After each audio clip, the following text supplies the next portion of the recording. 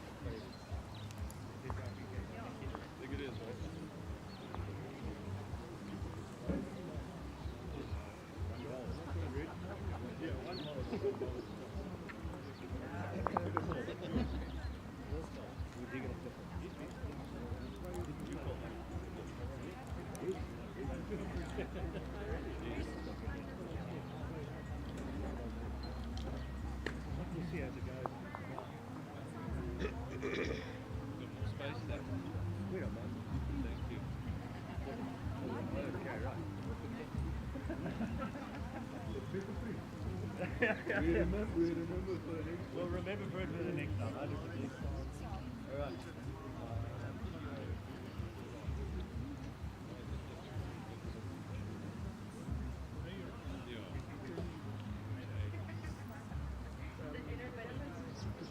Can step at a time, but obviously it's like that.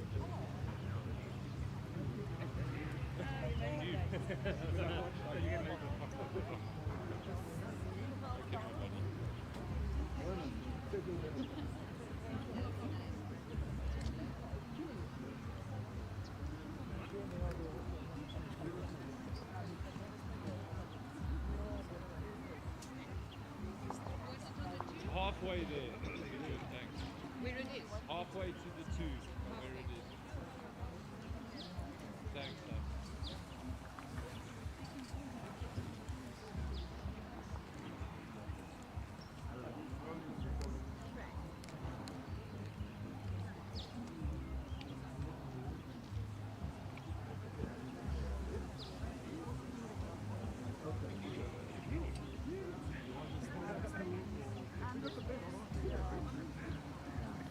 Somewhere in the book. Okay.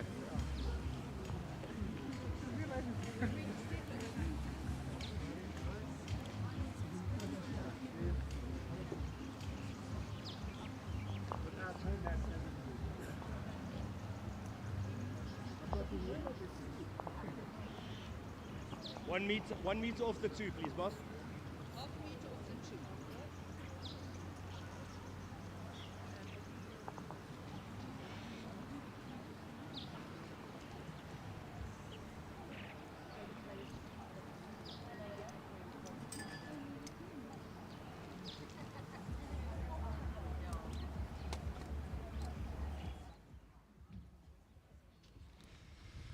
Good morning, everybody. Welcome to the first session, day one, the 2025 BSA Masters Wingate Country Club. Promises to be an absolute spectacle, as always. We have the best of the best. And fairly good commentary team too. Good time to introduce Claire Cowan. Claire, good morning. Good morning, Wade. Oh, you're very complimentary this morning. Thank you very much. Yeah, well, you're a master batter yourself, having been in the mix last year. Claire, just quickly, the sense this morning, there's a lot of nerves. Walking down, the bowlers all sort of quite quiet. Describe to me the butterflies in the stomach on day one before the first ball's really been bowled. Yeah, look, I think everyone comes down the day before and you're having a roll up and getting a feel for the speed, and you feel very relaxed and you're chatting to mates and all of that sort of thing. And then the next morning you rock up here and all the flags are up. They do the flag raising ceremony and you sing the national anthem, and you're shaking. The butterflies are flying, the hands are shaking. So I think most of the players also just want to get on the green. It was a bit of a late night last night for a lot of them. It was a fantastic opening ceremony function that we had last night, and they love their bowls. So as soon as they can get some good bowls down, they'll start to settle and feel a lot better. Yeah, we'll touch on the opening ceremony and our guest speaker, Victor Vermeulen, and just how impactful that opening ceremony was and his guest speak. But yeah, let's just introduce the players for session one. Obviously, two women of high class here, and Fran Baleri taking on Esme Kruger. So we've got two Proteas up in action, both decorated at the highest level. Fran's obviously done quite well at the African states, and Esme, well, she's wearing a Commonwealth shirt. As probably the viewers just need to be reminded that everyone is supposed to be wearing their highest honours, and Esme, part of that silver medal quartet back to back at the Commonwealth Games. She'll be looking to start well and lay down a marker against Fran, who's certainly the next crop and one to watch. Yeah, Fran had a fantastic 2023 Masters when she played Marizelle in the final of the Junior Masters. That was actually at Province Cricket Club, and they had a cracking final. Marizelle snuck it at the end, and then last year Fran was in the Open Masters. And I actually played against her, and we had a long chat afterwards. And I think personally she was a bit disappointed in her performance. She wanted to do a lot better, and she's really excited and raring to go today. Esme has had a fantastic season in 2024. You've mentioned all the medals she's won, Commonwealth. She won the Western Cape singles last year. Her and Colleen played in that final, Eden singles. So she's in fantastic form as well. And coming off a bronze medal from last year at the Masters. Yeah, and quite interesting. They're in the section with last year's winner, Esme Haley. So they know that that's going to definitely be a tough match. The way Esme bowled last year, if she's anywhere near that level, she's got to be have 9 toes in the final. But this is a game that you kind of have to win. It's the first one. It sets you up for the rest of the tournament. Yes, you could maybe rely on someone else knocking off a win against Esme, but this game could actually be quite a crucial one to see who could go quite close to pushing Esme to play in the final on Sunday. This is a absolutely critical game for both these players, and both of them will want to get a nice confident start, get a feel for the green. Probably a little bit stickier this morning than it will be this afternoon, so it's also important for players to adapt to the conditions quickly. Esme was deadly last year. I had a baptism of fire. I played her in the first round. I was like, welcome to Masters. She was absolutely fantastic, and she's always putting down good bowls. Yeah, as you mentioned, it's a little bit stickier today. We were on the green yesterday at about 3:03, and it was absolutely lightning fast. It was, I'd say, getting towards 15 seconds. But overcast conditions yesterday was full sun, so it may help the first game. Jitters, you don't need a 16-second big swinging green to start off with. So this might be a good settler, and then obviously as the day goes on, I think it's going to heat up a bit. Some of these clouds might burn away, and the green will probably speed up by probably 2 seconds. Yeah, it is fantastic weather for bowling today. Just a little bit of clouds in the air, slight little breeze, so hopefully it'll keep it a little bit cooler. Yesterday bowling at, as you said, 3:38, it was incredibly hot. Guys had put down like 30 minutes of bowls and they were sweating. It looked like they'd run a marathon.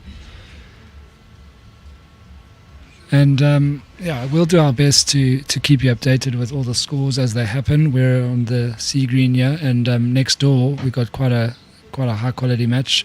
Wilson Malebolo playing Wayne Roberts, so we'll keep an eye on there. And next to them on 3, we've got Chris Strover playing against Sean Thomas. So there's a lot to play for, and we're done with the trial ends, so we're going to settle in and enjoy a high quality first to 21 battle between Esme Kruger and Fran Baleri.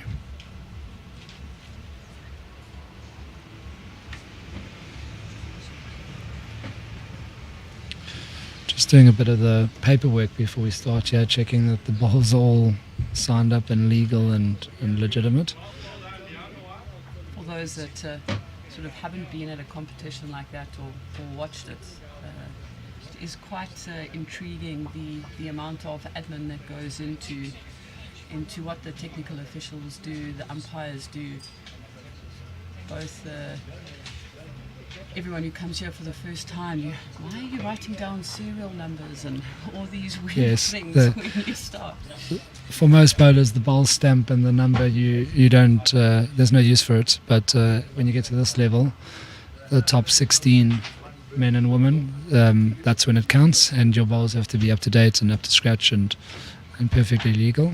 There have been cases of people sending their bowls to the UK to be re-stamped and just to make sure they're all configured the way that they're supposed to be in line with the laws. But as you say, there's a tremendous amount of work, and besides, and I'm not downplaying the Wingate Park facilities, which are absolutely incredible, but the staff around, from the tournament committee, etc., it's actually, it's mind-blowing how much they go through, and full credit to them for allowing the bowlers to settle down and do what they need to do, because there's a lot of stuff behind the scenes that goes on. Just a reminder reminder for all of you watching on the live streaming, Talking Heads, share the link, spread it wide. Wade and I are always looking to engage with those that are watching, so put comments down. And we'll try answer any questions that come through. Yeah, and one of the nice aspects for the comments, we always welcome all our international viewers. It's nice to see where they're coming from during the nationals. They were coming from very obscure places, far and wide. This game of bowls is well enjoyed by so many. So, yeah, let us know where you're watching from. And definitely, there we go. Goeiemorgen from Heidelberg. Hello, Carl. Enjoy the stream. Carl, you're very lucky. You got Wade's best Afrikaans. That is almost all of it. So, yeah, it's a good start here by Fran. She's got one nice and close, and you just need to get that first bowl away nicely, and it kind of settles you down. Picking your own hand. Yeah, I think both bowlers also preferring the inside hand at the moment. Fran obviously needed to change now just because of the line that Esme's bowls are sitting on.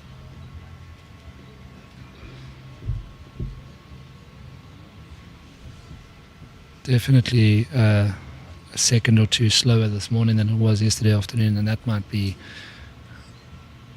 a factor in the first half an hour of this game.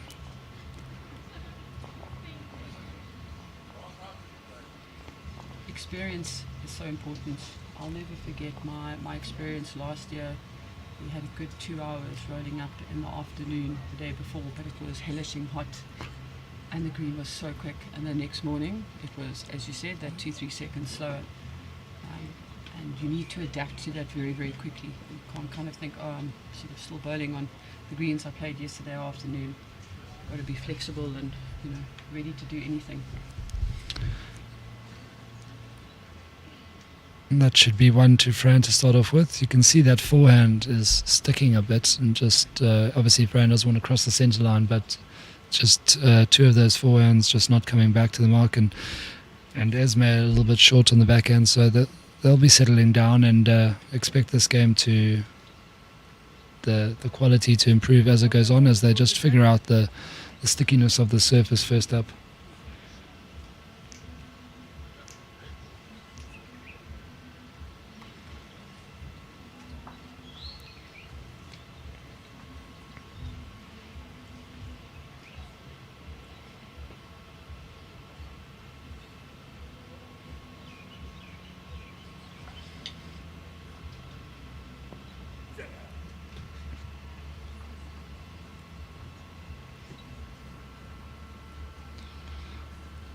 We've got another viewer tuned in from Graaff-Reinet. Not too far down the road from where our Marco Folly is at Oudtshoorn Bowling Club. Anyone who's been to their legendary Oudtshoorn Pairs tournament will know Folly, all his hard work there. And he's taken the flight up to Joburg to be a marker. And we can also have a look at those fantastic markers bibs, Pro Brand Group. And I believe it was Perfect Delivery, one of the long-time BSA sponsors that come together to make sure that the markers are well equipped, makes everything good. They've got the lollipops out, which makes the live viewing much better. You can see who's holding. You do feel sorry for the markers if they don't have those bibs. You feel like you should be a lady with a handbag. There's so much for them to carry and traipse backwards and forwards across the green. And there's a lot to do, because you're marking a toucher, you're trying to show the person that they're one up, everything's stuck in your pocket, and you're also trying to be as still and steady. So a marker's job is a serious one at this level. Beautiful ball here by Fran. She's just getting the better of Esme early doors here. Just getting her weight slightly better. Also like what Fran did on her first bowl, putting that bowl just behind, slightly easier then to make your adjustment forward.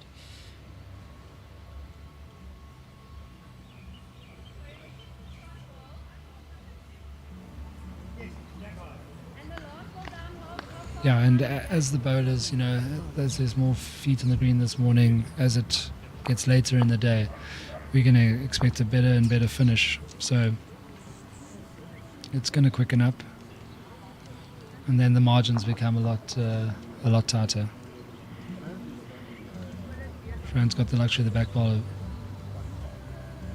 Touch on the jack there would have been good. My ball away, please.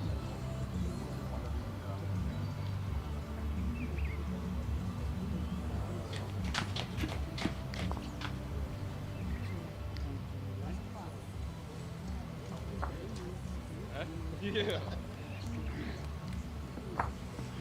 Esme trying to change early.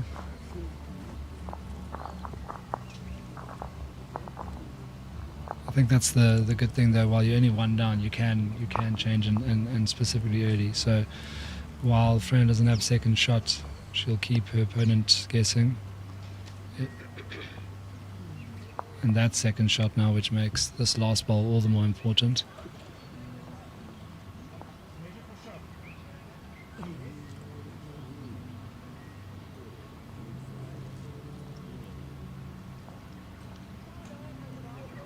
Looks a bit on the skinny side. If she finds her own ball, it could work. Nope. Needed a thinner edge and then the run on, so that's 2 to Fran. Claire, let's quickly touch on last night's opening ceremony. Obviously the major talking point was Victor Vermeulen, but before we get into Victor, let's just discuss Colleen Pickett and the Presidential Award. Julie earned that award. She really has been a wonderful servant to bowls over a 20-plus year career with obviously her masters. Last year she was bronze, but she holds the record with seven golds. An absolute stalwart in the international scene and widely respected around the globe. Quite nice to see some of the emotion pour out from Colleen as she really lived in the moment last night. It was a fantastic opening function. And yeah, it was amazing to see Colleen get that award. Absolutely deserved. I think everyone was ecstatic that she'd been recognised in that way. I think she was very honest and open in her speech, which I think is really, really important. I think too often we stand up there and always try and say the correct things, and you could see the emotion in what she was saying. It's been a tough few months for her. It has. It has definitely, and I was, I speak quite a bit to her, and we saw her at the Durbanville Fair Tree Classic, just after the news had come out that she wasn't in the gold squad, and the emotion was very palpable then on that weekend, and you could see it come out again today, and congratulations to her for being honest and wearing her heart on her sleeve, because I think it's so important. We all put a lot of effort and time into this game, and it was fantastic just to see her, be her and be herself, and it's such a good learning point for a lot of people. Yeah, I think she spoke of her disappointment of that, and I think also we kind of got a sense, or maybe it was just me, but and just having a look at her demeanour this weekend. I think she means business. I think she has something to say still. I think that her race isn't run. From her perspective anyway, she's going to be looking to really knuckle down, and I know she's in a really, really tough section. There's 5 Proteas or Gold Squad members in her section, but Colleen's game has been built around singles, with she's tasted success at the very highest level in singles, and it's going to be wonderful to see how she goes. I don't think there's anyone who comes up against her this weekend is going to have an easy game. So yeah, it was a great moment, a great touch.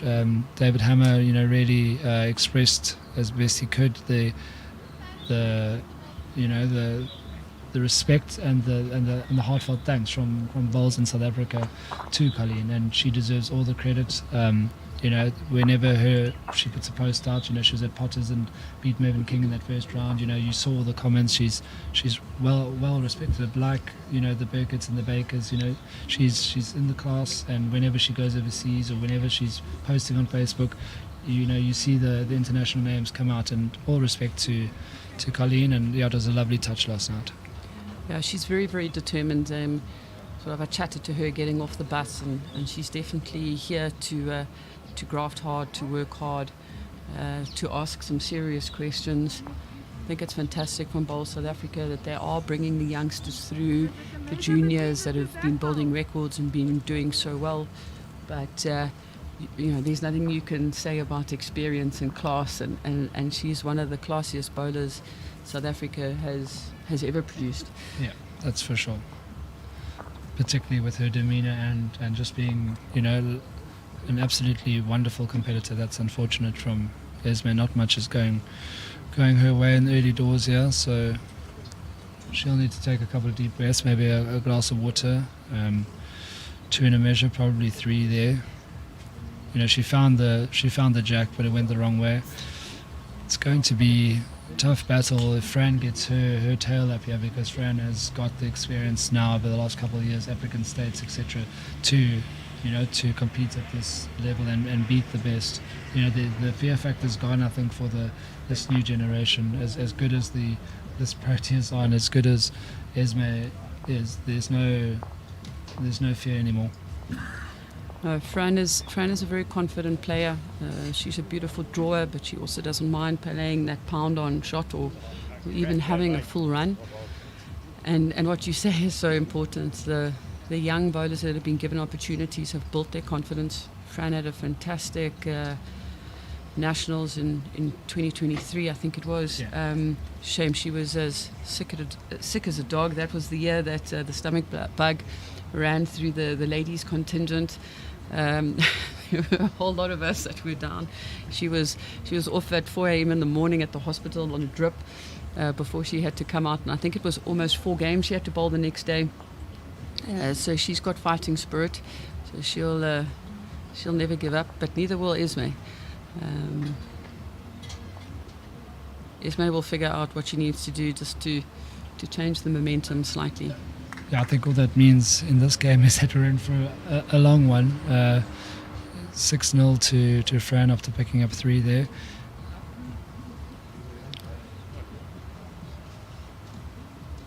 Definitely the green is slightly slower this morning, and Who's holding, please?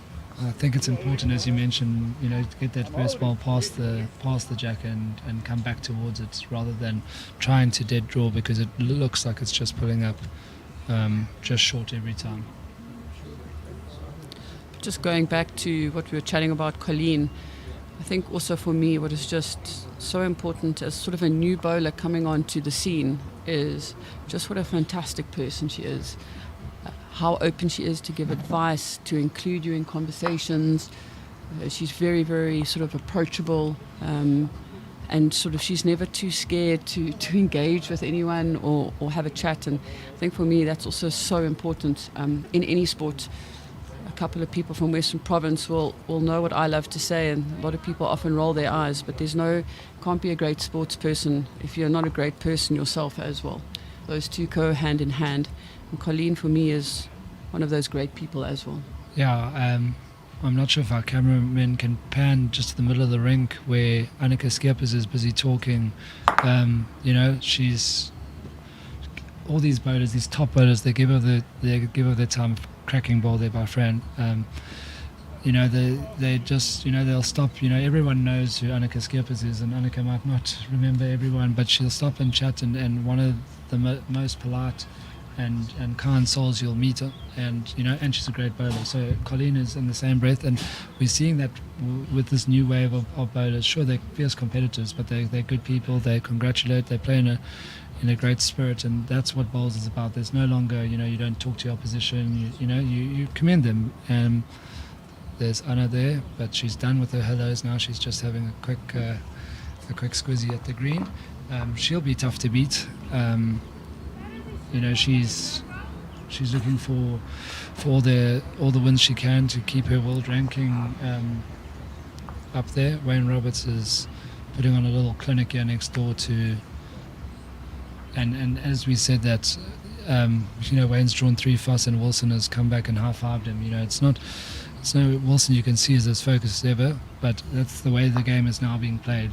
The game, you have to be a good person, you have to be a good soul, and let your bowls do the talking. It's wonderful, the camaraderie that's even at this highest level. It's a good lesson for for a few people that maybe sulk when they lose or sulk when things aren't going their way. Yeah, I think no longer is your opponent your enemy. They're just your opponent. They're another competitor. And you've got to give everyone the respect they deserve. Yes, while you're on the green, you're bowling against each other and you want to take things seriously. But there's got to be that respect for good execution of skill. Esme is begging this one to get down, but her weight is just a little over. That's a 3 to Fran. A very good start this morning. Just got her weight a little bit better than Esme has. Esme is battling line and weight at the moment.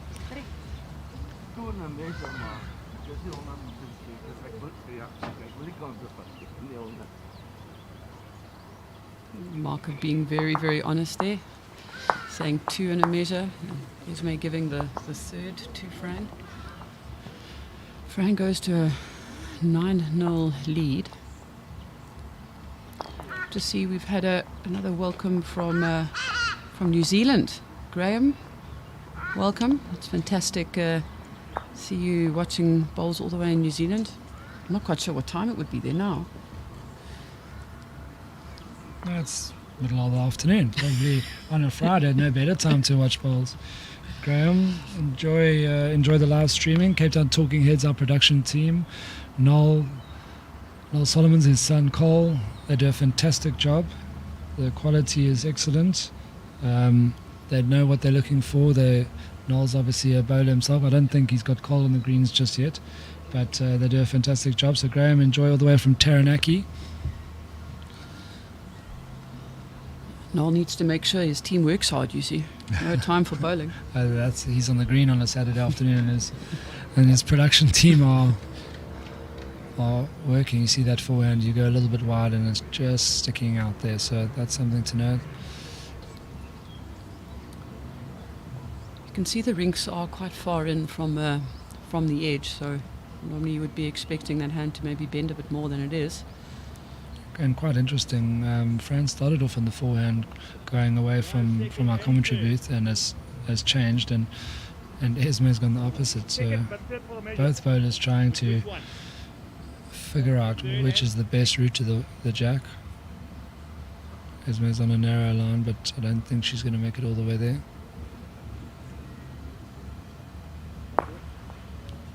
Wilson firing cannons next door, stopped by Foley's foot there. We were talking about the markers being so busy, they even have to watch for bowls ricocheting from other rinks. Yeah, Wayne Roberts is off to a 10-3 start there. In fact, he dropped a 3 on the first end, so 10 unanswered shots, and he's holding 2.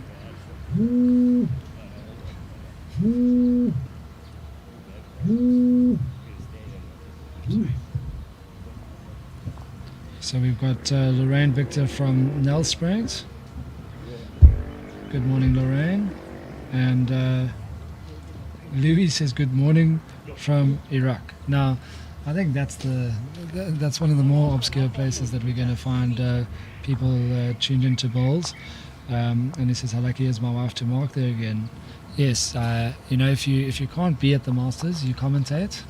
That was still weight. Thanks. I was referring to me, but sure, if take it on the chin. Marking, umpiring, scoring. There's a lot to do. Noel works in the production team. The bowlers are a passionate bunch, that's for sure.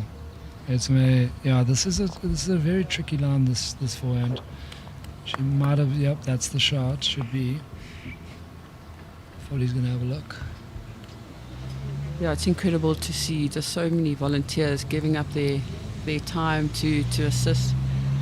I've never seen so many umpires, so many markers, technical officials all around the greens. Doesn't matter what you need here as a player. There's assistance and direction. So. Yep, we're going to have a measure. It's going to be close.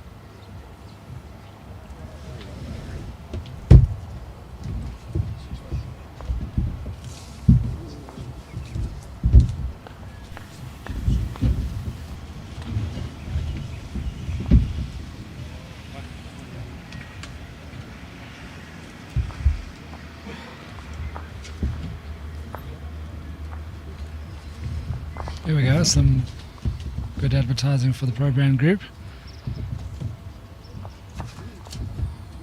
It's Donny Pickett. It's doing some great things. There's a bit of an incentive scheme, you know, equip your club out with their gear, and there's a bit of a payback. So wonderful to see bowlers giving back to the sport, you know, a little quid pro quo. It's so important these days for all sports, sponsorship, to help grow the game, give players opportunities. I think Bowl South Africa are doing a fantastic job as well, getting more events streamed so those sponsors can get a good return on investment. Always a team effort.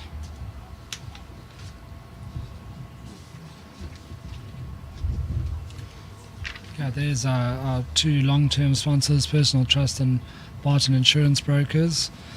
They have done for many, many years so much for this game at both, you know, this level, BSA level, events, and then right down to clubs. So if you are in the needing, you know, a competitive quote insurance, Barton Insurance, they pay out. Did you know, Claire? They pay out even for a club game, a club pairs, a full house, you know, so, you know, why not? They're very good.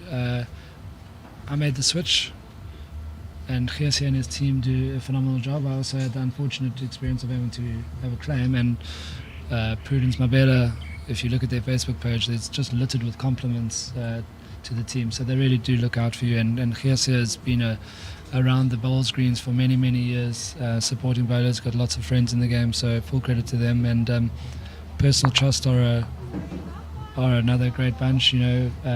If you need a will, if you need just to have your finances looked over, if you've got extra money, tax-free savings, Personal Trust, you know, they've got branches pretty much around the country, so it's about good relationships. Mark Gibbs and Greg Nasson, two great guys from the Cape Town team. Really important to support the people that have been supporting bowls for so long.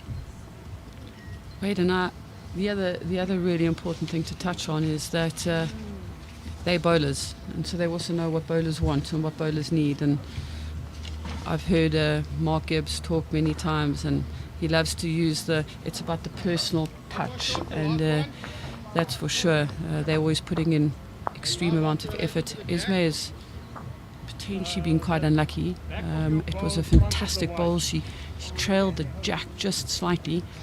Fortunately, Fran had a well-positioned bowl just behind the jack. She's very unlucky not to go straight with that jack, because it probably would have made close to 2 there. So she lost the measure on the previous end and has now had another good trail on the jack that's not gone away. So things aren't, you know, if Lady Luck isn't smiling on Esme Kruger right now.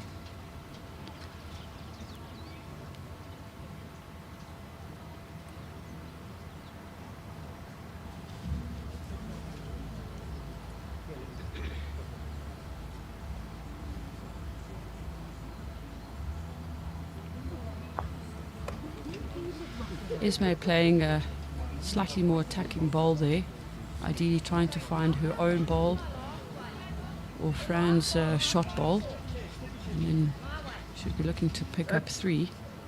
If you move it, it will touch the jack. And the one in front, marble. A meter.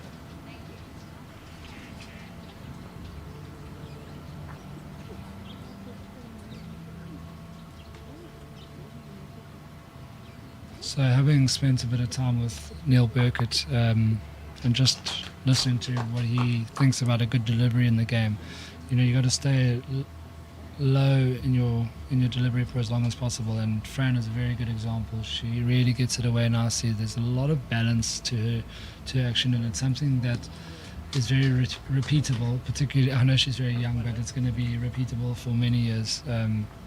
Esme on the run again. Yeah, Fran is very consistent in her delivery. There's not many variations once she puts it out. Couple more people saying good morning. Margaret Thomas from Durbanville. Good morning, Margaret. Another Margaret from Heidelberg. Michael Zart and Greg Conley. You go, Franny. I love that. He's watching from Dundee.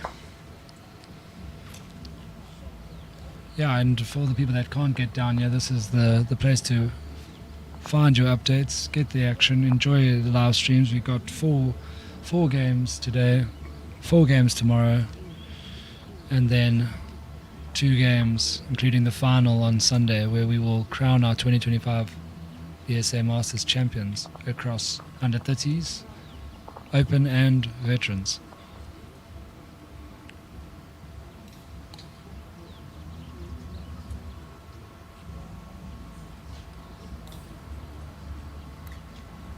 So just for those looking for some updates, Mr. Bowles is 6-1 up against Chris Strober.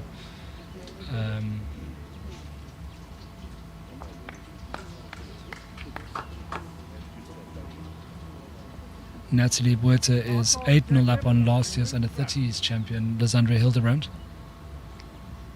Wayne Roberts is 12-5 up against Wilson Malibolo.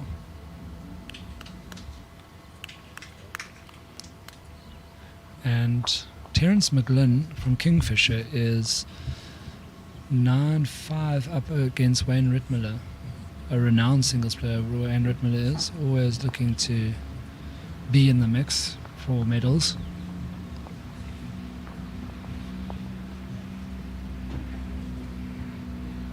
Very good second shot there from Fran.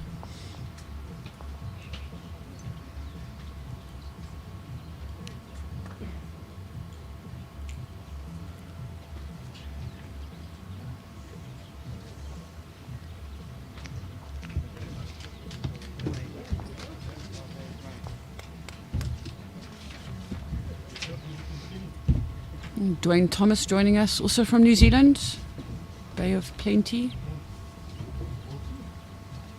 Wade's given us a good update on scores.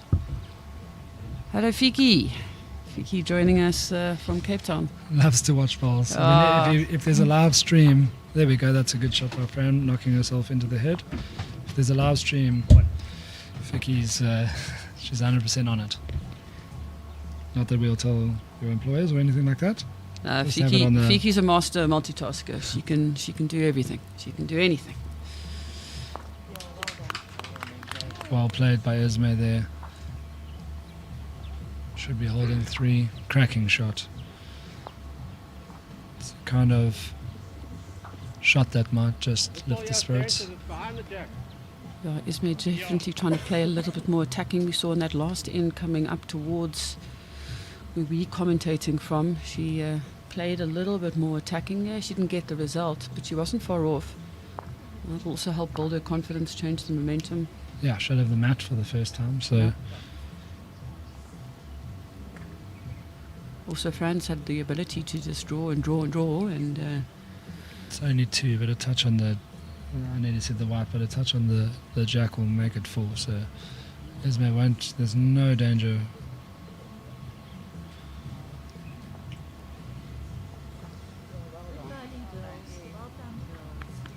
Yeah, very good.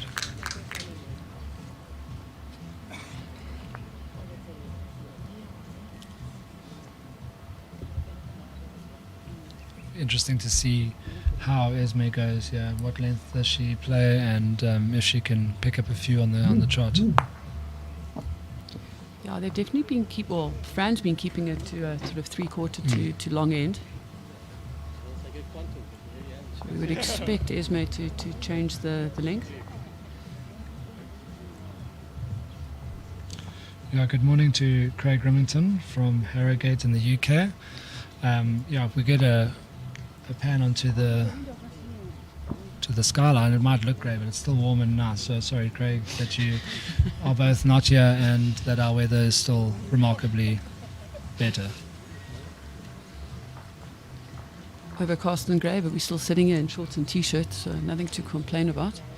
Yeah, and thank goodness for a little breeze. I'm sure the players will much rather play in this than yesterday.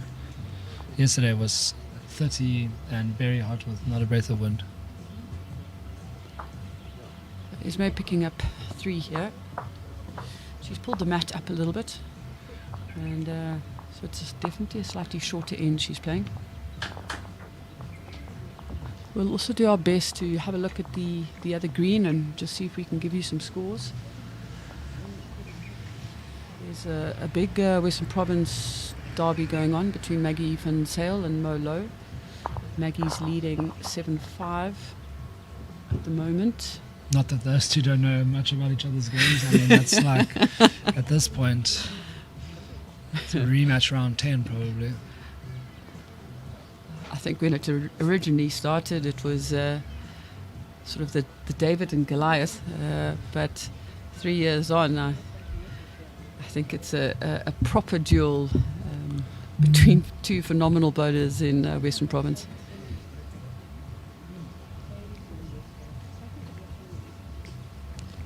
Joanne from Port Alfred, Colleen. Good morning, Colleen.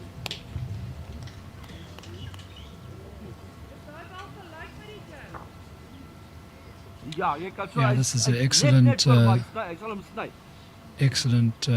response to Fran after dropping her first end.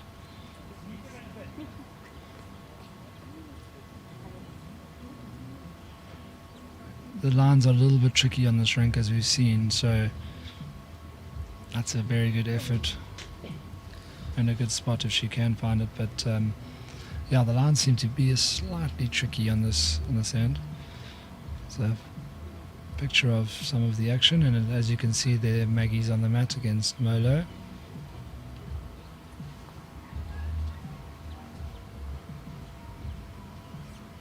Another great ball here by Fran. Look at the weight. Excellent. That's a brilliant ball. It's terrible when you watch so much bowls and you know all these players quite well. As a commentator, I almost want to clap, but you suddenly realise you can't be doing that now. Yeah, you see Esme just trying to get some action onto the shot ball or the front ball, but it's such a tricky line. It seems to be bending more with weight than anything. Wade, you took the words out of my mouth. It's almost like if you're trying to play with a bit more weight, the line is even harder and quite difficult to keep the ball up. You can just play with this Fran weight and you'll be perfectly get a fourth okay. in there. And absolutely. I mean, that's world class. Bowling. That is so good. What a comeback. Dropping her first end, she had the momentum. She would have been a little bit wary of a comeback, and but again, that sportsmanship coming out. Esme saying well done to Fran. Yeah. And that's a full house there, a 4, 15-3. So this is the time when I start playing, is when it's just 6 shots. Just work your way towards the magic number. And my ball, I close the ball. How far is it from the one? Ball and a half. Ball and a half. Yeah, the action is happening thick and fast on these two rinks that are closest to us. Fran's on 15, and Wayne Roberts is on 15 as well against Wilson Malavola. So maybe it's the rise of T20 cricket is making an impact on bowlers too. Geez, Wilson nearly took out a spectator with a drive there. It hit the bank and bounced up, and behind the rink there, gentleman jumped out of his skin. She used to say bowls is boring. No, people that haven't played bowls, they would say that, because anybody who has.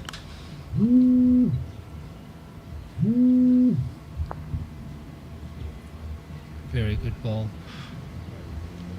from Esme.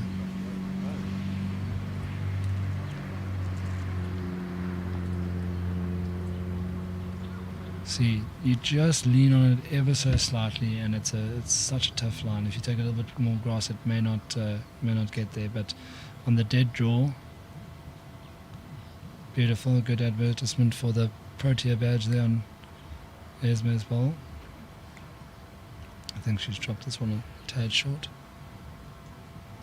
You can see them sort of erring on the side of caution on that ditch side hand, not giving it too much grass.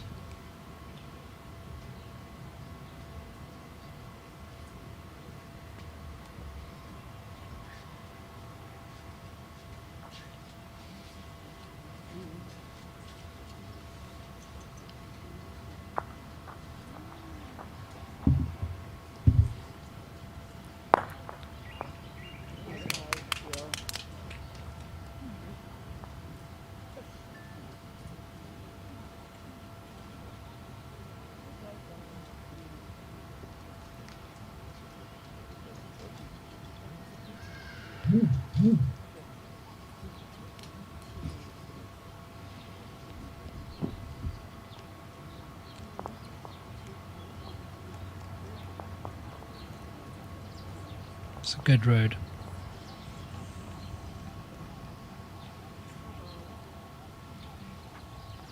Oh, desperately unlucky.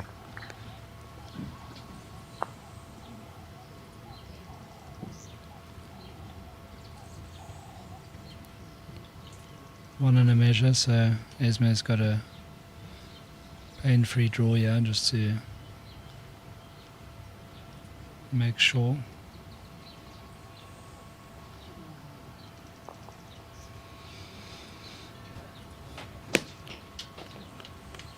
Yep, it's another.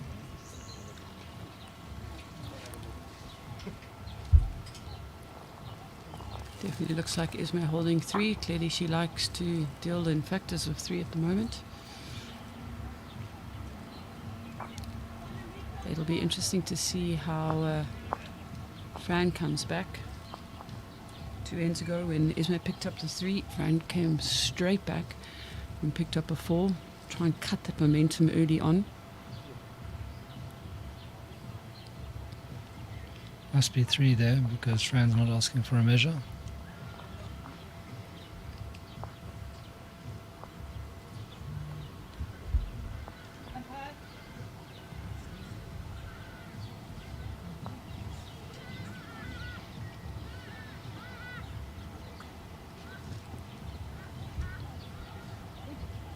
This time Esme's kept her mat back, probably on the 3 meter markish, trying to judge from where we're sitting. They are on the other side. Going for a 3/4 length here.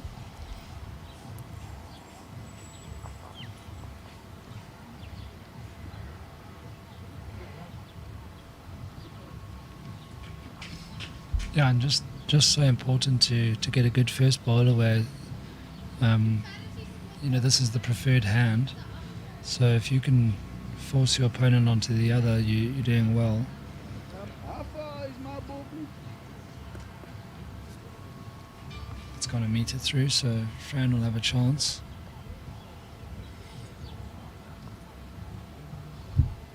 Thank you, Louis, for your compliment. Well, he says, the streaming is getting better every year and the commentary is good, so thank you for that. But I do feel like when the bowls is this good, it's easy to commentate. And obviously the quality of the production is so good. The action replays that we've got from Noel and Cole and the gang, so good. You never miss it. You never miss a moment. And why would you want to? So definitely share the link in your clubs, your mates. Bowl South Africa YouTube channel is full of it. Check out the Facebook page, head over to Wingate Park. Wingate Park TV, they're also streaming. So there's a lot of action. Talking Heads with the Open, Wingate Park with another Open, and Pitch Vision are doing the under 30s. So there's a lot of action. If you check the Facebook pages, you'll be able to find out wherever the streaming matches are up there. Everything's out there, so enjoy. But better than that, get down here to Wingate Park and enjoy the atmosphere, enjoy the high quality bowls.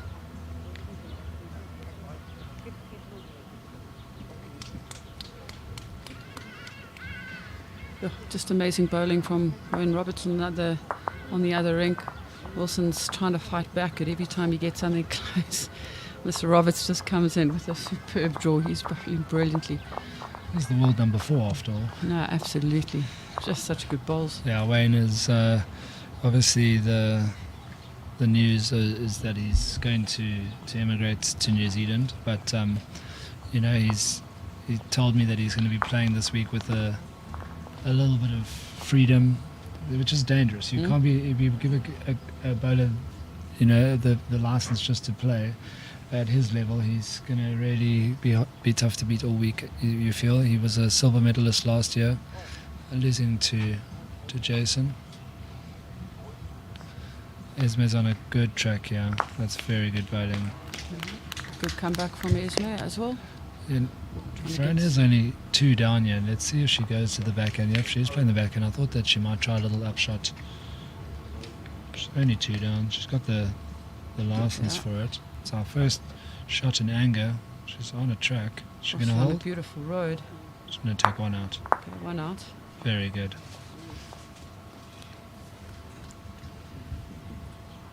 Morning, Adam Zott. And Neo. Hello, Neo from Southern Free State. Good to have you watching, Neo. Yeah, Adam Zartz isn't right about much, but he's certainly right about this, that it's a world-class event. It really is. From the minute you arrive at Wingate Park, you can tell that things are up a different level, and full credit to James Rushton, the bowl section president, and obviously the team around him, the organising committees, etc., the main club.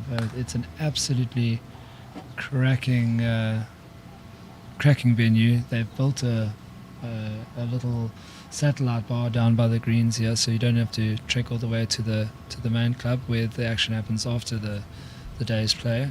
Pizzas are great. It's just a fantastic atmosphere, and we've already got a fairly decent crowd in too.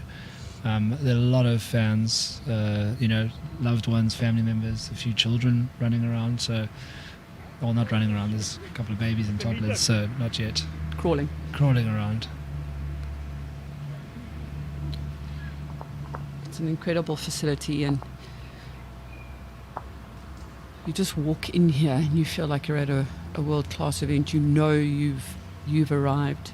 The hospitality is incredible. Everyone's so friendly. Waiters, bar staff, the LOC. Last ball down our short. And my shot ball level. Cutting it. Just off. So Natalie Buerta is 10-1 up on Lysandra Hildebrandt. Nikša Benguric is 13-4 up on Warren Stain. Terence McGlynn is 12-8 up on Wayne Ritmuller and chasing another ball down the green. Mr. Bowles. I'll give you an update now. He's just standing in the way, doesn't like it. He is 9-3 up on Chris Strover. Wilson is fighting back all the time, but he is 16-7 down.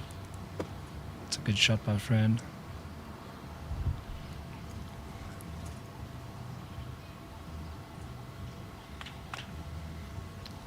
Got Andrew Barrow marking the game between Wayne Roberts and Wilson Malabolo. It's a long-time JBAB provincial player.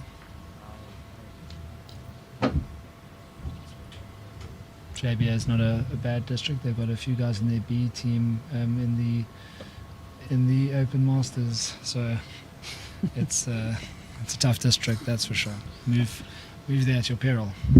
It's a district that produces high quality bowlers all the time, and a few weeks time into districts will also be very, very interesting. Just had a look across onto B Green. Gerry Baker is off to a phenomenal start against Andrew Sterling. It's 12-0 up there. Maggie van Zyl leading Mo Low 10-7.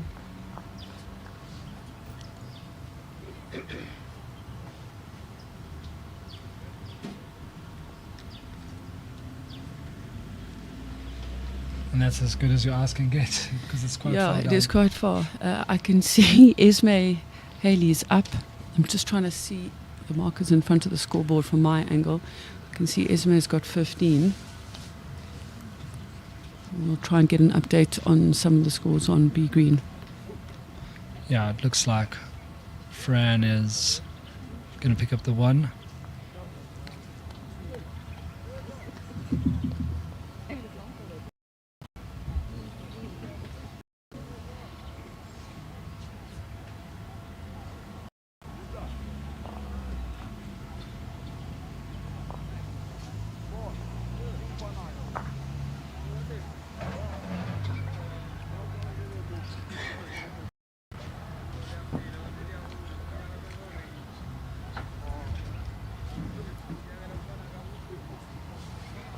And comfortably picking up the one there.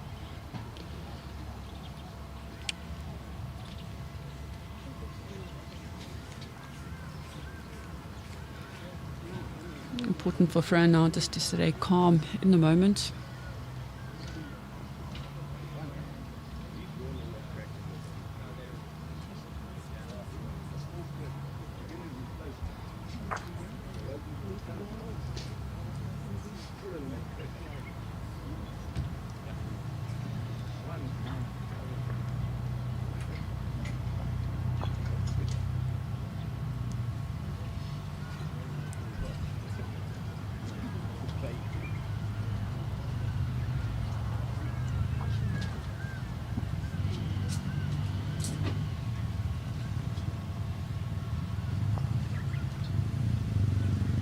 So hot here yesterday.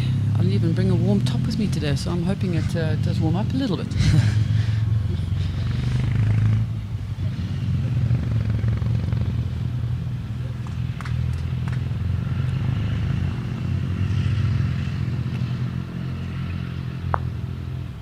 So good bowl there, little toucher.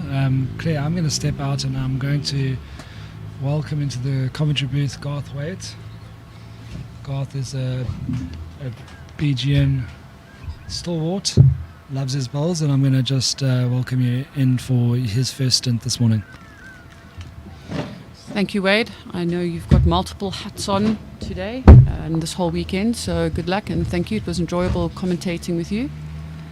Good morning, Garth. Hi, Claire, how are you? Very well, thank you, and you? Good, thanks. You've joined us in a really, really good game. Fran leading Esme.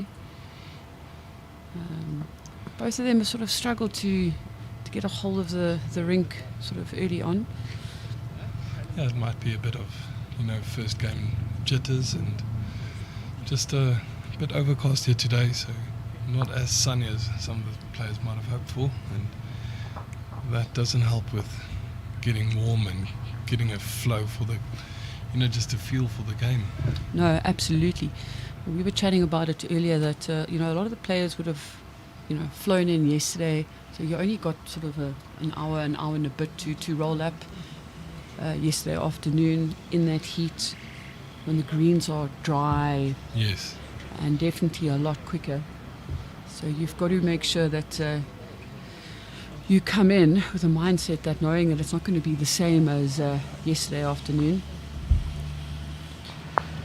But Fran seems to be, building a good head and, just applying the screws a bit. She's up 16-7, so she's really taken the ascendancy in this game and holding 2, maybe 3 there. Esme really needs to get something close here, otherwise this game could get away from her quite quickly. Esme doesn't want to drop a multiple here. She would be then sort of seriously under the pump. Good morning, Lofty. Most of you know Alan Lofthouse. I've done some commentary with him. Whenever I've done commentary with him, I thoroughly enjoyed it. So it definitely seems like 3 now. Esme pumping in that shot there. That's 19-7 if that's the case, and that really does put Esme in a precarious position that she can't afford to drop any more shots now. When we started our live streaming, we were sort of just touching 150. Now we're on to over 300 people watching. So welcome to everyone. Far and wide we can see we've got Iraq, New Zealand, Graafrenet, Cape Town. So everyone, gotta love technology that we can stream all over the world and people can watch this exciting game of bowls. Definitely, it has made the world a much smaller place with all the technology available, and I know personally I watch games being played in Australia, being played in the UK on the India greens, so it really does allow you to see a lot of different ways of playing and also thinking about your own game and learning from others. And I think this is the ideal opportunity for all our bowlers in South Africa to see how good our top bowlers really are.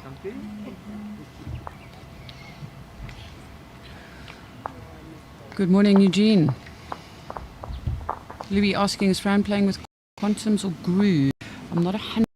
I'll double check. I think they're grooves. We'll try and get you some accurate information on that.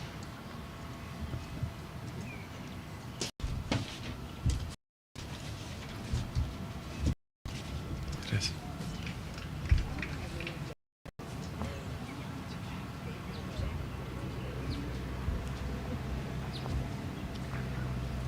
Yeah, so on the player sheets I only confirmed the colour of the bowls, and Fran says this is a Britannia, blue and red, but it doesn't specify the make or the model, so it is aero bowls.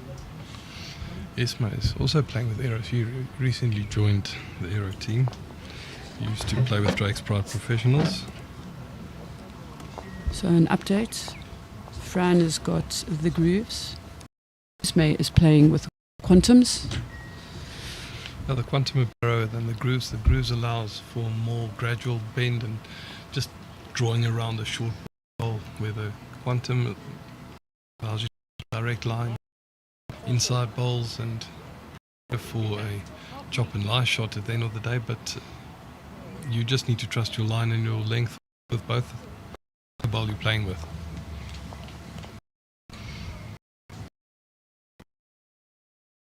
Coming, we will do our best.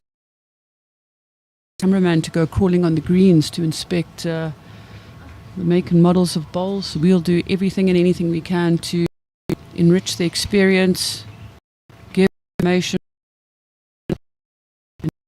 We'll just Yeah. You for how does the greens here at Wingate, did it suit you? Was it? Oh, they're absolutely amazing. I don't think my English vocabulary is good enough of greens at Wingate Park. They're slightly quicker than what we used to.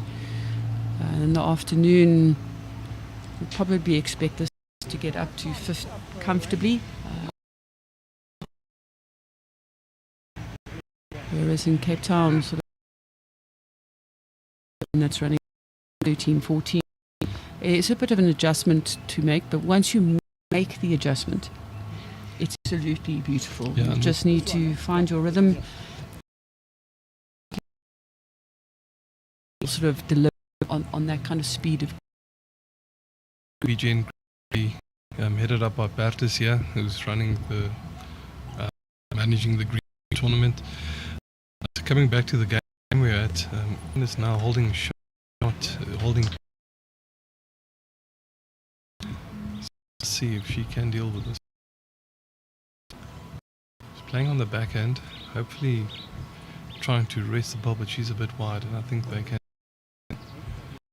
Well, I won't call it before the wick is done, but she can. To her BSA Masters.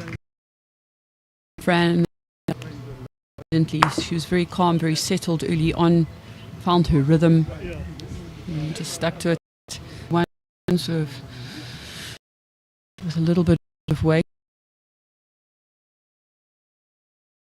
This game, just give you some updates on the ring. So, Lysandre Hildebrandt is down 11-2 against Natalie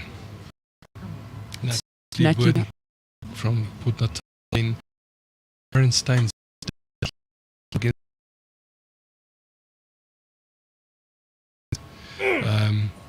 Terence against Wayne Ritmuller, and Sean Thomas is up 10-4, Null 10-7 against Chris Strover from Port. Also playing in his on 18-8 to Wayne, holding might other year to hold game. So thanks for everyone that's tuning in. We hope to bring you more great content. Also the game that we also love tune in 10:15 for the next session.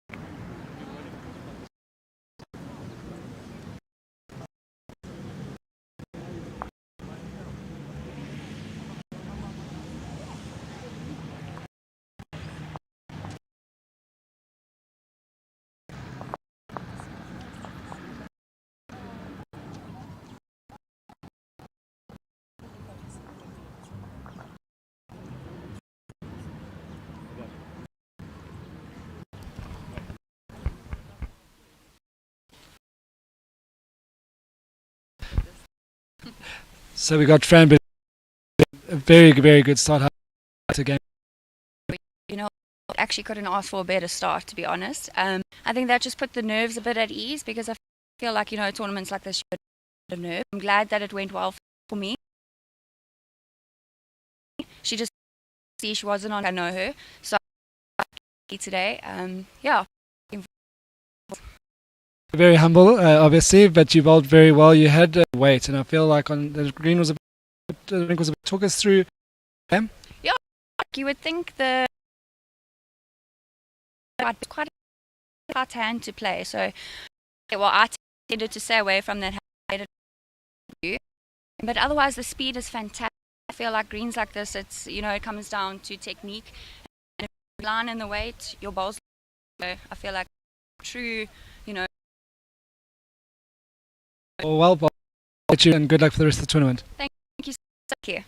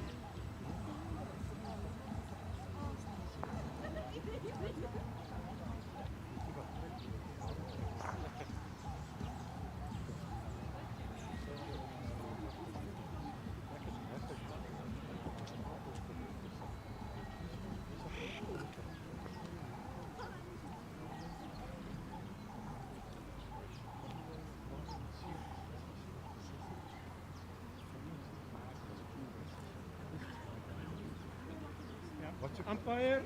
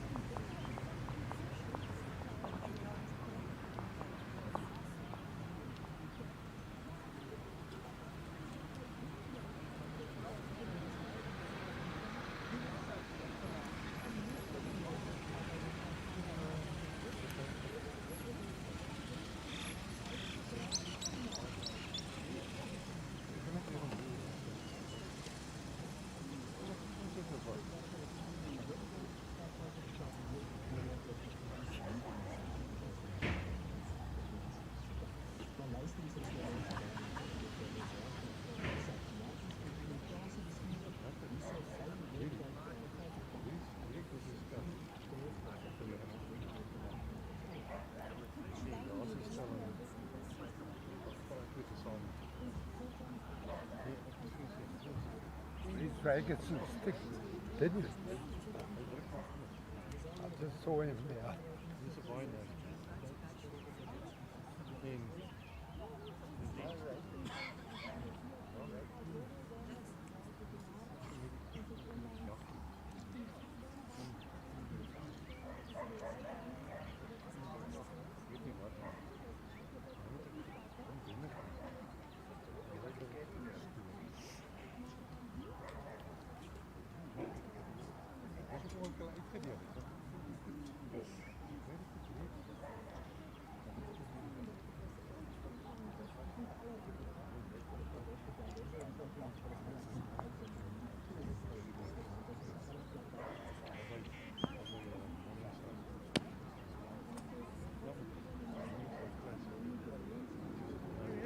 Judah.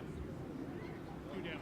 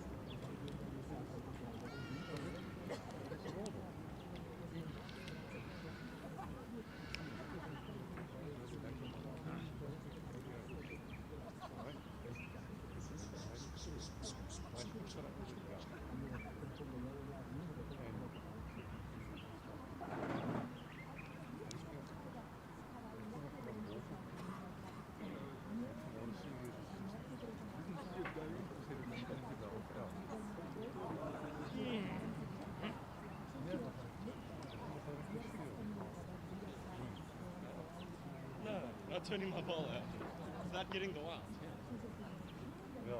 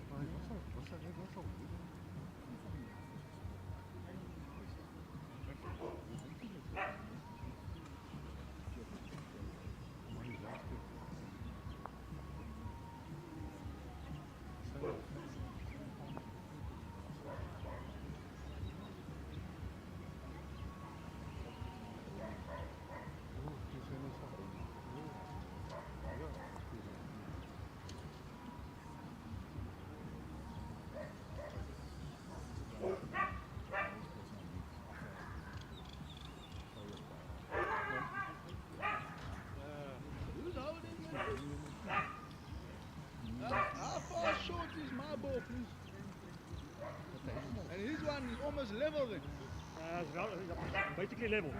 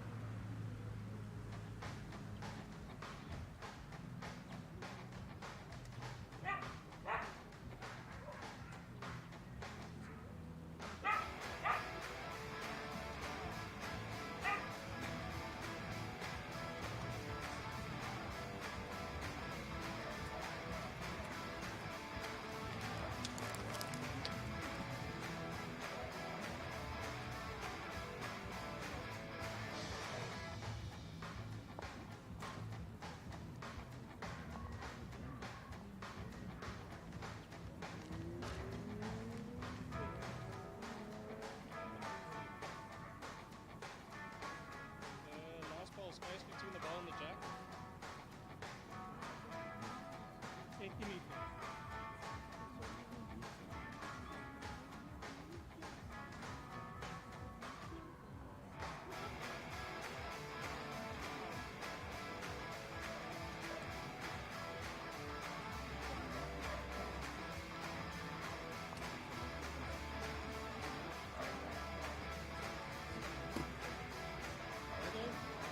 Right the man touches.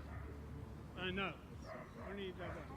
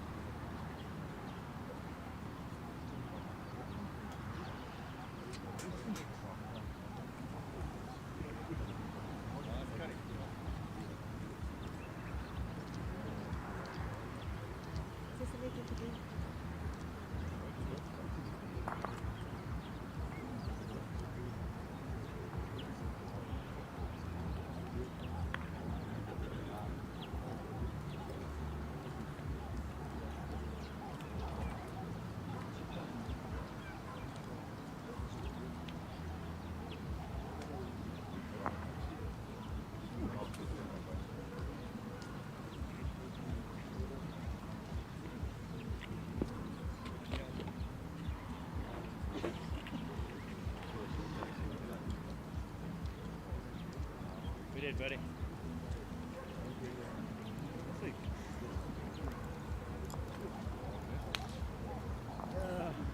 Leave it sitting there like I saw something.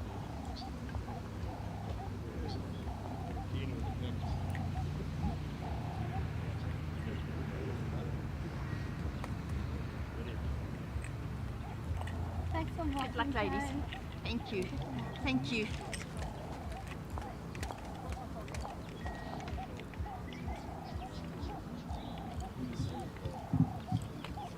Good morning, everyone. And those who were not on our first session for live streaming, welcome and good morning to you wherever you are in South Africa and the world watching Talking Head Bowls. Please feel free to put your comments down and we'll try and answer questions. It's so important to make the experience enlightening so that you can all enjoy it. So for the ladies in the second session, we have a mouth-watering affair. We have Bridget Herselman versus Marizelle Rousseau. These are two current Proteas players, both young, both experienced in their bowls career. And it is definitely going to be a fantastic game. You can see by the colours of the bowls, it's going to be interesting to try and keep ahead of who's holding shots at all times. They both will have different coloured decals that you'll be able to see, but both of their bowls are predominantly white.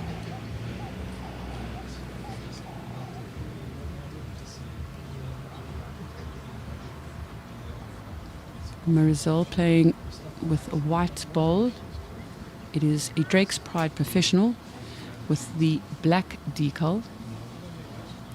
And Bridget Herselman is playing with a white bowl, a Henselite Tiger Pro. She's got a white decal.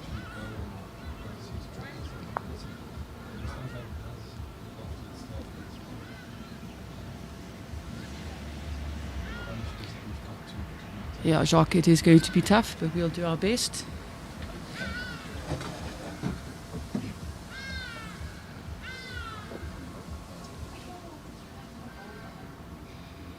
If you think it's tough for us, give a thought to the markers as well.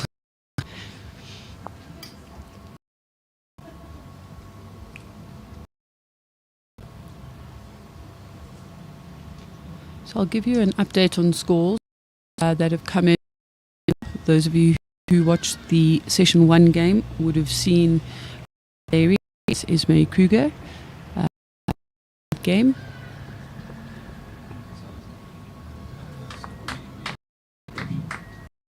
The ladies' games in action. On B6 we have Molo versus Mathewson. And Natalie Buerter is currently 19-8 up Baleri Hildebrand.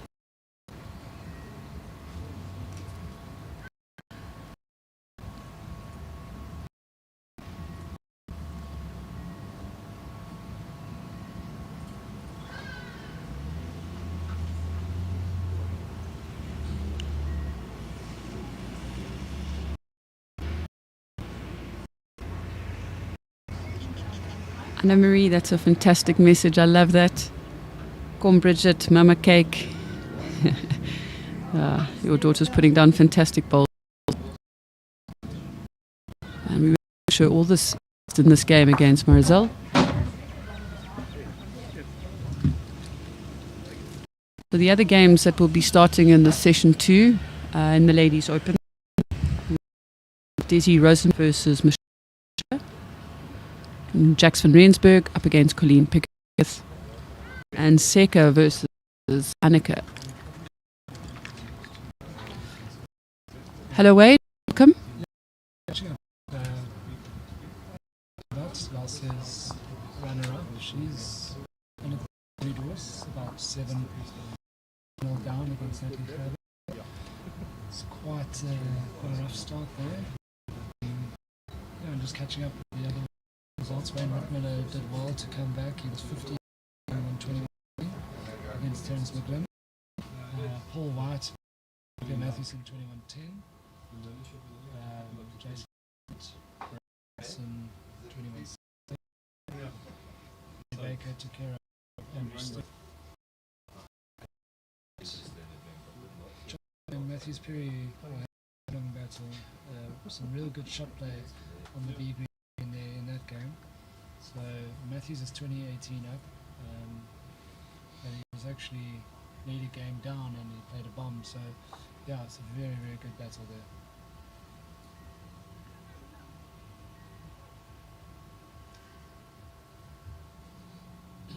This is a commentator's delight here, 2 sets of white balls. Yeah, well, I was alluding to it earlier.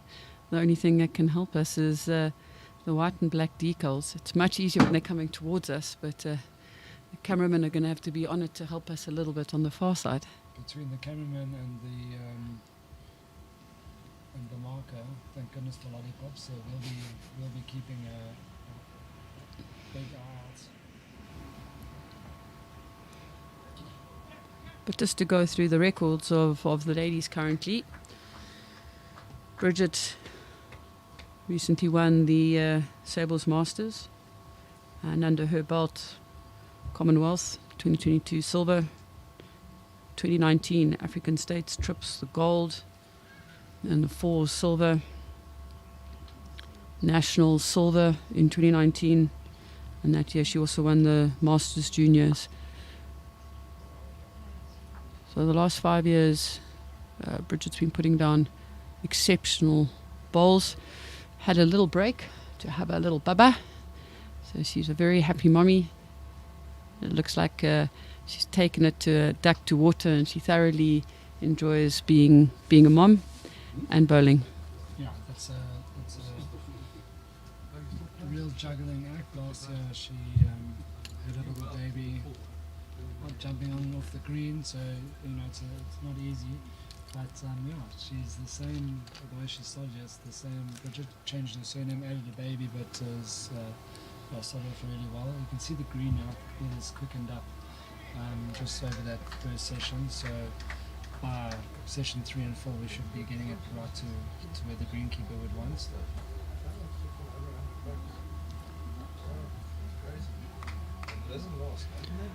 Very interesting game happening on B6. Molo seems to have taken the lead against Maggie van Sale, just 19-18.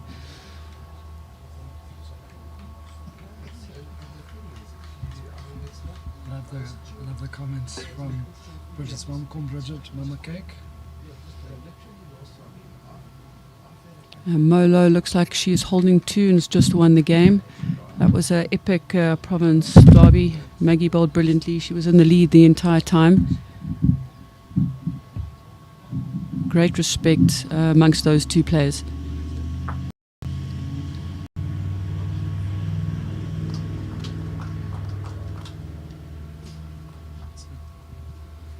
Good bowl there from Marizelle.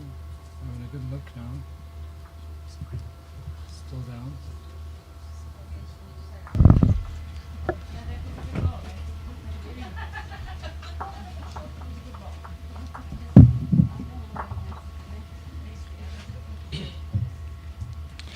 Apologies about that little technical issue, Susan. We've fixed me, so not many people want to hear me talk louder, but there you go. Wait, I'm so glad we think very much alike. Yeah, and just on this rink, we still have Mr. Bowl, Sean Thomas against Chris Straver, 20 ends. Plenty of walking up and down and chasing bowls. So they're wrapping up now. Mr. Bowles is in front, 18-12. And in this streamed game, yeah, we got the battle of the white decals and the black decals.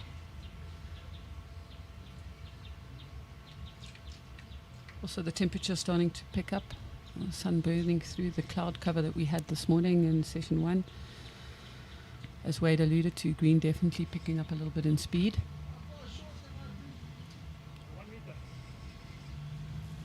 We'll see if that makes this rink play slightly truer than it did in the first game. The forehand away from the commentary box was definitely the trickier one. Bridget looks like to be finding this quite nicely here. And we saw it was quite hard area.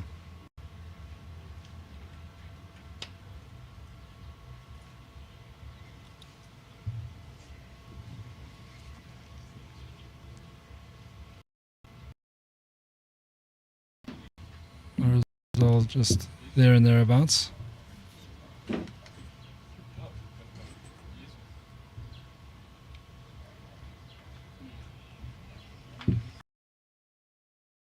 Very much for the feedback. It's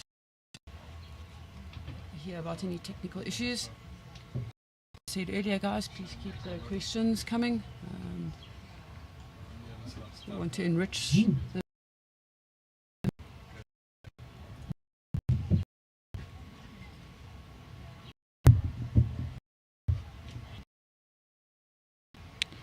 and it's very tricky to play. I feel like it's it came back to a pretty good way, just ending, so it could be a hand that you want to try more of an attacking shot and on the backhand drawing. We saw it a lot in the Fran versus Esme game. Them the ball sort of wide, they just back no matter what they tried, even just on the mat. Yeah, it's going to play an attacking shot, and it's a shot, and she's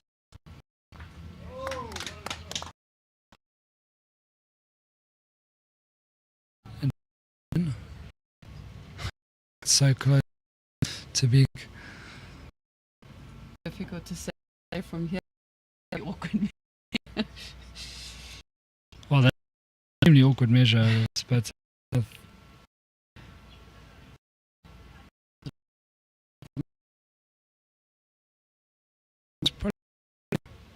she indicated one.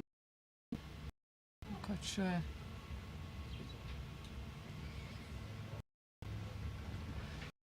Definitely probably the 3. strongest Yeah, she had the balls.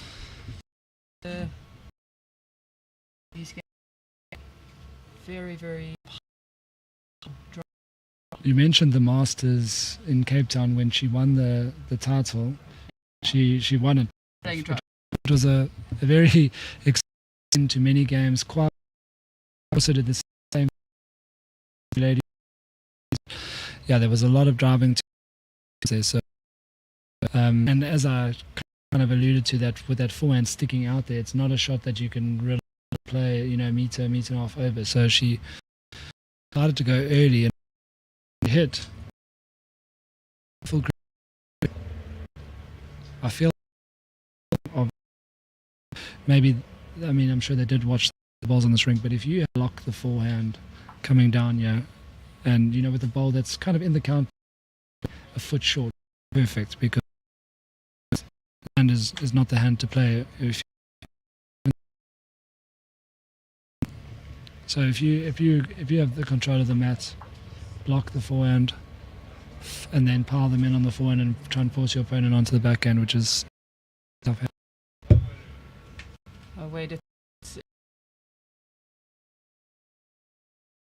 sure the players who will be playing on this rink will be coming to have a watch. I was watching a bit on B6 and a similar similar rink. The chain not really wanting to come back. Josh Turner walking past. Game 21-20 against Matthews Perry, who's a renowned. Very good result there from the young JBA star. He's but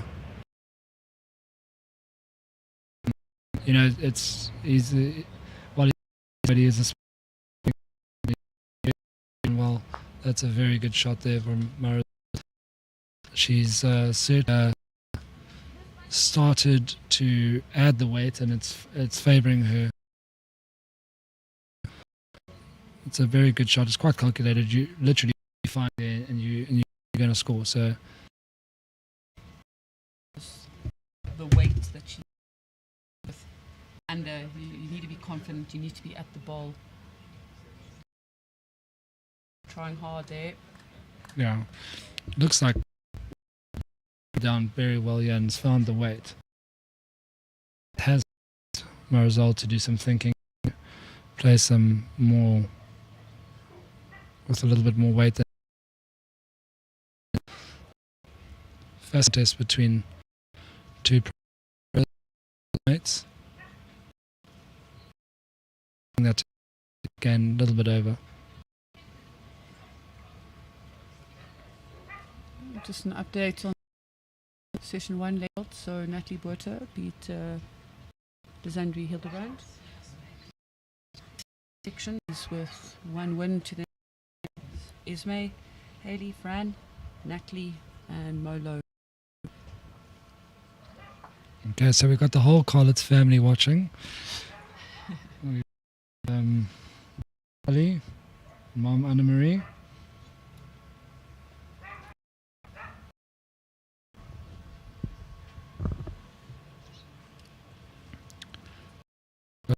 Playing a bit of an upshot here.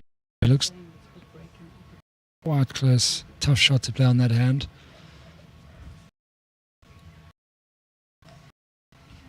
Marcel, thank you for the feedback.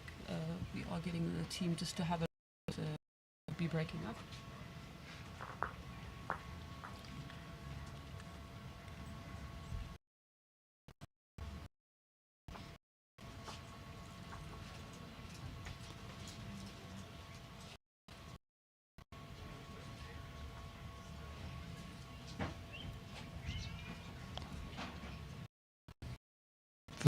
Chris Strover, Sean Thomas marathon matches still on the go.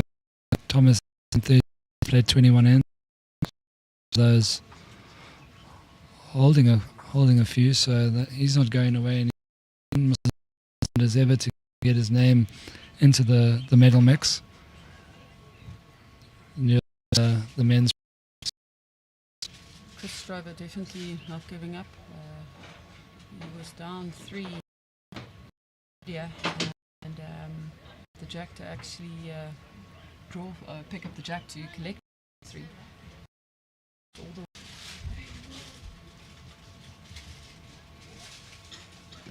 big ball from Sean Thomas. Yeah, Bridget's definitely keep pressure on Marizelle with finding the weight early very well.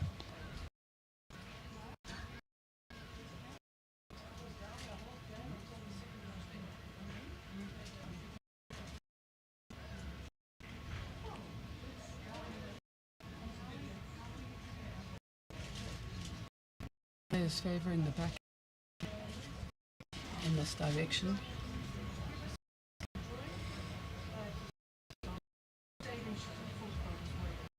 Really feel like this game could come down to the conversion shots. Both players, his first 2-3 balls come. Yeah, the percentage on your conversions, you're not going to hit time, and when you miss, are you 2 or are you down a packet? So yeah, it's all run on the last, so and missed to see Marizelle pick up, so it's going to be, and obviously the skill then is after you've had a running shot is to can you extra being just a little Is 4-2 it. Antics on the mat. That down. She knew she was probably just a fraction wide on that. Trying to get her to come back a bit.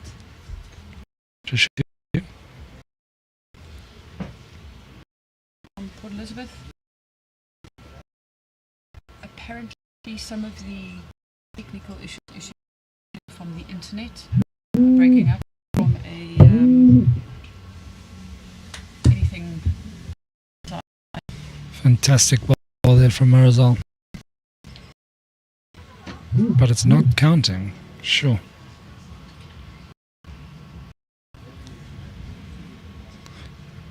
Yeah, if the people around Wingate Park could stop using the internet to do their sound would be a bit better, but we'll do our best. Noel and Cole, Talking Head Productions, always doing their best, giving their all to make sure the quality is great. Oh, that's very unfortunate. A toucher, but it looks like she might have. Okay.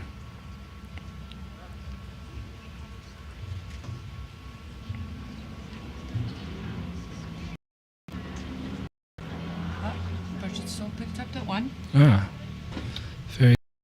No harm, no foul. Absolutely.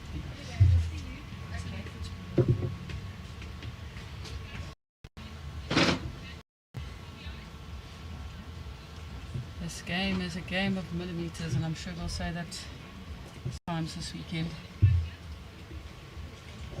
She'd found the top side of the jack, the bottom side of her bowl. Could have picked up two, or just found Marizelle's bowls. Very, very small margins in this game, especially when you've got two fierce competitors, exceptional skill playing.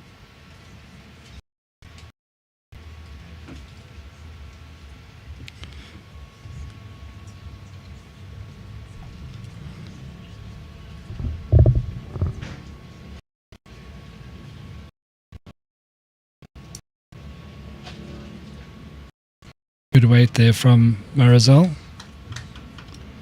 Tricky lines, and which is the preferred hand. Still, you have to be spot on, otherwise it won't get down to the jack. So your weight has to be perfect.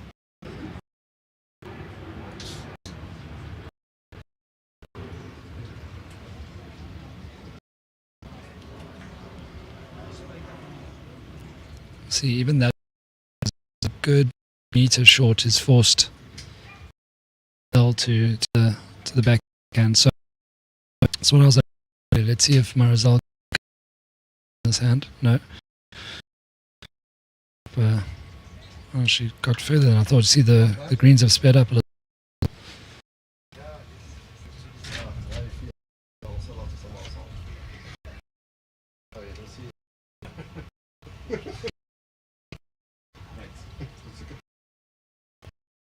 We spoke to Bridget's rep earlier on. Just touch on Marizelle's record. She's bowling at her home club in Wingate Park. 2024 African State. 4 golden trips, silver in the pen.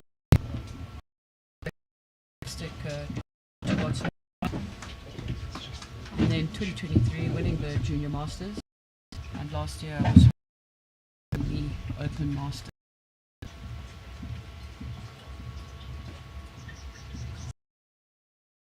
So that's the quality of these two bowlers. Bridget on a fantastic track here. You know, with the jack.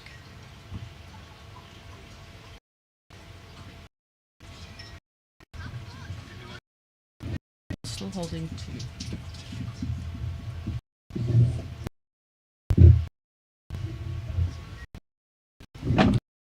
Fantastic to see 339 people in the stream watching. I hope those at work have those cell phones tucked under the head. But don't stop watching.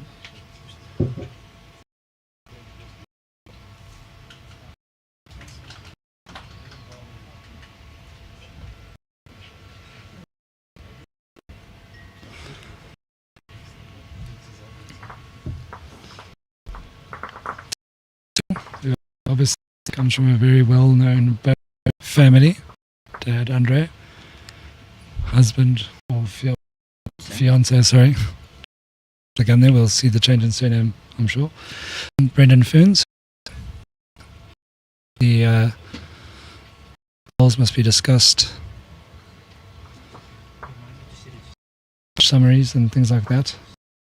But in their balls, it's to the factor of 3.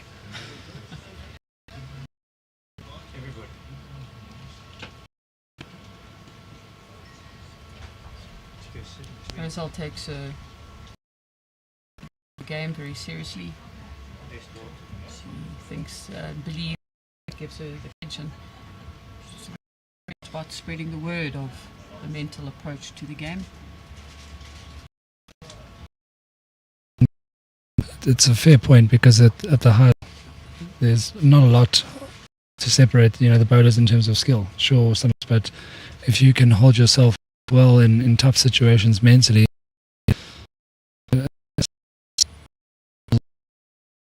into the mental game and into the mental well-being while you're out there, it's a good discipline to focus on, and Marizelle's a big advocate for it, and good on her for recognizing another. Back in the day, like, you're a lead, keep quiet, do your job, front touch, and go stand at the back, and it's not really the way the game's played anymore. There's a lot of personalities, a lot of emotions, and you got to lift your teammates up in tough times, and some of your own teammates in singles. There's no one else to rely on. Sure, you might have a coach, you can look for an encouraging word or something like that, but on that front, and if anything, it's proving in a game has changed in many ways. Go stand. A lot more consultation nowadays. Everybody giving their input. And combinations just so important. Line putting 4 in your early team, it just might not work. Just drawing shot there.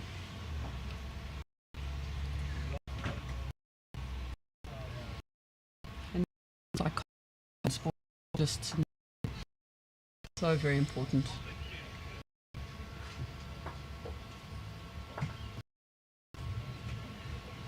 See if her weight is Kenya. That is probably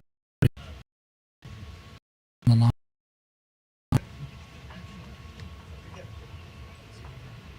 Good morning, Mr. Warren Hewitt.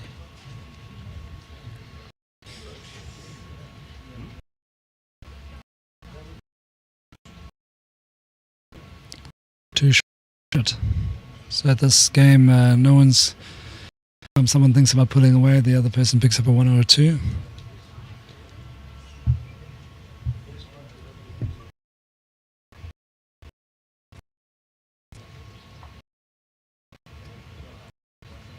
Sean Thomas Strover there. Sean has started his campaign very well, very passionate. A lot of time and effort in. And he's got a remarkable, there's few him for just the volume of, medal positions in various competitions. So, he's passionate, he talks the ball, certainly built a formidable CV. The second session is now starting to see a little bit more action following that game. So we've got Brad Robinson green now against Josh Turner. Paul White is playing Andrew Sterley.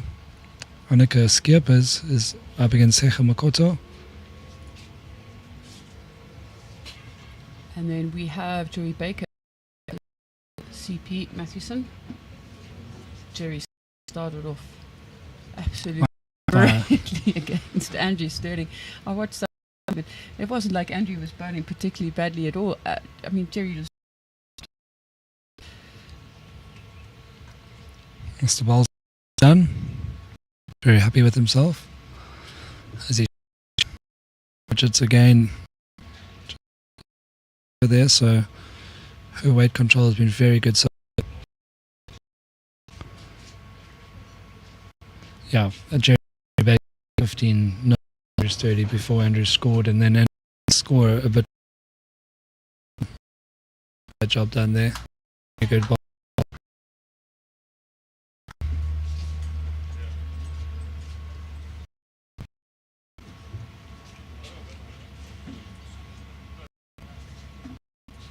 This is the beautiful thing about this. There's always to watch. Multiple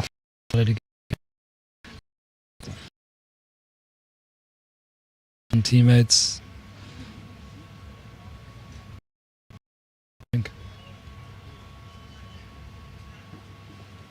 Sometimes we need to have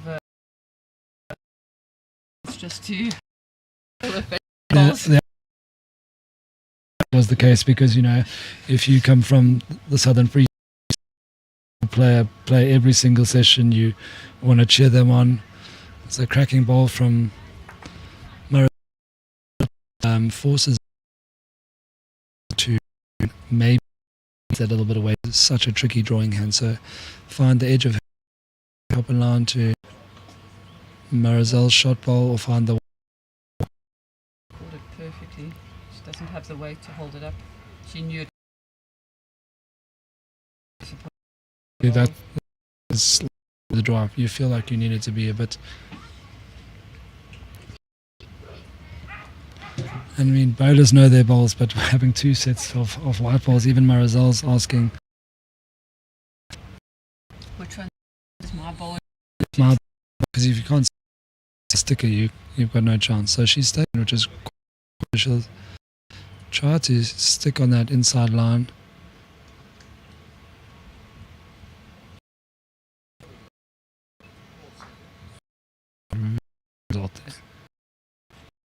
Because I felt like that was bending a lot at the end, but that could be third. I think it is third. Yeah, she found the outside of that push Bridget. Yeah, it's three. Oh, 3 to Marizelle. Takes the score to 9-5, and after a start with drawing nicely, Marizelle's attacking shots have paved the way, and again on that end, pulling the jack right through, changed the whole head, forced Bridget onto the backhand, which has probably that is not an easy hand to draw.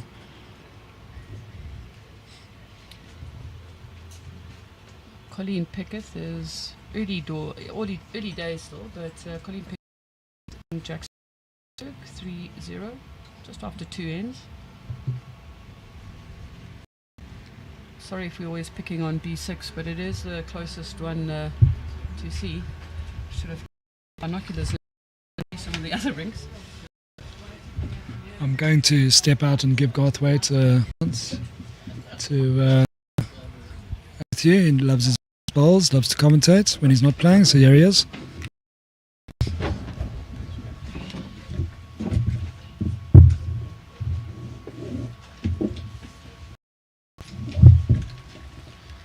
Welcome back, guys. Yeah, thanks.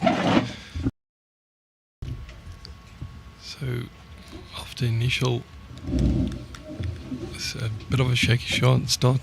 It's taken quite a good lead in this game so far, but it's separating the two players. Both from quite a bowling pedigree. If you look at Bridget's family, Nikki Neil Garber and Toby Garber from Sables, cousin Donnell also on the B side once, and is now married to Cecil, one of our younger stars. And on Marizelle's side, her father Andre Rousseau, also a former Masters bowler. So quite a rich pedigree between the two of them. And it's incredible to see all the support on the live streaming. people sending in the wishes for their players. Bridget's parents also watching and saying hello. Yeah, it's great seeing the support, because we know bowls is not a professional sport. It's something that these players need to really, support themselves and try and get their own sponsors. And that's why we're so grateful for guys like Barton and Perfect Delivery, to come on board and support this sport that we love to play and also love to compete in.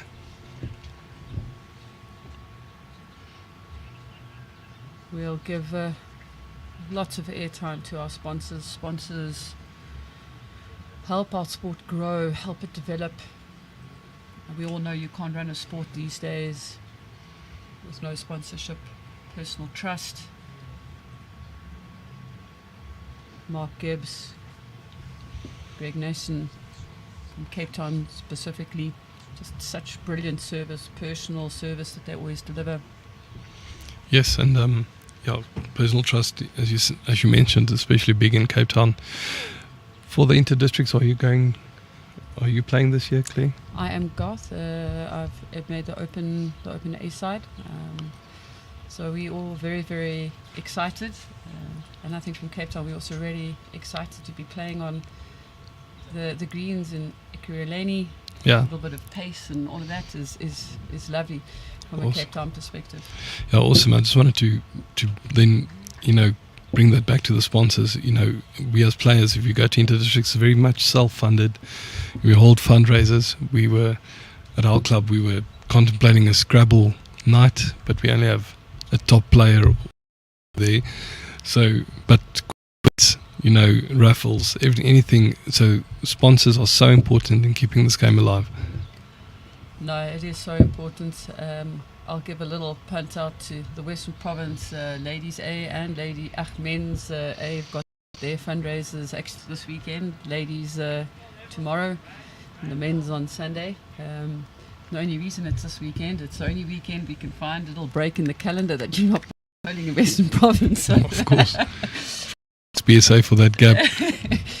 So those two teams are having it. Our ladies B side had a fantastic initiative. They're doing a barnyard theatre evening, so that's also but yeah, the players have to work hard to raise funds for their and to go away. And especially if you take the players that's here, there's additional leave, most of them in the squad, it does take a lot of financial strain on some of them. So good for them competing and take the game to the level. You see Marizelle there right again.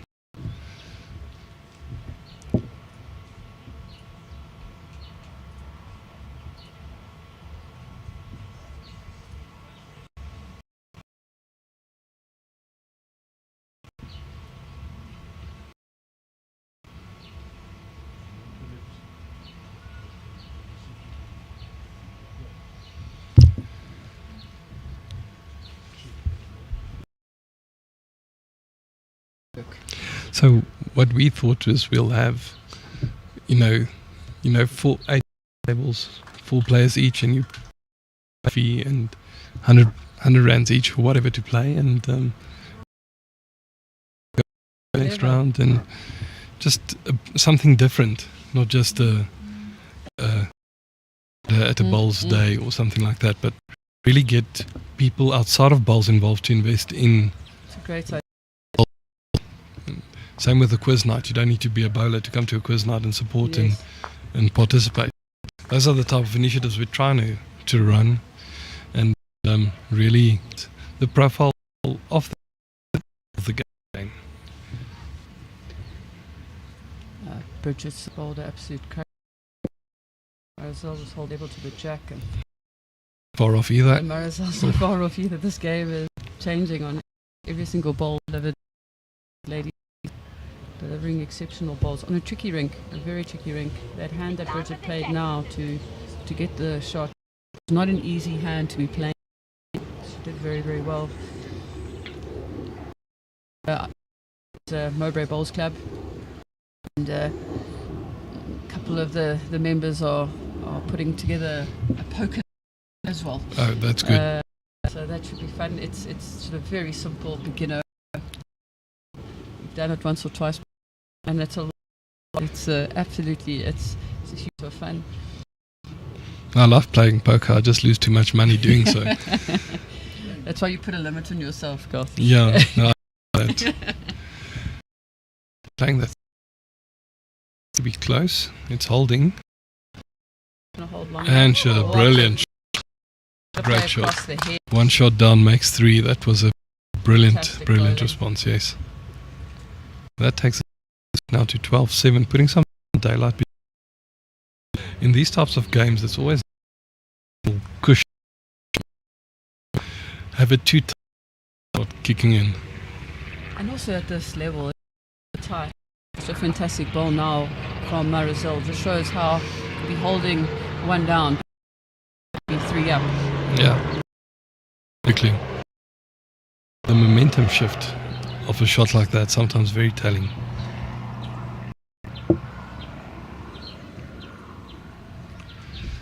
But I must say, weather's fantastic. So for those of you that's sitting at home on the live stream, but you can be here, make your way down to Wingate, come and fill the seats. There's quite a crowd built, but the bowls is fantastic. And Wingate have done a fantastic job with sort of extra seating, shade to that seating, bringing out more chairs, lots of umbrellas out for when it gets really hot. Tomorrow, being Saturday and Sunday, come down, watch some quality bowls. Yeah, Wingate has to really spruce up the grounds as well. They've built a nice bar here at the beach, which was never here before. Way to get something to drink. They've got a great pizza oven. So the amenities here is really stunning. It's really a pleasure to come down to Wingate and just play bowls, enjoy bowls, and just be out. Yeah, the outdoors here are beautiful. It's so green, lots of trees around. You can hear the birds chirping in the background as well. It's always something interesting if you take a walk around away from the bowls. There's always something else to look at. Paddle courts, beautiful golf course.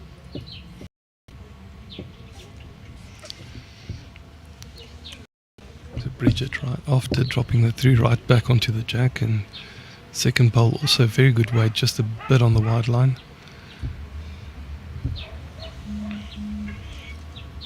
Score update. Annika and Seha Makoto all there at the moment.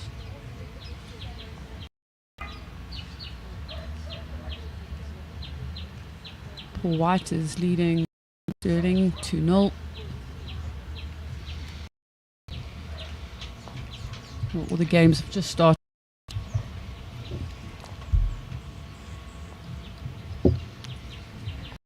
Jackson Rensburg versus Griffith is 3-all at the moment. Of SA bowls, Jackie, not that she's still young, but she's been around for such a long time. Very good bowler. And Colleen needs no introduction. She's and been at the highest level for some time already. What a big bowl from Marizelle here. Bridget holding 3. Oh, and she's just. So this is where the head comes into it. Can Bridget put a fourth in? Just put the pressure back onto Marizelle. That's such a bowling cliche, but you really need to follow it up. Another scoring end the next end. Otherwise, you give your opponent just a gap to get in, and that could be 4 there. That could be 4 for Bridget. We saw it very clearly in session 1 when Fran Baleri was playing Esme Kruger. Fran was bowling really well. She had the drawing weight sort of absolutely spot on. She got a good lead against Esme. Esme came back a bit low, picked up a 3, and immediately the next end, Fran picked up a 2. And it's so important when your opponent gets just that one big end that you don't let them get a second big end, a third big end. You break that momentum, just even if it's just a 1. but you just stop that person from getting the confidence and definitely. going forward. So that's right back now, 12-11 to Marizelle, but Bridget playing her length, and she might want to apply pressure from the first ball now, and that's something we've seen so often in singles. That first is so important in putting the pressure on get go. If you slip, if your opponent an opportunity to get in there. So Bridget missed the line there, so Marizelle's got the opportunity now to really put it right on the jack and transfer back, but also seems to have missed the line here. Yeah, both these hands are quite tricky on the line. You can see the players not wanting to put it out too wide. It just doesn't come back. So then they're just cutting the line, and then it cuts. And as a bowler, we all know that feeling. You don't trust that line. You put it too wide, it stays out.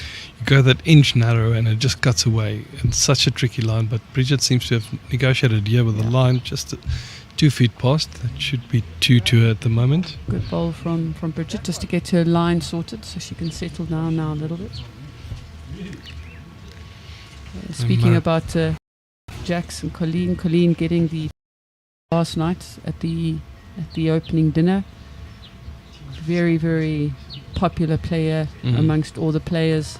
Standing ovation for her. She made a fantastic, a heartfelt. It's been months of disappointment. Yes. I think sometimes it's really easy to be and put your feelings aside, respectful, but open and emotional. Yeah. And that vulnerability came through. And I took a lot out of the speech that she made, and I think a lot of people heard her for the words.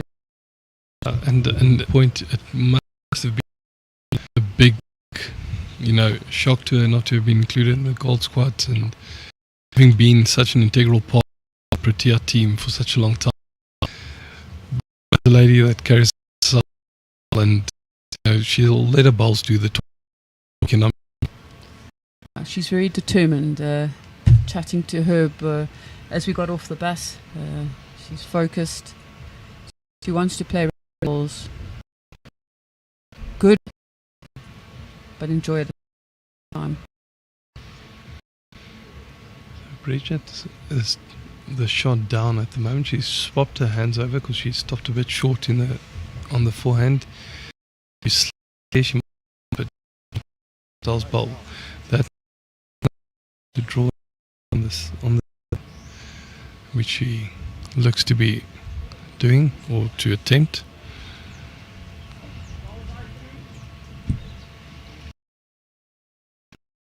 Decent line. We just want to. This.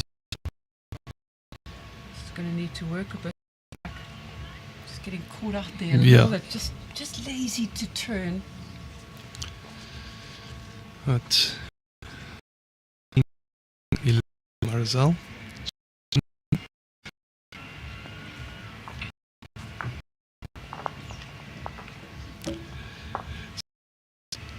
Claire, do you want to make the finals yet? Have you any faith?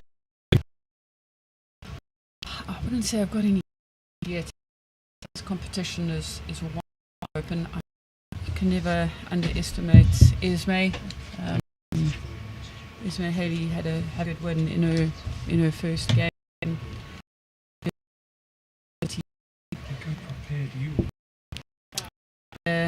We were chatting in the session. I kind of felt that the Esme Kruger versus Fran Baleri game was a critical game to win, because that could be repeating against Esme for 2 players. Not to say that anyone else compete for it, but on paper, on records, on Protea colours, you would definitely say that those are the 3 ladies in that. It's going to be competing. Yeah, we spoke about and dames of bowls, and she's definitely also one of the grandest.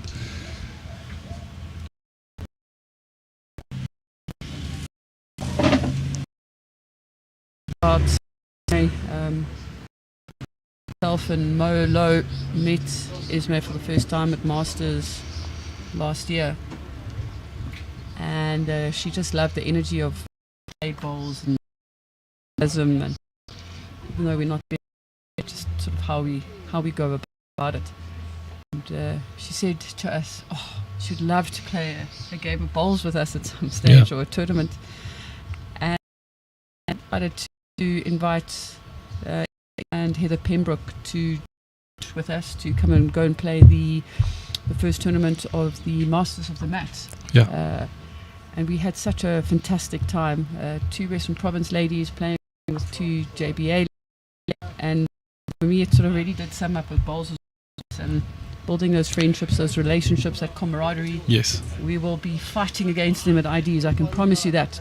But it's lovely to have that relationship and that ebb and flow. You can be competitors on the greens, but then at the same time on the greens you're friends and you're playing in the same team. And especially for players like you and Elma, it's relatively new to the game, even though you're playing brilliantly and you've had a mercurial rise. But I think it's about that passion for the game and putting in the hours. That you learn so much from someone like Esme and Heather. They've almost everything there is to achieve in the game, and with so much experience. I played with Neil Burkett in the Nationals last year, and you just get to see a different way a different approach to the game, and if you don't learn from that, that's your own fault. Absolutely. And the fantastic thing about it is all these bowlers are so willing to give of the experience of their time. There's no one that won't speak to you, and that's what also makes this game so great. Bridget is definitely fighting back. She's not wanting Marizelle to get away here. I think she could be holding another 3, yes. It does seem like another 3 there. That will take the score to 14-13. So real ding-dong battle here at the moment. What fascinates me so far is this in which these games are getting played. Lots of multiples up in the Fran Esme game as well. In the Marizelle Bridget game also, lots of multiples getting. Yeah, the score has jumped up 14-13, and funnily enough, it's the ladies that are getting it done quicker. The men seem to be pondering more about sticking up to the head. I know Sean Thomas likes doing that, go measures with his fingers and but probably helps to calm the nerves and just think about the shot. But regardless of the scores being so quick, it's very tight. Shots being jack. So very nice pitch. And I think that's where we're seeing the multi picked up, because you've got both players putting a lot to the head, and that last bowl often is very critical to try. But it's also to the fact that you can be a foot away and still drop a 3. Great there now. At my first Masters, lady and my man, I probably put my first ball was probably about 30 centimeters behind the jack, and I was like, oh, what a good start. Esme beat my first ball, and I was welcome. Yeah, welcome to things. And that's, I always say, so much more dating than a big drive, because if you're holding 3 and that person draws, you got your breaks. But if they drive and it's lucky next time you'll out of you. So Marizelle, 2 great. Bridget will just want to come in and sit on one just to get the inside ball, but very good. The 2 to Marizelle. Big hand and she to the backhand there. That was a very good bowl from Bridget there. It's a tricky hand to play that shot. It was just So the to way get to inside Morgan. and just. That's another great ball from Marizelle. Marizelle. Really good. She's now single end over the last 3 or 4 ends that one of the players have held 2 or 3. Second and about the way. Got here is not even off. So, yeah. At a cap, that would be a score there. Good few 2s. The others are all 1s. As for the, we've some issues with the sound.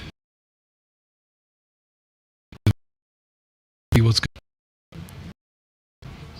Bridget sticking to her backhand. Want to play a very similar shot to her last one. She's not off here. It's all dependent on coming very good. What a shot! And that just is so unfortunate. So close to Bridget. If she found that jack clean, she played that ball. Yeah, the bowl she touched just no.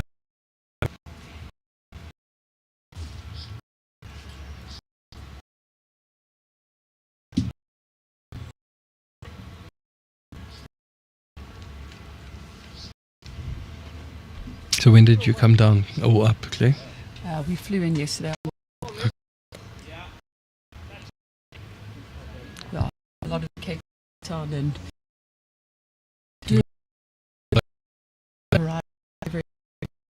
He was very excellent bowling. That might be a measure for the 4th shot now. Bridget is taking up. That will take the score up to at least 14.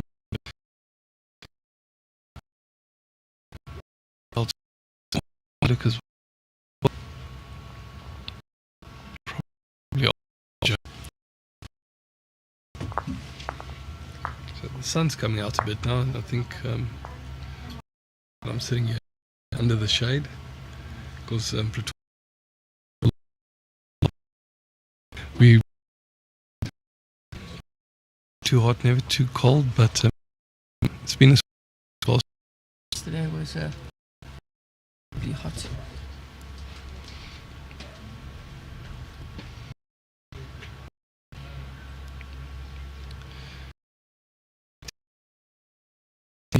Andre, she's open, but Adi was to stay. Yes. And I understand, you don't want to set yourself up for failure, but how many opportunities to this level at the highest echelon?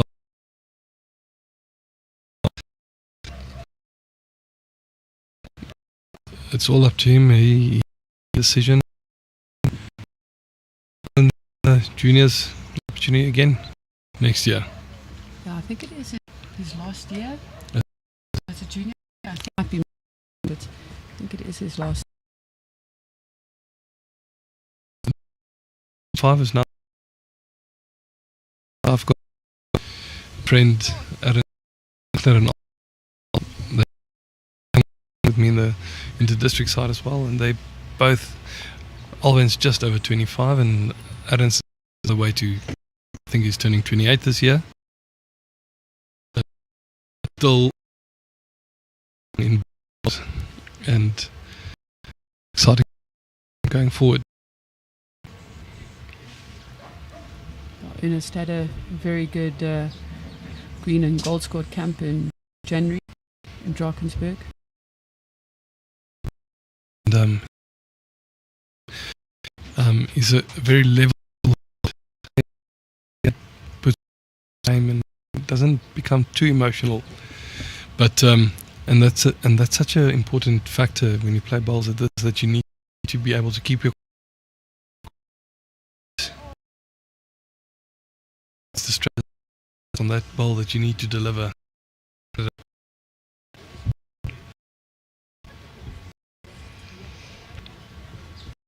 Bowls that I said that they are having internet issues at the ground, so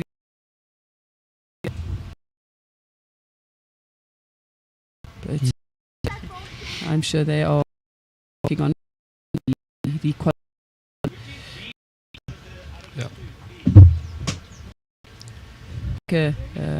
against CP. Gerry's taking the Andrew. He is one down. And very, very good hit.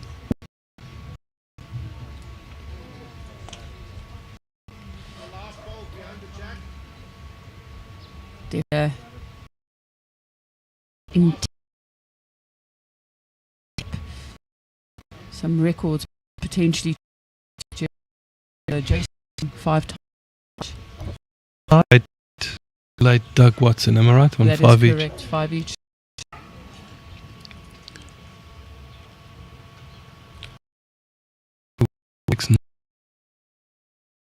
Without any balls left, Skipper will be third. Back watching on screen. Bridget's holding the one. Draw close there, so that might be the shot. One.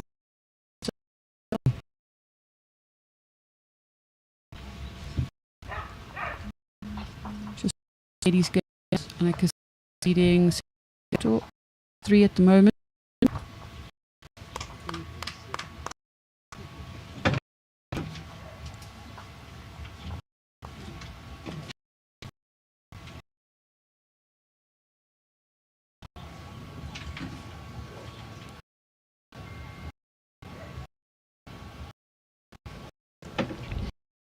Marizelle not one. She has cut her line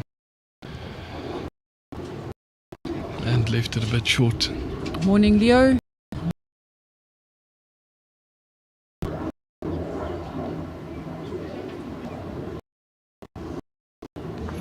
Bridget couldn't bowl here. She's down in the game. She's holding down the one. Sorry. One, but she's not far off here. She's just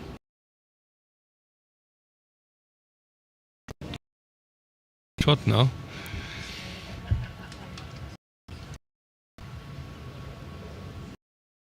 Yeah, especially taking into the context of the game 14, get to 17, you know you're one end away from a win.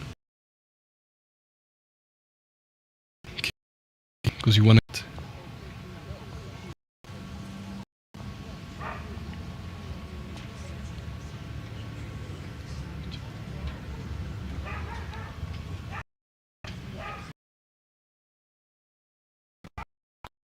So got confirmation that Bridget drew shot there, so 16-15 to Marizelle now. So both players within hitting distance of the. Our game management becomes very, very important. So that if you're not picking up, at least you're not dropping multiples.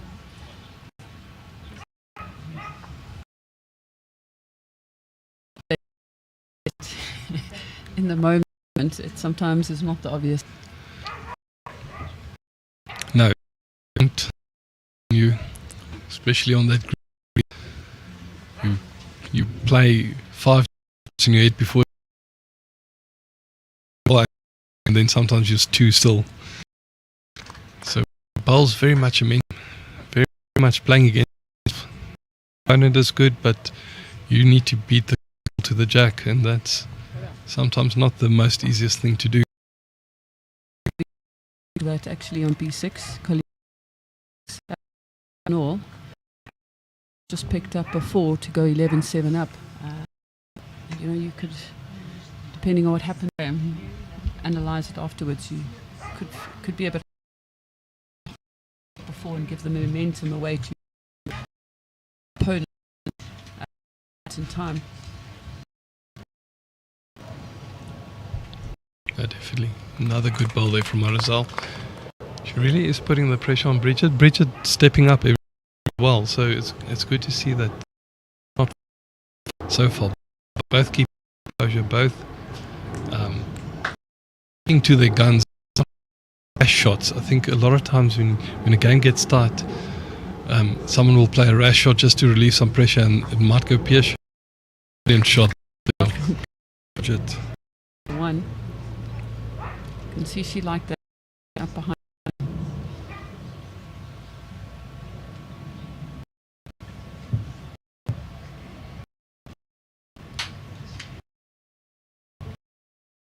Very good. A little bit short. Yeah, that does leave her with a nice work in of her own ball with the last. But Bridget, it's a nice wing.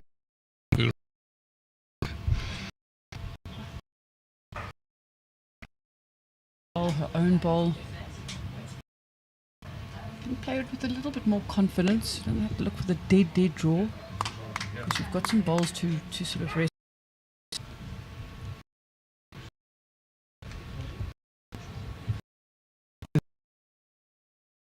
Bridget on the forehand.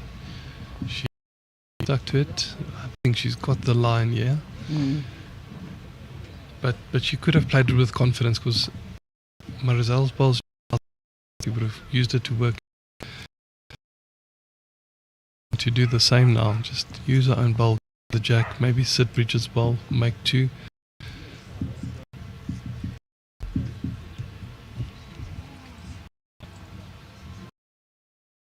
Marizelle coming away. Oh, and very, very unfortunate. She was lucky to get back to the head, narrow. Unlucky result, not after getting the feather to get the, but still 1-2. 16 or 16 ends. Just one for the number buffins. Anyone want some lotto tickets? Use 16. 16 is actually the numbers I normally play. So. What advance? Garth, yeah? 16. You just need to get the other 5 in.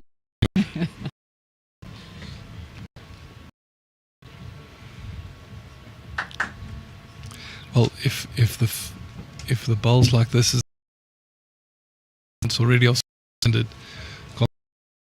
come Sunday morning, because we know as a bowler, the more you play, the more comfortable you become, and these guys are just getting more down into of the speed and the lines on the green.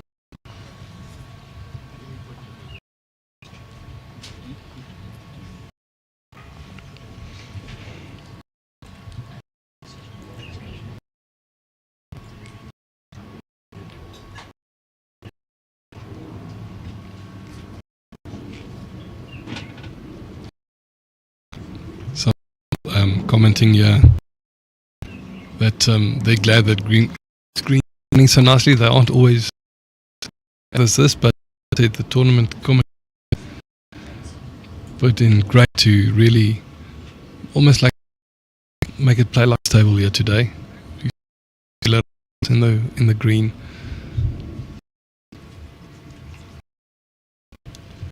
It's almost unbelievable to hear that.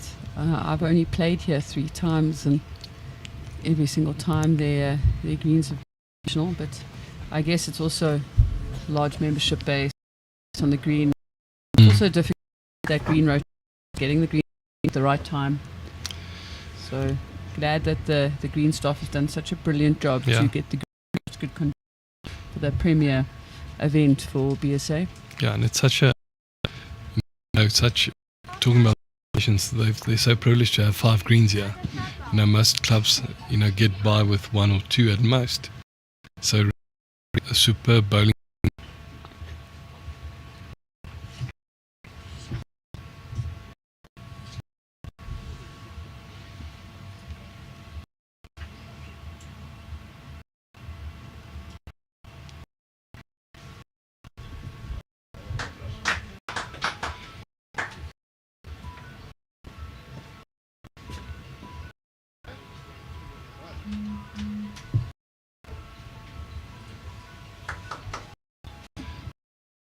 holding here. She's on the forehand, just trying to quick, close to taking herself out there. That a rush of blood to the head, signaling to the people next to the side of the she's and patting down like yeah. Oops. You see who's holding shot. If you don't, you might take yourself out because you're thinking your opponent's holding. But Bridget just missing the line there a bit, and it's got an opportunity to make some shot. Ball or the jack.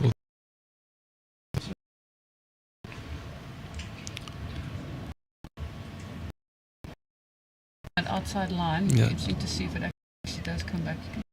Stuck, struggle. Coming back better than session 1. Yeah, definitely probably as a up, but it was good. So 1-2 L 17-6.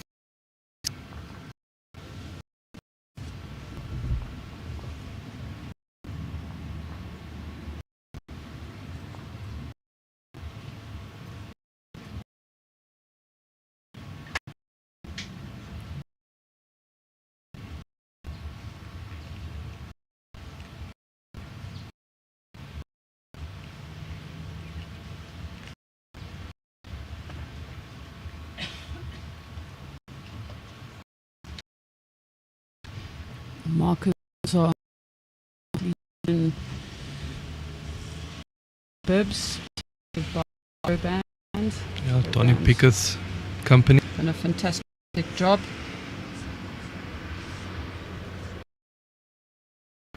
Yeah, it does make it look more professional, elevate the almost the atmosphere, you know, and letting people see that's a mark. It's but I always appreciate a marker, and as far as possible, because we know, you know, if you expect someone to mark for you, you need to be able to put in the hours as well. So much perfect. The lollipop so waiters can see who's holding. They've got the score, they touch it, their gums to prop the jack and the bowls, measure. Yeah. So it's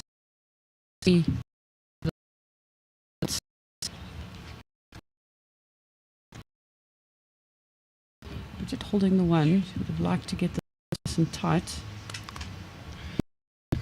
She had good weight there. She just been on the line, just inside Marizelle's bowl will be a result. Taking to the she on the forehand is this notch besides setting Bridget's bowl and getting a good second. But I can't yet. She's been playing this way, coming back to us on the forehand every time. Doing very well. Bridget's bowl. Perfectly, because we saw that Marizelle played that ball with. She was looking to push the ball through. Yep. Just, it's such a good example of hand. Bridget missed the first across the ball. She tried to take just that little bit more grass, and it just stuck out. Just stuck out. Marizelle on a good line again. Once again, it's to get shot the draw, maybe second, yeah, a bit. I'll see now. Oh, marker showed down there, but it's Bridget holding. She's getting. Yeah, Can't no, can't.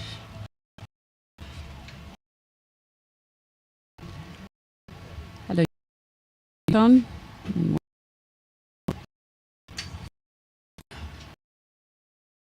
Streaming. Yeah, the lines on this rink are a bit tricky. Players have to have their wits about them. Be very they're wanting to.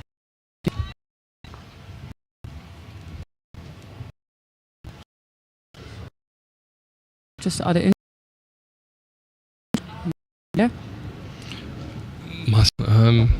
We played here during the league, but that's probably about 2 months ago. Okay. We yeah. I practiced here, but that was just play. Luca. A lot of thought to this shot. She understands it's a big shot. It's into the lead. Yeah.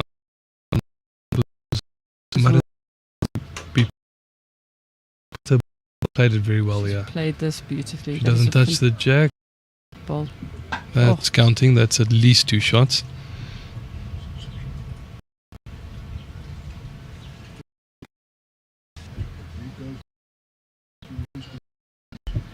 Steve, thank you for letting us. We're aware that the side we're having internet issues at the ground, so it's affecting, I think, the majority of the streaming with the sound coming through.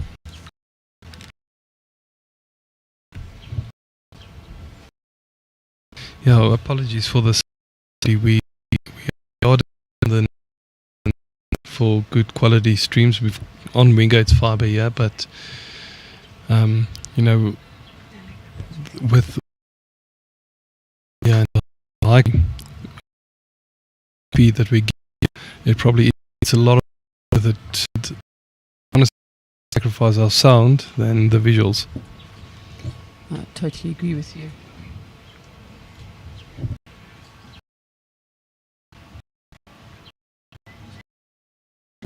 Shot there.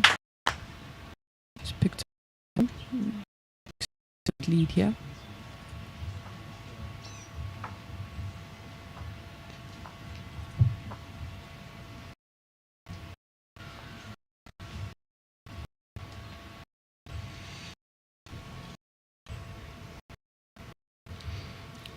Bridget with that's a good first ball. Yep. So 18-16, the score hasn't been updated yet, but 18-16 as well, but showing in front touch.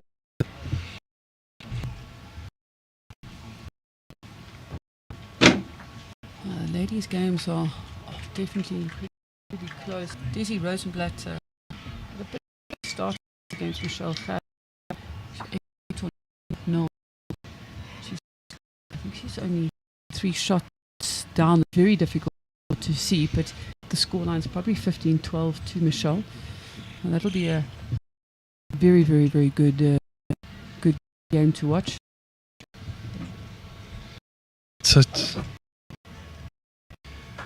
It's so difficult, you know, to really know where to concentrate because there's so many games that you actually want to see. It's a bit frustrating because otherwise we could have walked on the facilities and go and see every game, but really stunning bowls on at the moment. If I look at Jack ahead there, it's green bowls right the Jack there from Kruger. It's good to see bowls like of this caliber being played.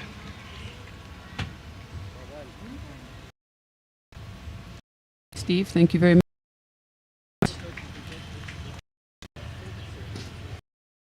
Hello to all 389 people watching this streaming. Spread the word, talking heads, bowls, send out bowls groups. And not just bowls clubs, they know to your colleagues. Absolutely. Let them see what game we're playing.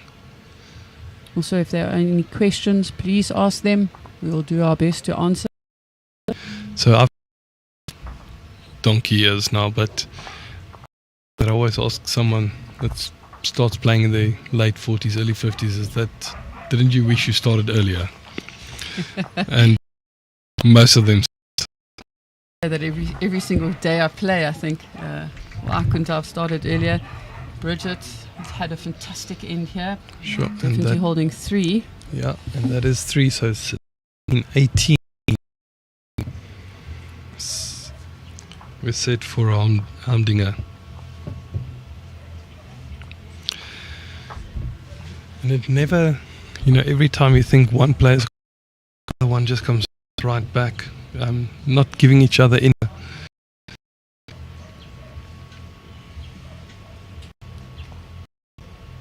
But we've been talking about it. These players have been numbers without being too far away from the jack. So with both of them just needing 2 or 3 shots, this game could be over in the next 2 ends. It's been a game of high quality, and the big ends that were dropped has been no reflection of the quality of the bowls that's been played. So often you want to fall into the trap to think that because multiples have been dropped, it's a loose head or someone's not playing well. At the standards, with the skill level being executed, it's not a case of that. The heads are so tight. Yeah. Just a very good bowl outplays another very good bowl too. Yeah, I'm getting a WhatsApp now saying it's a great game to watch. It definitely is. I'm glad that BSA is streaming these games. In the past there wasn't stuff like that, and I think it was Paul Finns that started all Burnt End, and everyone realized there is value. People want to watch bowls. They want to see quality bowls like this, and this is an ideal platform. And Cape Town Talking Heads, their streams are always high quality. The camera work, the quality of the visuals, and just played a cracker to make 2 or 3 against Gerry next door. Marizelle's trying really hard here. Just pushing up Bridget, still the 2 to Bridget, I think. Still is, but Bridget is holding 2. Nolan and his son Cole do a fantastic job. Their production is just fantastic. Yeah, they've set the standard of where they streamed there as well, down in Durbanville, and it's always high quality. And it's nice to see yourself on TV sometimes, I'm glad you like that. Yeah, no, I enjoy that. Well, you know what? We always see these highlights on Facebook of these indoor bowlers, and in Australia, we've got the same type of shots being played. We just don't record them as often. It's in that. Morning, Meggie. Megan Ferreira saying hello from Cape Town. Susan Nell. It does hold it really interesting, but it works for her. And Susan, sorry that you can't be all the best down there in Kingfisher. Denise, veterans, the bottom greens, D and E. But there is a live scoring app, so go check on Wingate Park's Bowling Club Facebook page. There might be live updates there. They're talking under correction, but they did build a live scoring app that looks brilliant here on the TVs, and you might be able to follow the streams or the games there as well. What we'll try and do is, if we can get hold of that link, we'll see if we can post it in the comments ourselves, just so people can sort of use that. Yeah, live updates are always fantastic on the games. So the veterans and juniors are playing on D and E. The open men and ladies are getting played on B and C. And for those of you who don't know Wingate Park has 3 different levels of their bowling greens. A is right at the top, B and C is your middle section, and then D and E at the bottom. So it's very tricky for us to see anything down there, unfortunately. Okay, Bridget holding the 2 for the game. And Bridget's put her back bowl in, and lowering Marizelle's strength here. Yeah, and Marizelle needs to think carefully about the shot, because I'm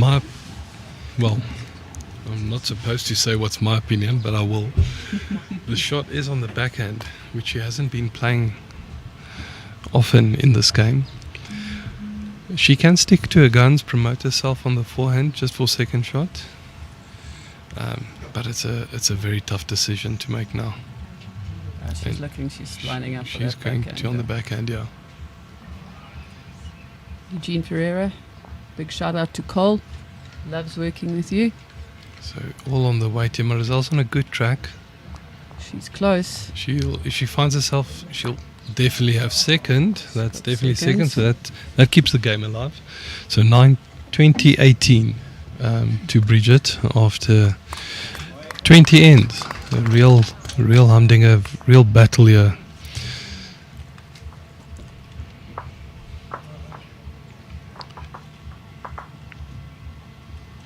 Dipsy watching from Alberton.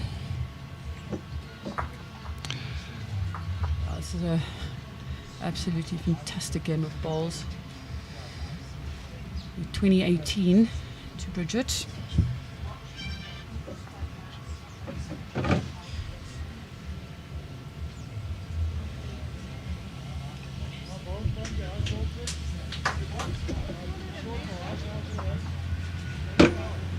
So I'm going to drop that link in the live chat. So it's down at the moment. They're also experiencing connection issues, but save it as a favorite, and during the course of the weekend it should be up and running, and you can just go and check what's happening with the games at any given time.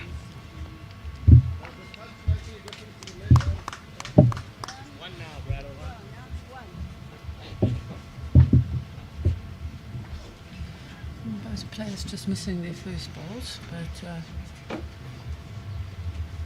definitely be correcting it. Big end here. It is a favorite, and oh, so Jock has posted the link there. Thanks, Jock.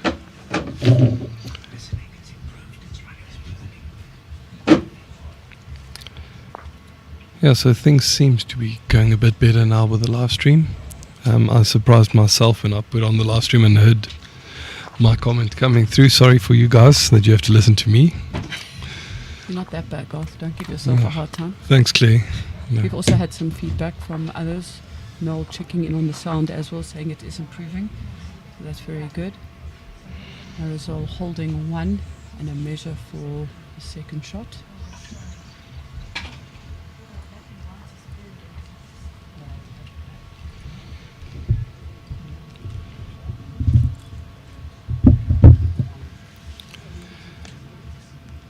Yeah, so both players, I think the nerves kicking in now. This is probably the loosest end we've seen, and Bridget leaving it short again. Well, you've probably been in this situation before, and where it's such a tight game, and suddenly everything just falls apart, and you just want to make sure you get close, and you put so much pressure on yourself, and the harder you try, the further you get away. Marizelle liking this one. So important in these situations, just to stay in the moment. Picking up the jack clean there. Fantastic ball. Makes 2-3 there now. Well, the third one is a country mile away, but focus on your processes, not put pressure on yourself. And that's where your preparation comes in. 2 down. Okay. But with the bowl to come, so Bridget will want to get this one close, if at least get a good second shot, not to allow Marizelle to draw the game now. On a good road here. She is, all on the weight. I think she's just going to drop short, so still the 2 to Marizelle. So this, suddenly from holding game, she's got the opportunity to go down game. And it's quite, Marizelle does have some distance to draw, and so we were saying it's about process, it's about preparation, staying in the moment. It's very difficult to say to yourself, it's just another bowl.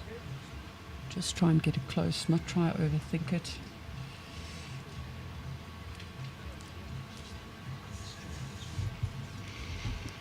Thanks, John T. John T also saying he's liking our commentary.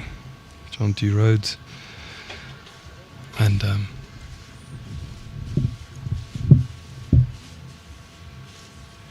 Marizelle seems on a good line. It's all on the weight here. She just needs to get inside her own bowl, and that will be the game.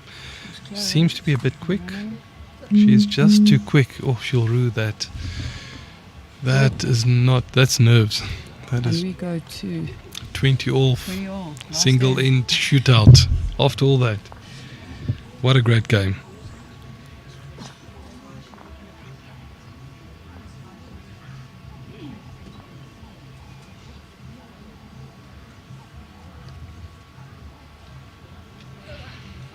While we're all taking a deep breath.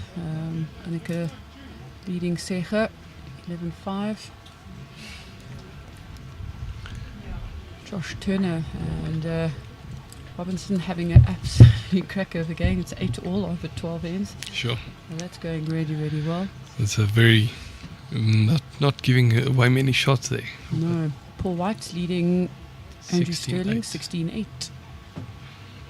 And Sepia's clawed it back against Gerry, but Gerry played Gerry a cracker now to make 3.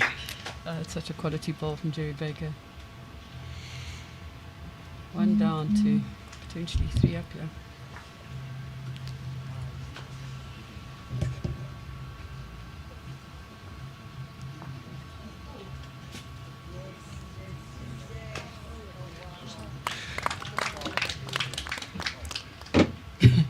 Jacques, can you imagine a no shot or burnt end replay?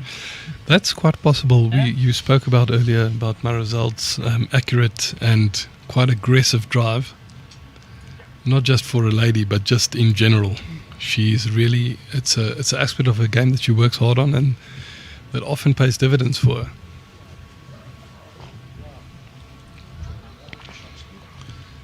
So that's a good look for shot.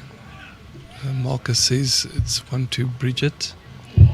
Marizelle bowled a cracking drive in 2023 at Western Province Cricket Club to win the Junior Masters against Fran Baleri. That was also an incredibly tight game. Yeah. So she's also confident in how she plays this. Well, this is a very good bowl if she just pushes it far enough. It might, yeah, she's done enough. That's the shot we spoke about earlier, sticking to your hand, just adding that bit of weight and making sure of your line to push through the bowl. Very, very good shot. Good shot, good percentage. Morning, Dave Milne. Dave Milne from Mowbray Bowls Club. Your local supporting you on the line. There we go. I've got no one from Unis commenting. Thanks, guys. Bridget was very, very good weight there. But once again, just if you go a bit too wide, it just sticks out and get punished almost for playing with good weight. Marizelle going now onto the backhand. Doesn't want to move the jack, and she just wants to probably put another ball close, so you don't leave yourself open just to be clipped out. Finishing in a good spot. She now has both the left and the right side covered behind the jack.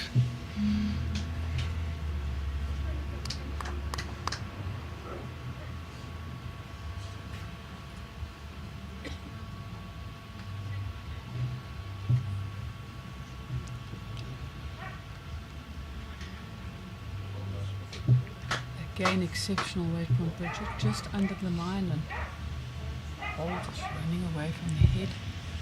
Interesting game happening on C5. Jason Evans is 14-10 down against Matthews Perry. So Marizelle seems to be on a good line, but I don't think she's centered now. So she's just going to draw up short, but that does put it in the line for any running shot, maybe. No, just out. So this is a big ball coming from Bridget. Regardless of the outcome, this was a stunning game to watch, and I think both these players can be proud of the way they've played this game. Guys, there you go. Stefan Stein is saying hello. Hello, Stefan. You got some support there. Yeah. Thank you, Stefan. He was getting a bit worried here sitting next to me. You've made his day.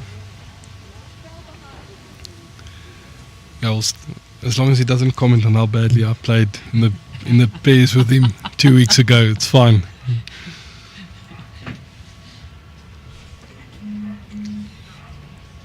We've got to forgive our partners, eh? We have to forgive. No, we have to All choose them happens. wisely. They might expose you on social media. So this is the turning bowl. Bridget seems to be on a good line if she's centered. She's looking after it. It's not far off. It's not far off. She's very close here. Back. It's to drop. That is just She's begging it to fall. Begging it to fall. But I think Marizelle has done enough. She's shaking hands. Well done. That's a great game of Great bowls. game. Excellent game. Exhibition bowls. between two of our most promising youngsters here. And thanks to everyone that dialed in and viewed, watched the game with us. It was a pleasure having you, and thanks to Claire. Good chatting with you. Yeah. Thank you, guys. Thank you. Wade will be interviewing the players now. It was a fantastic game of bowls. We are privileged to have watched it. Yeah. Thanks, everyone. Just make sure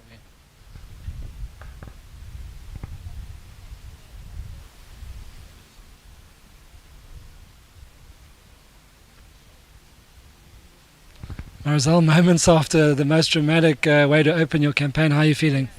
I'm still shaking a little bit, but yeah, like you said, it was a tough competitor, and for a first game, I mean, our streamers would have seen, you kept yourself in it by turning your bowl in for second shot when, it looked like Bridget might have stolen it. Then you missed an opportunity. You really gave the fans something to watch. yeah, I think it's all thanks to our lovely support here of Wingate. They really liked cheering me on, and it kept me going.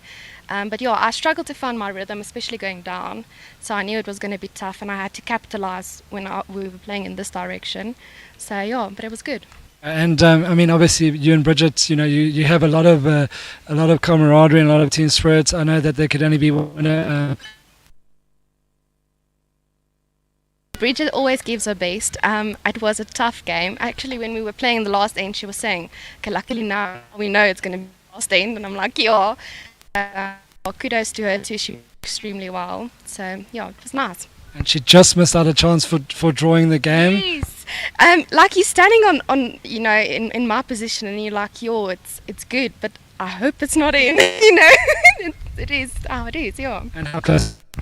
Quite close. Yeah, it was close. So it was nearly another end, nearly a no shot, but well done and good luck with. Thank you so much.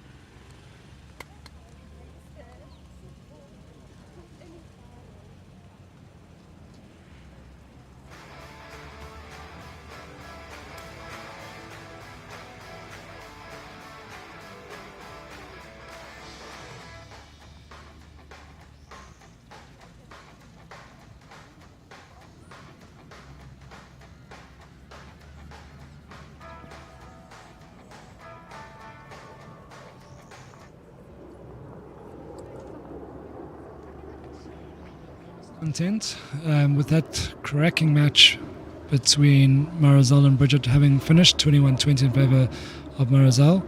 We've strung to C2, Sepia Mathewson against Gerry Baker in a real arm wrestle here. Every time Gerry looks to be pulling away, Sepia picks up a good few, so it's going to be close. And Gerry obviously got off to a good start, winning his first game. He's looking to go 2 from 2. Sepia is looking to get on the board after going down to Paul White earlier. It's heated up here at Wingate Park. Those in the sun, well, most have sought some shelter, but those in the sun are really feeling it. Players on the greens are starting to feel it. A lot of guys calling for some water, etc. And yeah, let's have a look at how this game plays out. 13 all, 11 ends. Green is sped up. The balls are swinging now and finishing well. As you can see there, Sepia, it wasn't far off, but as the conditions heat up, we're looking at the balls finishing faster and faster on the swing. And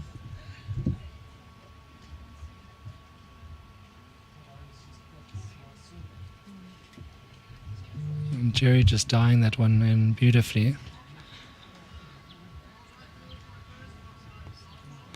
Sepia's played a couple of big shots in this game so far, down 2 to draw the jack off to 3, etc. So he's playing with a little bit of freedom, which might help him in the closing stages here. Gerry's just looking to draw and draw and draw to heap the pressure onto the younger South African international. He's running after this one, he likes it, but again the Wingate Park greens are finishing now. Makes the trail all the more difficult.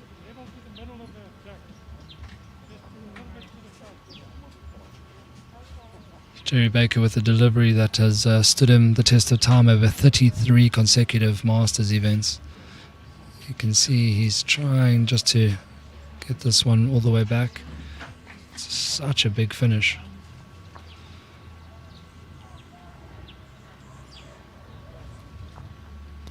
It's when an event like the BSA Masters really starts to take its toll as the heat bakes down on the greens, mental fatigue starts to play a factor. No easy games. Everyone here has built a tremendous record. CP is fresh off some wins in his district.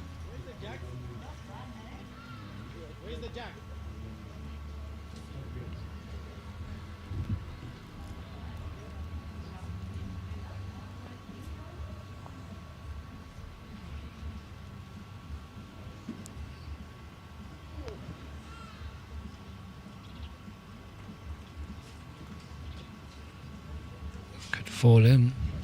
Very good ball from Sepia. Just taking some of the weight off.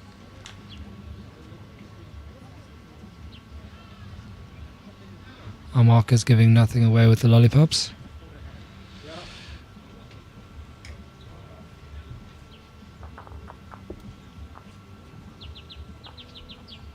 And please do keep those questions, comments coming.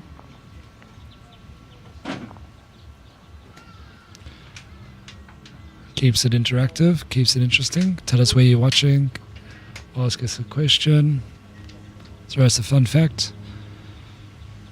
I can tell you that in the game next door, Paul White is 18-10 up on Andrew Sterley. Gerry's having a little run down the centre line here.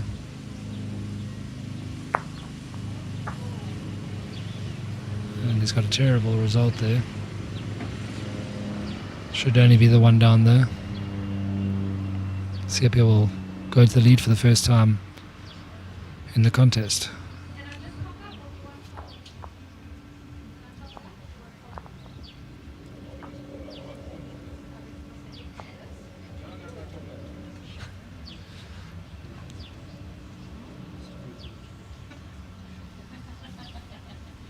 $14-13 now.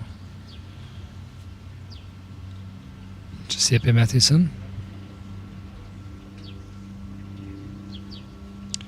Dion Ardi, our good friend. Good morning. You made it just in time, 4 minutes left before noon, so nice to hear from you, Dion. Hope to see you around this weekend. Popular figure in the bowls world, watching on YouTube. Joshua Brits, you're asking how Josh Turner is going. So he won his first game 21-20 against Matthews Perry, and he is 14-10 down against Brad Robinson.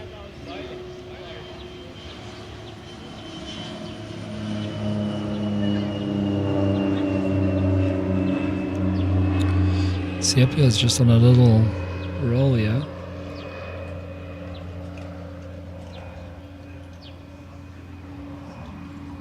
He's found his weight beautifully.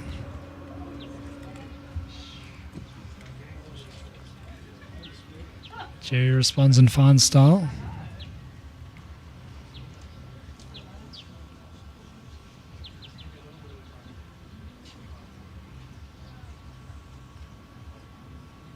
Eugene Pereira.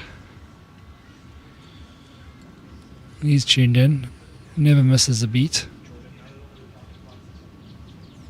Nice to have him back in the country. He's enjoying his bowls as ever. Gino, see you soon. Emma van Wyk says, well done, Colleen. And that was a very good opener from Colleen. Obviously, a lot has happened in her bowls career in the last year. Been over to Potters and done well. And she's bronze medalist last year, looking to win her 8th title.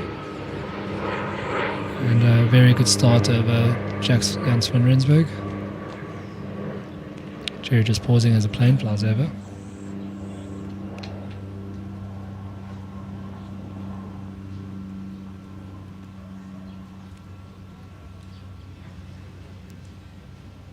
Gerry switching and finding. So he's handled this pretty good end from Sebo with good style there.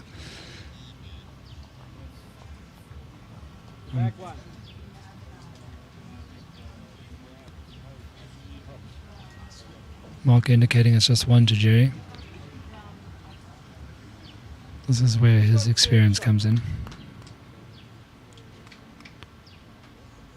He'll take nothing for granted. He'll ask a few questions. He'll head down to the head when he can.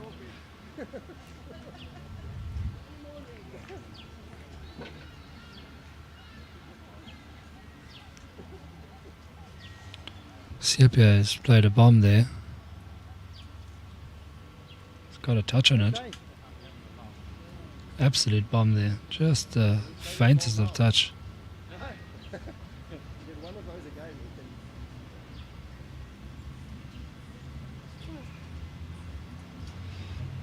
Sepia's closest ball.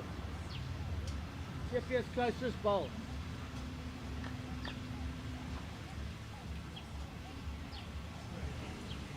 Gerry looking for all the information.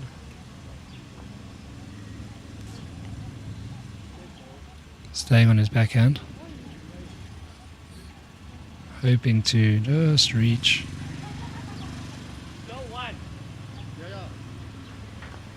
It's a very good ball.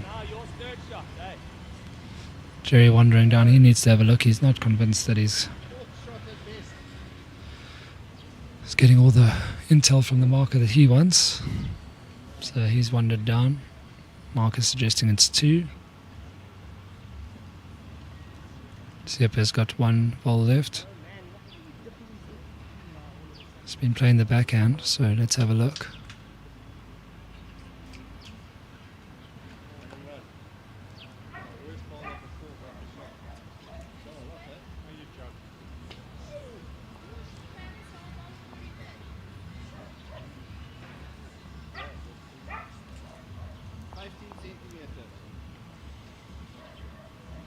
Sepia gets inside, he could pull the jack for 3.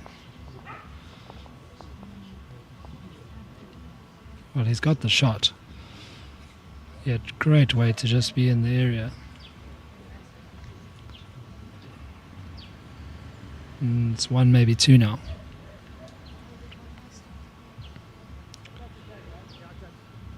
He had just the way to kiss off the front ball of Gerry's, and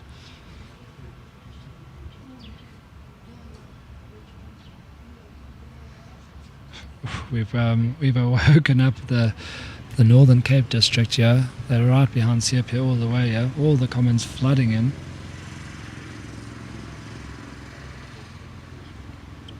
Flooding in from the district. Gerry's having a little run, looking for white in the box. And that is a horrible result. Absolutely horrible result. He's dropped a 3.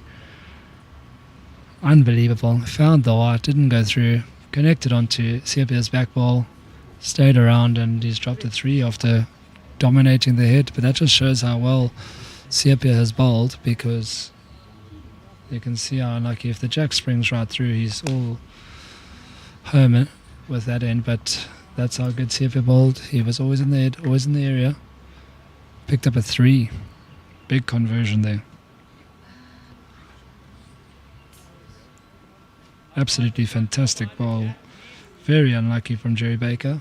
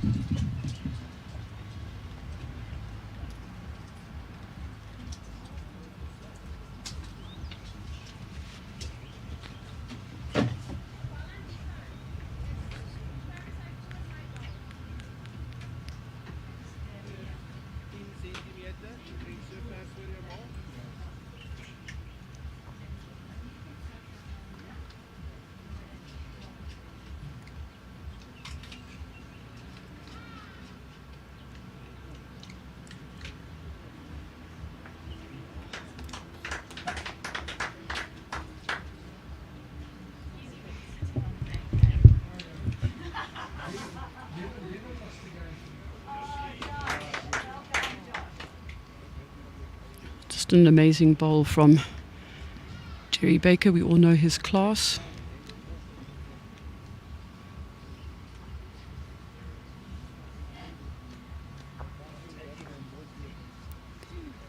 CP's made a fantastic response. All those watching on Cape Town Talking Heads, you are getting spoiled. It came from 21-20, Marizelle versus Bridget Collett, Bridget Herselman. That's Marizelle winning. To the men's game next door.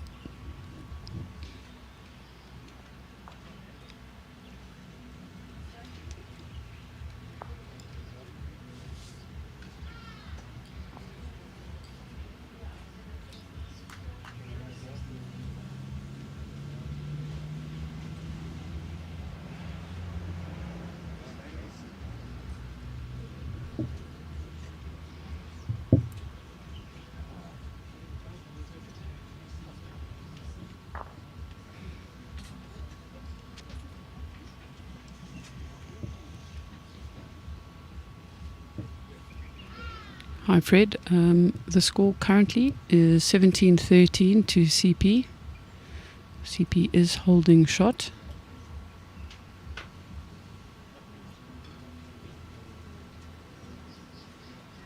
There we go, score should be up now.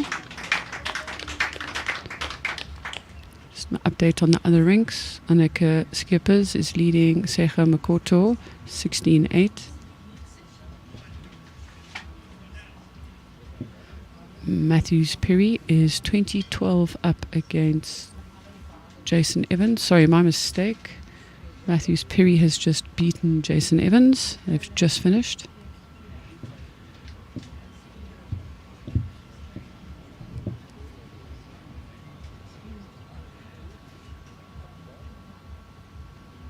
Wade Robinson is leading Josh Turner 15-10 at the moment. Josh got up to a very, very good start quickly. Wayne showing his experience and his maturity now.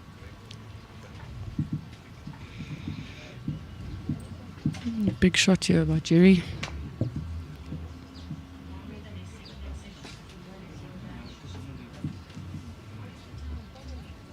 What a fantastic little shot he's trying here across the head. If he gets up all clean, picks up the jack, he gets 3 or 4. Okay, Jack Scott. Gerry's definitely holding the 1.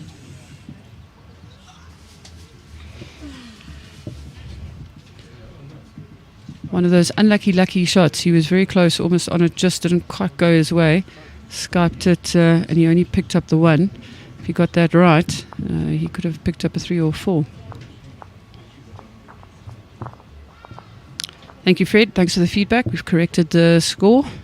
Just coming from the one rink to the next, we need to update names and scores. But the production crew of Cape Town Talking Heads is just absolutely phenomenal. Professional outfit. They're always on it. They're listening into the commentary. Anything we want to see or check up, they're on it.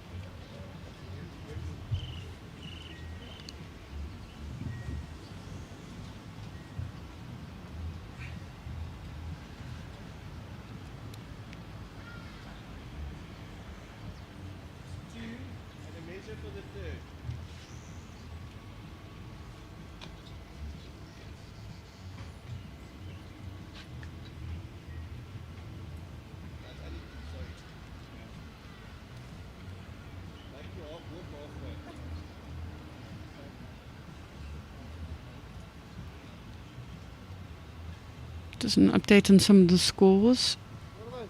Desi Rosenblatt versus Michelle Gerber was a phenomenal end to the game. I was lucky enough to go and watch pretty much the last end. Desi Rosenblatt was had a bit of a slow start to the game. She was 8 or 9 down, and she clawed herself back. Michelle Gerber put down some really good bowls. It was 20 all, and there was an umpire's measure for shot bowl on that last end, and Desi scraped it, so that was very, very, very good. Very well done. Colleen Pickett beat Jackson Rensburg. So those are the ladies' results from the second session. CP has just put on a phenomenal ball. Little trail on the jack. And now holding 2.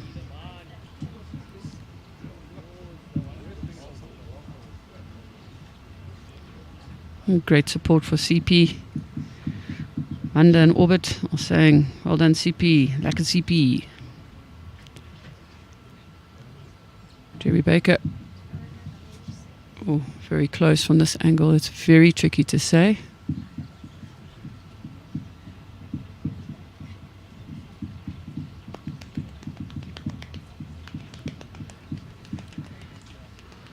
Markers indicating 1 to Gerry Baker, I think.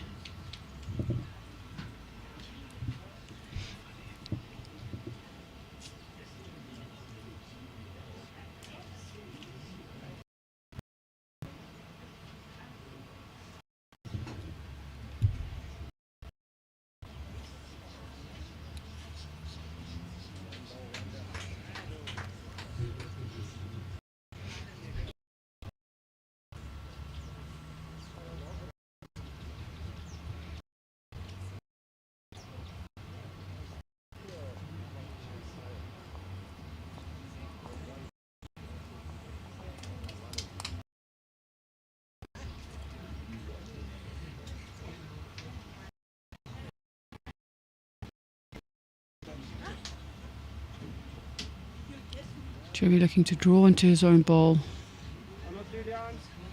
which done. I'm not sure if the weight is just enough to pick up the 2 shots. Markers indicating 1.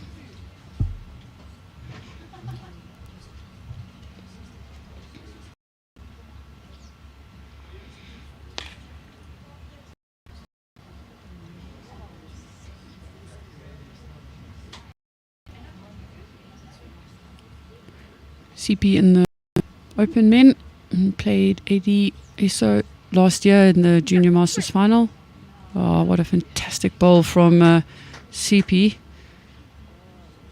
He's done enough to get the result. It's definitely 1.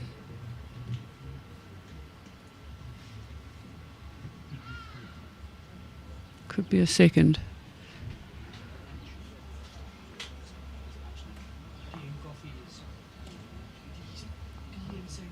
Just the 1.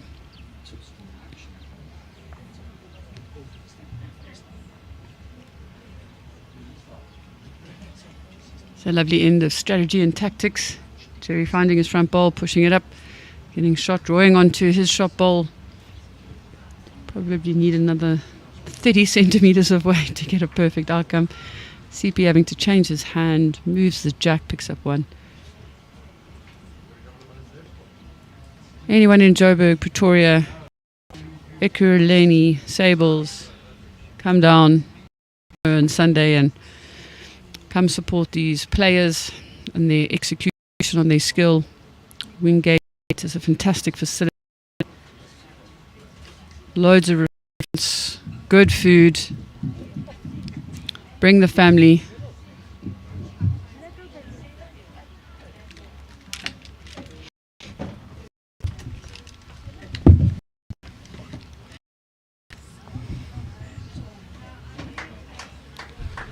Absolutely great bowls here by Sepia down the home straight. He's heaped the pressure onto Gerry. He's been lucky with a few of his conversion shots, but this is a fantastic effort from Sepia. Welcome to watching. 544 is fantastic, guys. Numbers been climbing throughout the day. Keep it coming. Look at Sepia, just brilliant bowling.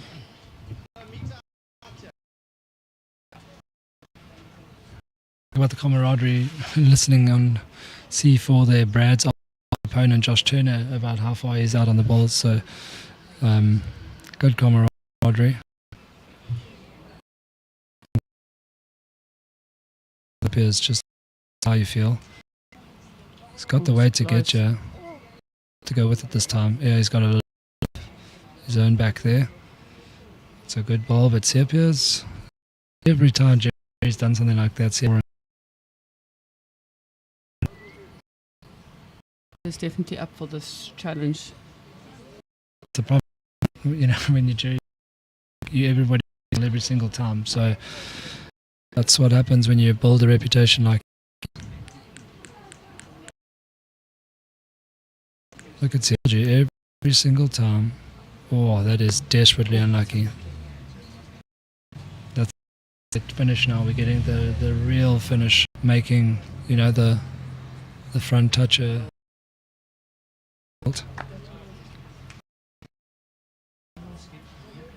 Just down. Annika Skippers is 17-8 up onto Makoto. Gerry trying to dive in there, but coming to short. Which puts Sepia on a more attacking shot, which could be dangerous. If rides off his front, pulls it for two. It's always dangerous, you know. You change the shot.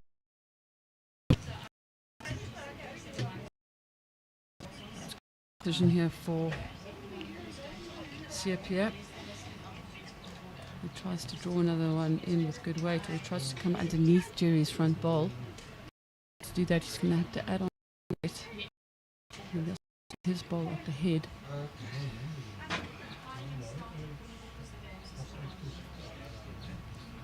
Don't you love technology? Guys in the chat saying hello.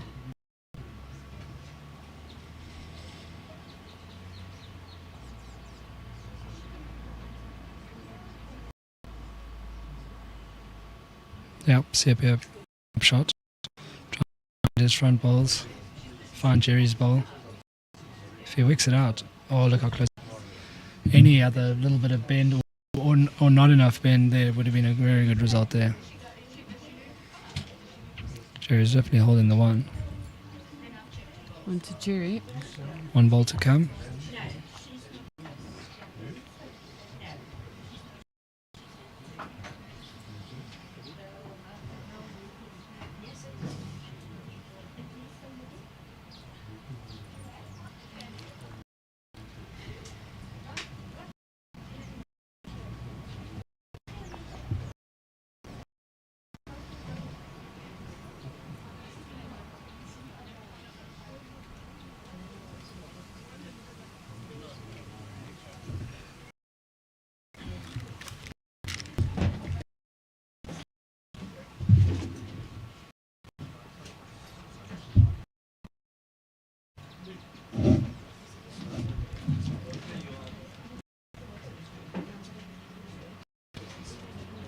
His last ball, George.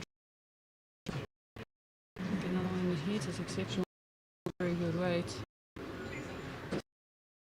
Wide open. So that'll be 1 to Gerry. 3.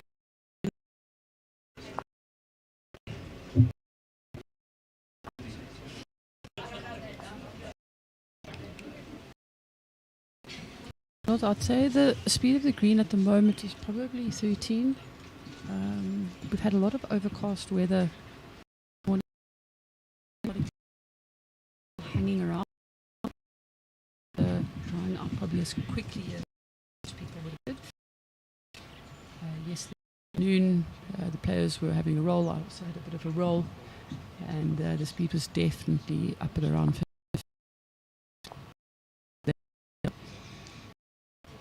So as we go into fall this afternoon, I am sure the green will quicken up a bit and we'll get a little bit more bend out of it. But it's still rolling really, really nice.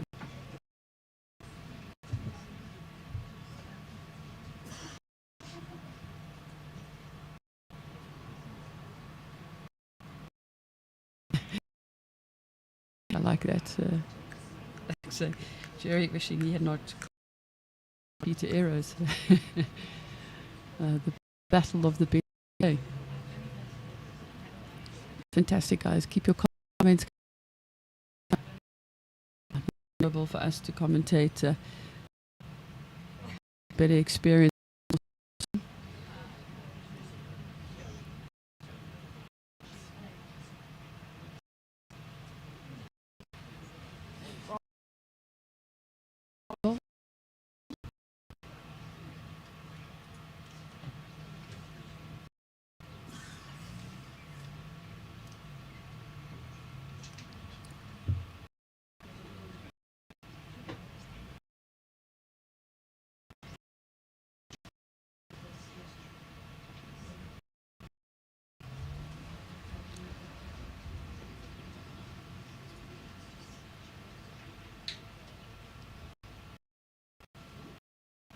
Okay.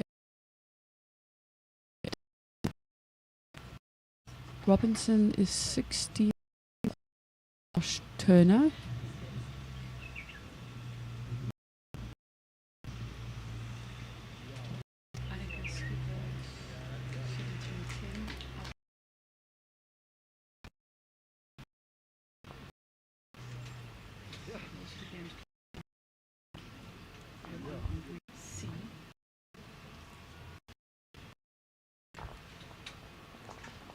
It's a little bit difficult at the moment to get a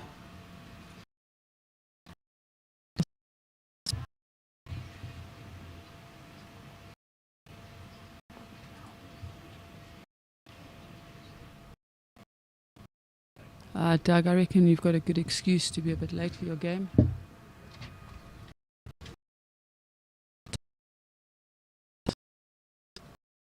Fantastic streaming production.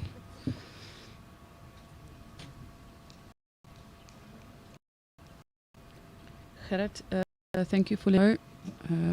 We have been having some internet.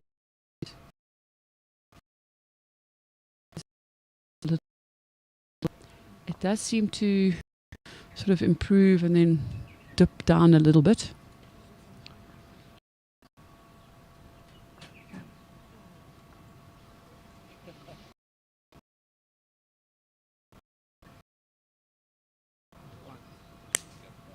He goes for one of his big drives, makes connection on Gerry's front ball, takes that ball.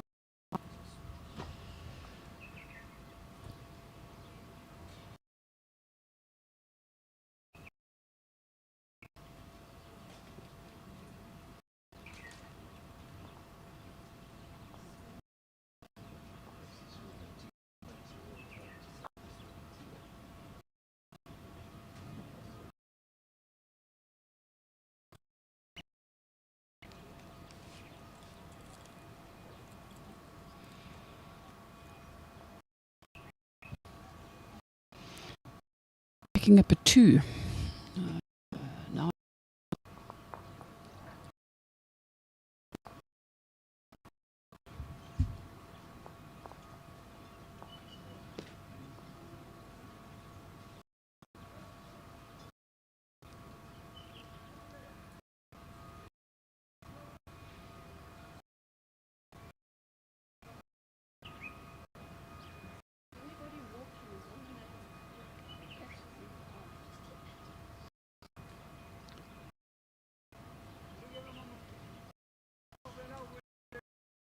professional he is. Ever good bowl where this game is getting very tight. Shot ball's probably 30 centimeters the jack. Onto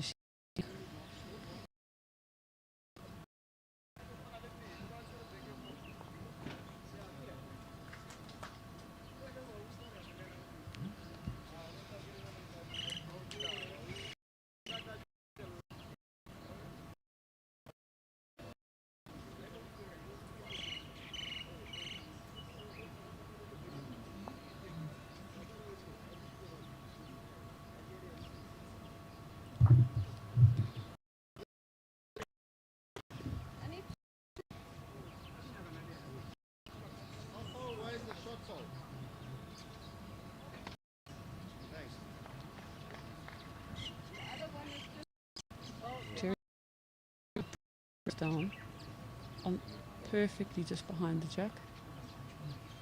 He's tending to, no, Marcus says he's holding 1.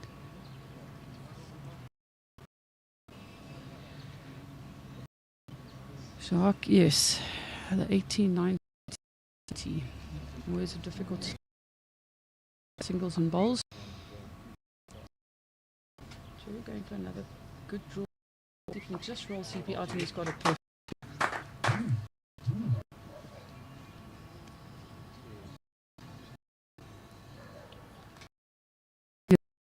Marizelle versus Bridget, we're being in the moment, the process. It's so important in stressful situations.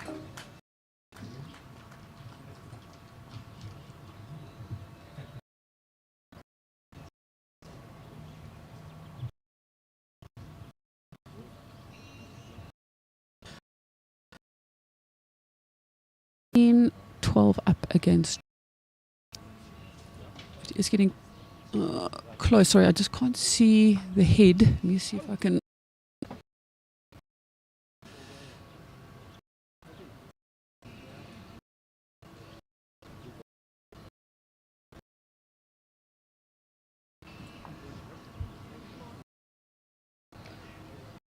Oh. Gerry Baker's drawn another one in. Potentially he's rolled his 3rd shot out. Marcus says 3. CP good again.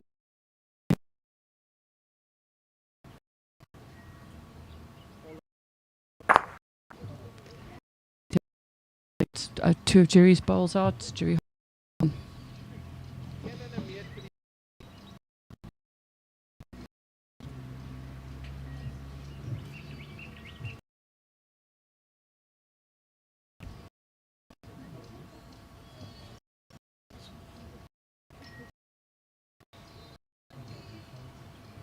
Okay, and we go to 18 all. The streaming session it is.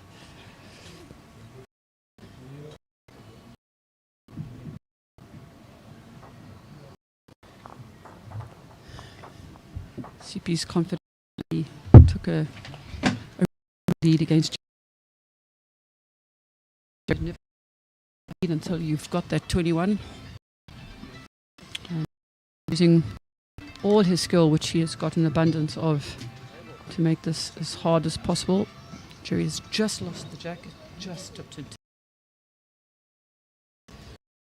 A length in this game that's been, something where or even Sepe has excelled. So it's not the end of the world, but Sepe Mathewson really going for it with 2 huge drives.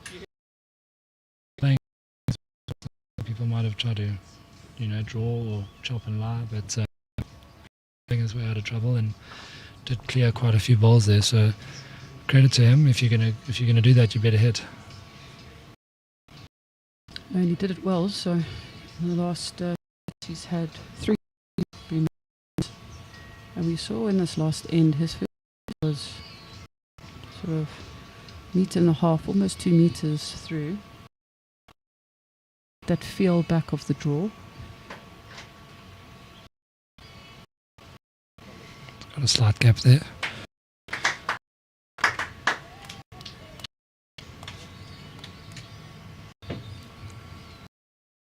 This holding game tuner at the moment, it's still 19 as it's on the scoreboard.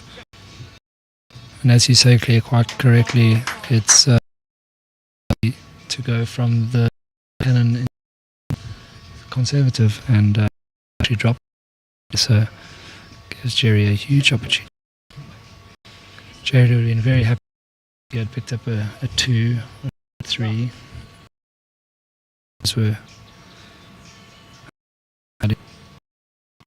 it's quickening up to 12, 1 o'clock. The next game, things might be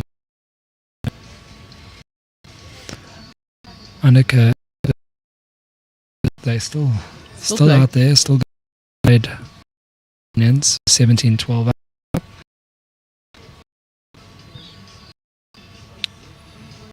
That ball doesn't fall into the backhand. You shall Colleen pick a little bit of Lucy's head. Colleen. He's got the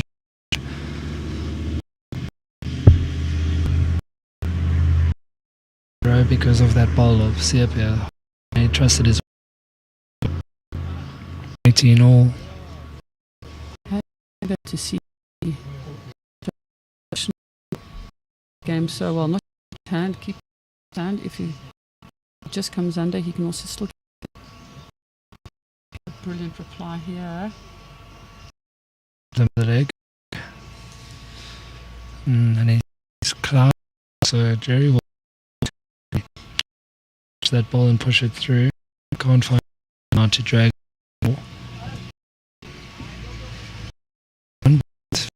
Interesting, because Sepia could play the flop and line and win the game. So in the area. Second.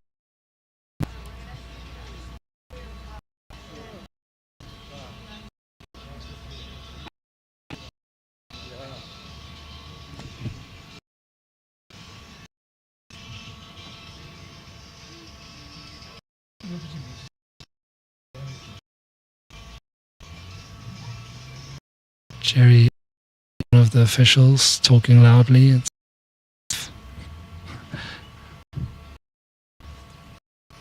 not a trade for the ball. He went too wide. Obviously, did what he wanted to, but that is in before Sepia's ball, so he can't. I think it's very useful when you put it down. Probably. Okay. Euphemism there. I think you'll be like to hear.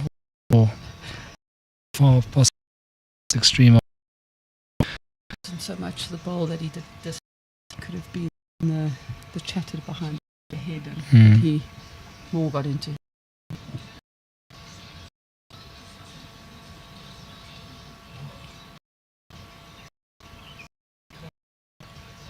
So not only did Mathewson not win that game, and that head when he was holding, lost 2. 24th end, Brad Robinson 1917 up against Josh Turner is drawn in. That could be in.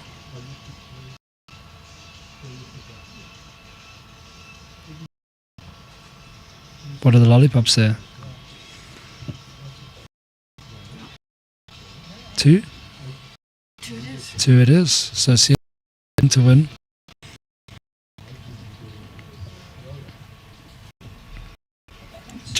Had it the advantage in the early part. Sepia really played some big shots. Now he's got to get one out. Gerry has started so well against Andrew Sterley.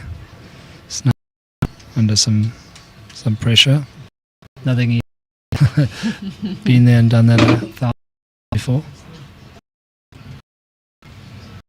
If you want to that Gerry Baker has experience Cancel the ball screen. Yeah, I think good, bad, and ugly. I think he's seen it all.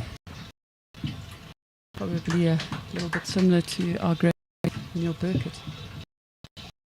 Yeah, and they probably were there on the same green. So,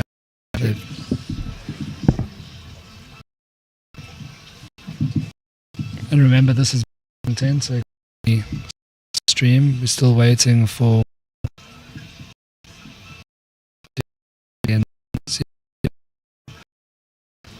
Gerry's just gone through.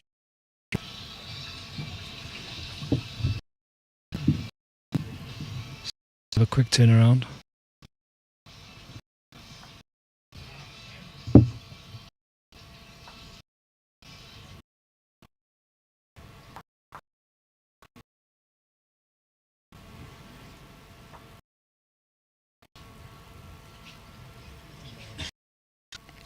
A unique delivery that Sepia has, but he gets it away so he Often watch him decide how you put before. whereas Gerry is just the Text. consummate pro. That delivery hasn't changed. 30. Looking to It's looking like a good weight. and you see his ball was not bad because his second ball that got down to Gerry's ball, because Gerry would be holding if Sepia was on the wide side there or short. So it's a great ball. That's now because from our vantage point it doesn't look good for the if you on that ball.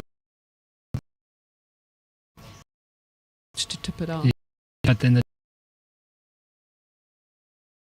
there's a good spot. Yeah, holding just the one, Gerry. You see modern umpiring, marking.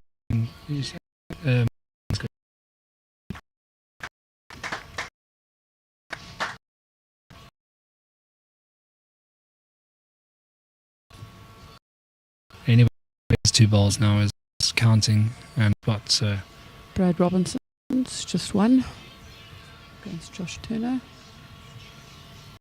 Gerry going to get down.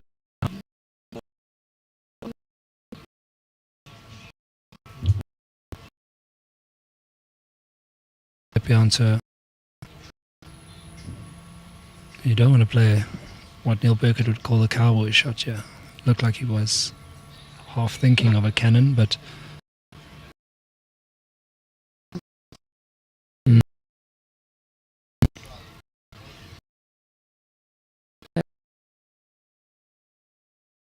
if he finds the ball, like he makes game. Will he get down? No, Gerry's going to have a little squizzy here to see if his front ball's in, but I now pull out, for 3 and win the game. But still, everything's on the tables here. He's having a very close look. I don't think he's going to. He mumbled. I think he's potentially thinking to have a go at CP's ball. Well, not crazy weight, but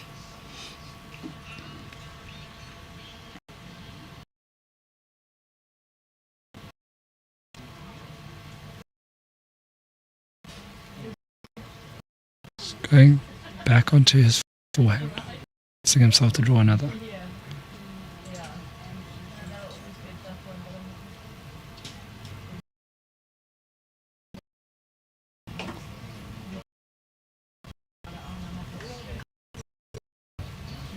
Got to get slow. that is a decent ball. It's decent. No movement on the jack. 20 all. Got a smile there from. There we go, folks. We've done 20 all there. Now let's have another one. I think I must be the Garth and I, and now it's you and me. You are. Yeah, fantastic balls. Gerry's going short. This is Alex Ferguson, the would call it, and this is, I feel like if Ferguson said it becomes, part of the lexicon. Yeah, so it's definitely the GOAT debate between Messi and Ronaldo. Gerry's now considering things. Very good Jack control there. He's having a word with Ship. Taking on Sepia at his own game, because if Sepia does drive it the box, interesting.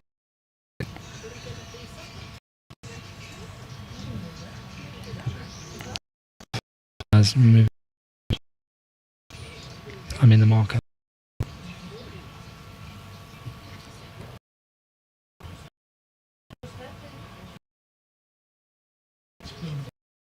Gerry Baker. Look at Gerry Baker. Look at Gerry Baker.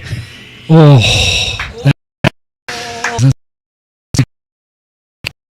Oh, here we go. But see if the advantage, because he has got 4 to, because one of these. Oh, that is. How does that? I'm so unlucky. That was a terrible. I mean, I did maths, but the good.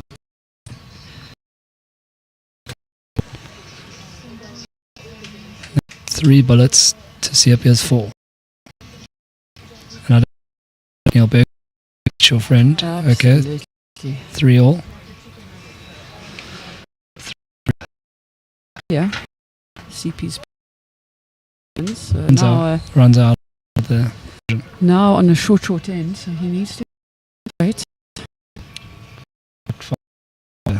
That was running properly.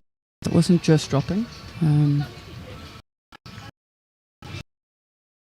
Given loads of to swing and slow. That's going to be in That's also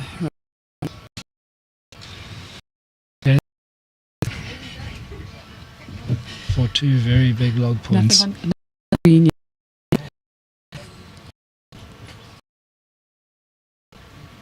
Does Sepia stop? Stalking it.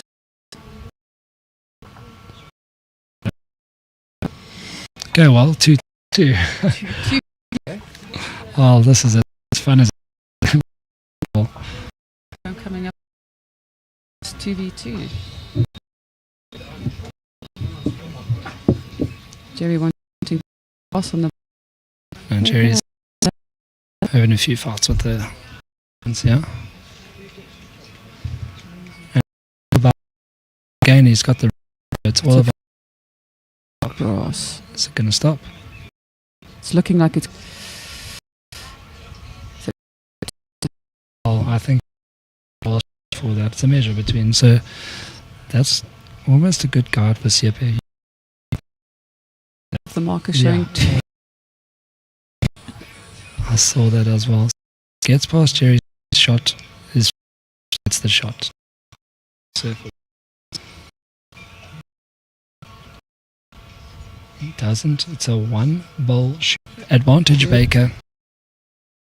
Unbelievable scenes. He was actually there because I mean he knew that if he was going to do the same thing, and Sepia good. Come on. That there's life in the veteran yet. The only difference that is the weight that they were jet with the sort of the weight to stay. Weight to stay. We know back to and maybe that's the sense in it as well. Jack not with the shot ball as it goes a little bit over. Bit clean in the teeth. To his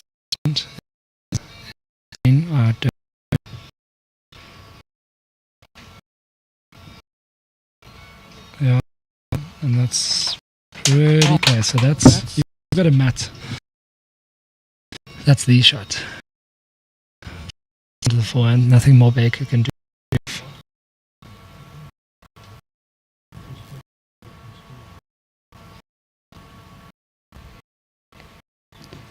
He's going to try and chop and larger as well. Oh. He's not. He's short. You've felt it. Chop and large, but that's Baker.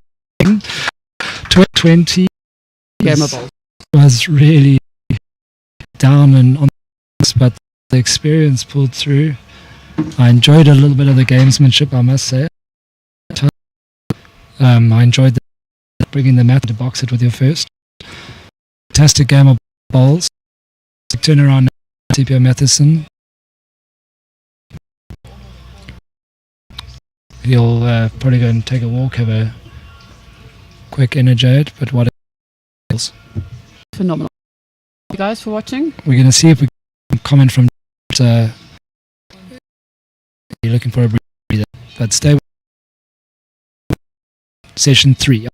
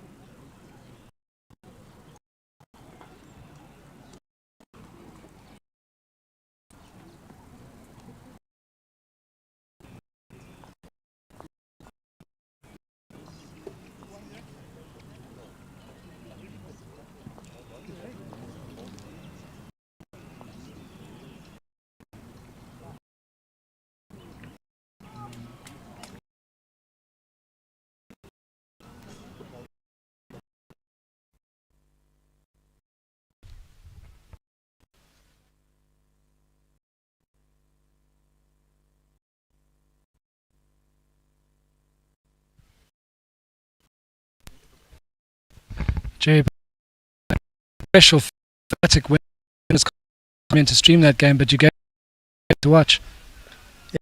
Tight, man. You know, I was comfortable at 13, I don't know, 13, 8 up was 13, and then I was like 7, Red was playing. So they had just like boxed on. Played a couple of attacking shots, you know, when you're looking to get yourself out of trouble, and some of them were a little bit unlucky. How deep did you really have to deep against a guy who you... Yeah, he's a great player and a real rough when I was looking to turn the 3 and I 21, so you're not running out of ends, you're not running out, you just take it easy, and that's what happened. And you know, a couple of 2 and all of a sudden I was back in the game. You talk to us about last ends. You bring them, you try and box.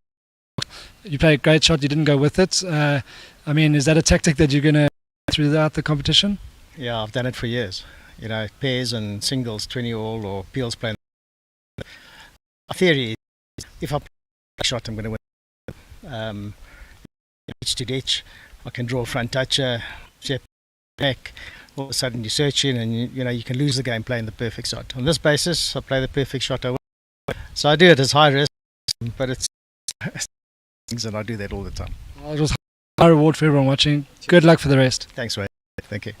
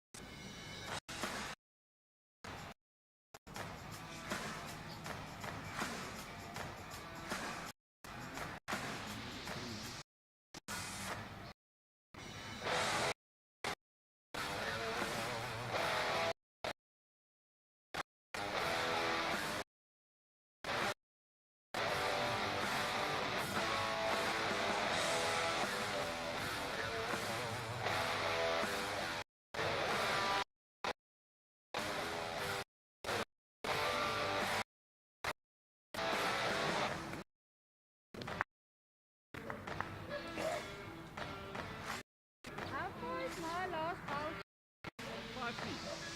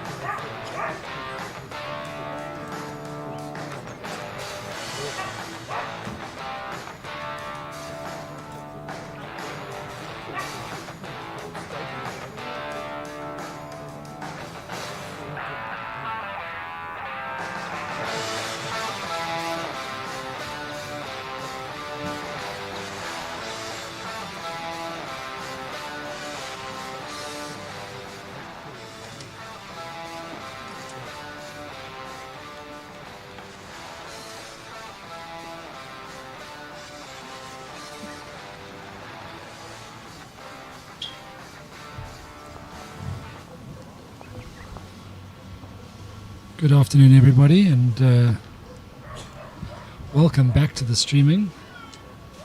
Wingate Park Country Club, beautiful venue. Greens have sped up throughout the day. I reckon they're notching up to about 15 seconds now. Could even go a little bit faster. And we're in for a nice session 3 match here. Sepia Mathewson against Andrew Sterley. Sepia losing 21-20 on the Gerry Baker. And Andrew Sterley looking to get off the mark. So it's going to be interesting. Sepia is also noughts from 2, so the winner.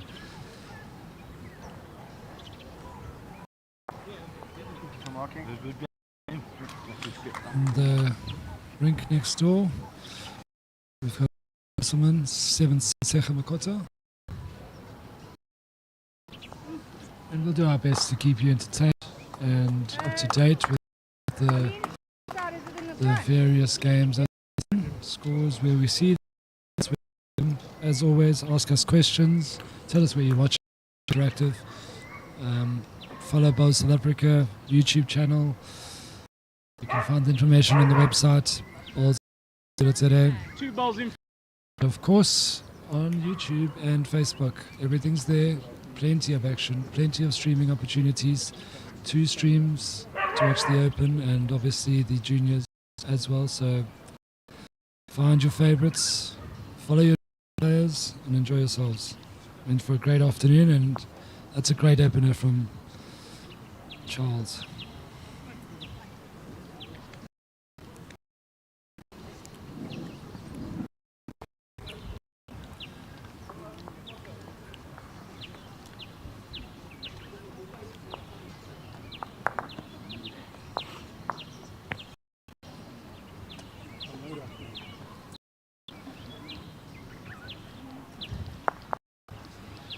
And yeah, let's just give a quick shout out to production crew. Cape Town Talking Heads do a phenomenal job. Sound and whatnot, but we've sorted them all out. Sepia's a very good start. Quick turnaround between his game against Gerry Baker on the rink on C2. He's now on C1. He's playing the backhand well, yeah. Settled down nice. And a big crew that takes care of it. Guys standing in the sun all day to make sure that we get the action replays. Andrew just his ball's not coming back to the centre line. Colleen Pickett is 16-10 up in her game against Gerber. Jackson Rensburg 11-4 up on Desi Rosenblatt. Desi is runner-up.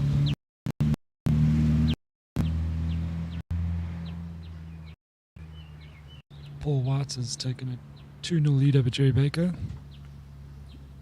And Marizelle Rousseau 5 up against the Uppers.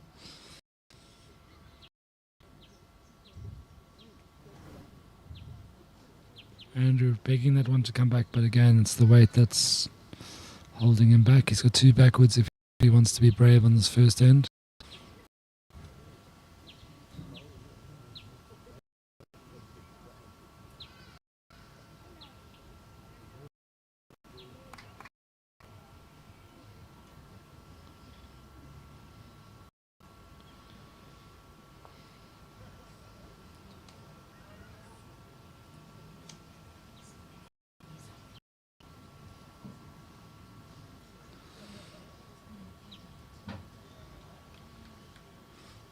Sepia with a great backward there.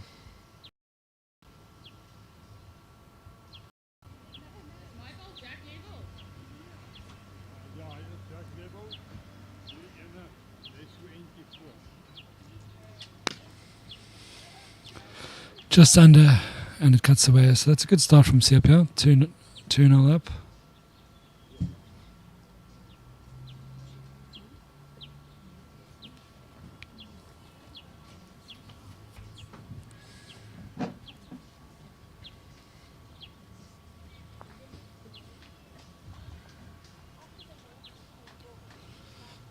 Absolutely fantastic afternoon. Bit of a hush around the crowd as all these games are on the go. Everyone's in the zone, focused. Beautiful facilities here at Wingate Park. They seem to get better every year. Love to know what's in store next time. Obviously, Bridget had a lot of people watching her game, so her scoreboard's in the background.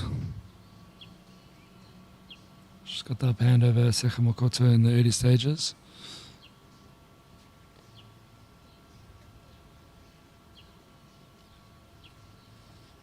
And Colleen Pickett is doing very well in her game. It's a cracking start. Oh, look how that ball is moving all the while. Nearly fell over and might still continue to fall over. Touched. Andrew staring this down. Has he got the weight? It's very close. Oof. It's a very good second shot. Allows him to play with a little bit more freedom.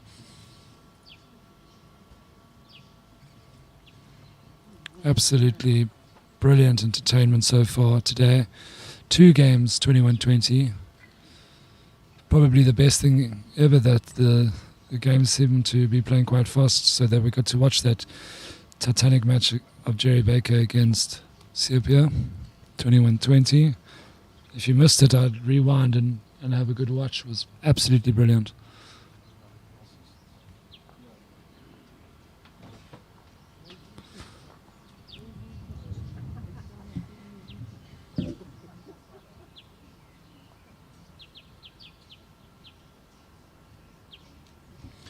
Nan Russ said hello everyone watching from Amsterdam with a little freezing emoji face. So Nan, pity it's so cold there because it's lovely and warm here in Pretoria. But enjoy the streaming action. And again, we must just say full credit to Bowls South Africa's sponsors, Personal Trust and Barton Insurance Brokers. They do so much for Bowls at all levels. But we thank them for their years and years of service. As we watch Serbia, as he's going to pull the whites. That's fantastic. The head wasn't shaping up well for him, and he's changed it completely with getting the good one shot.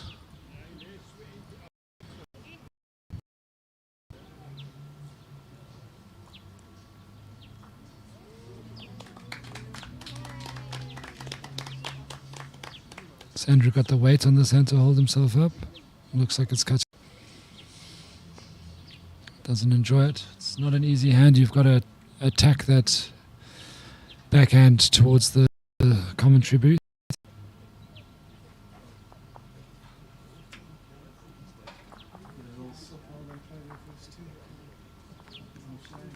Serbia likes this one. He's running after it, clicking the fingers. No, if he had found the white there, it would have been great. But he's a little bit heavy. Leaves himself slightly.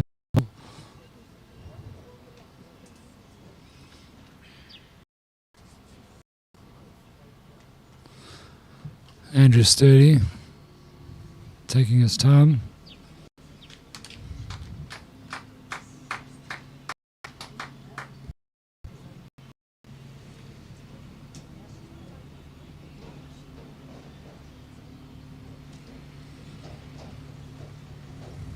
Making his mind up. He's going to have a little attacking shot here. Pick his weight.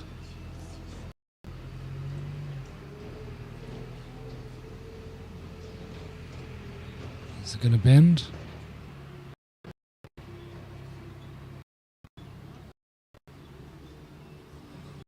Nope, it doesn't bend in time. He just finds the shot ball. Should still be just the one.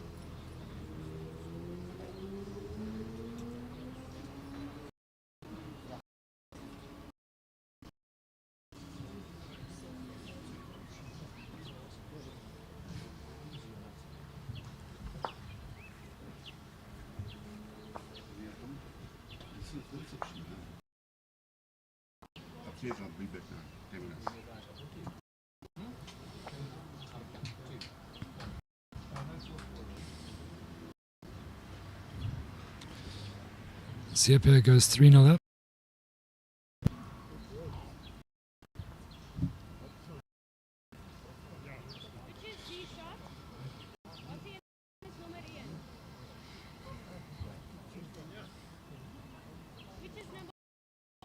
YouTube giving us a update from Devonville, 35 degrees. Devonville represented well, yeah, within Mathewson.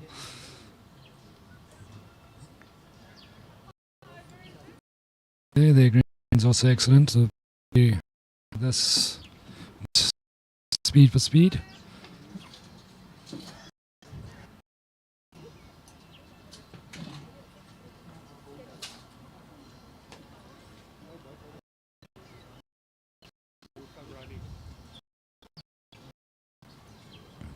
Preferring to down on this backhand, which is a truer hand for the draw. That'll just pull up a fraction short.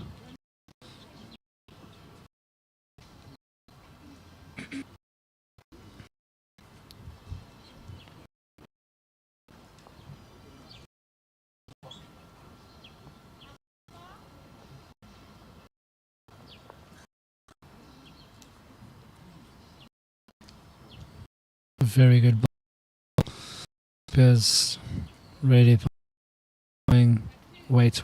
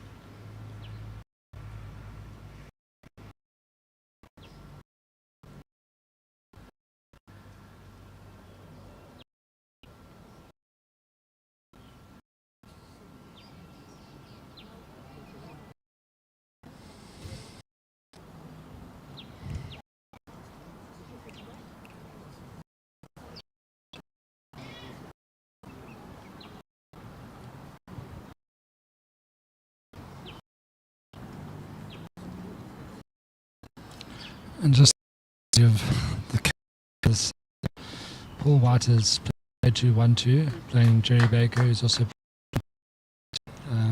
obviously this is the game between Mathewson and Sterley. Now Brad has 2-1-1, Matthews Peary 1-1, Josh Turner's played and Jay played 2-1-1. So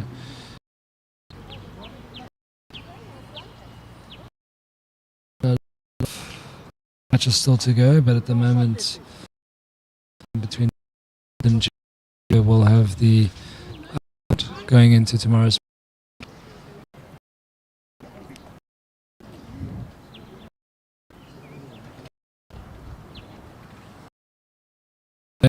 session 3.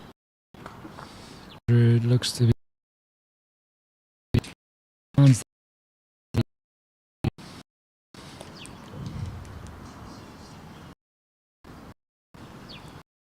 it on camera.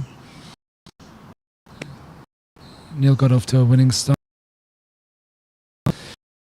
And a little fun fact, Neil Burkett's one winning veteran Masters to playing his last Masters, the Open. On Neil Burkett as keeper, friends along the way will be having a good look to see Neil Burkett. Vets, he got off to a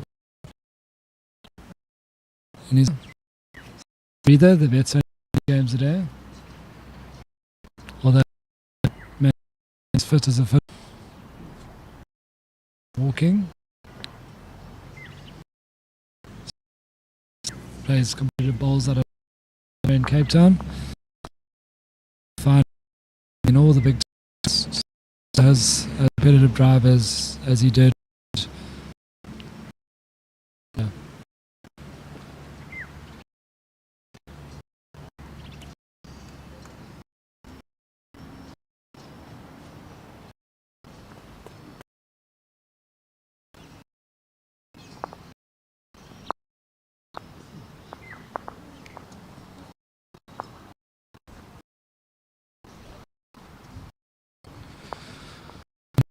cracking start. Just put.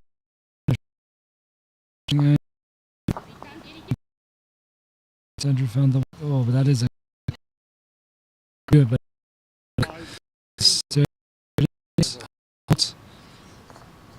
in a good spot. The jack. If the that shot bullet was fine. So excellent. Excellent. Yeah.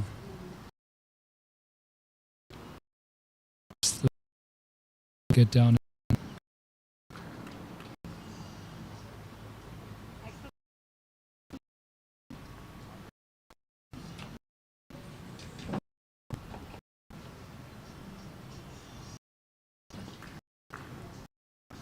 Looks like Jason 7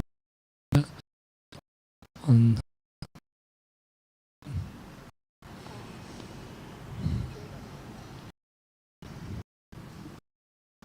Desi Rosenblatt's making a fight back against Jackson Rensburg. That's another good ball. No.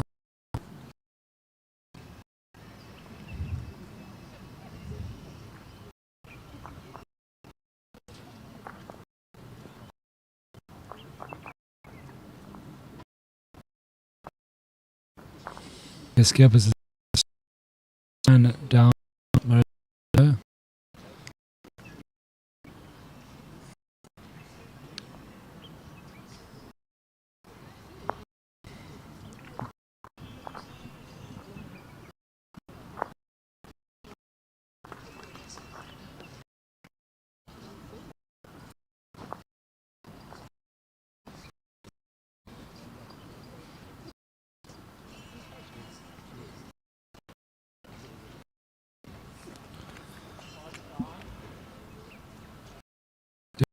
Did he make 3 of it, yeah?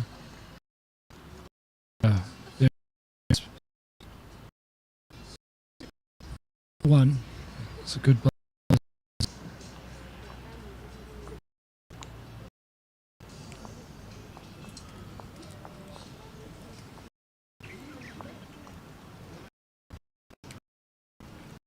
Baker's one.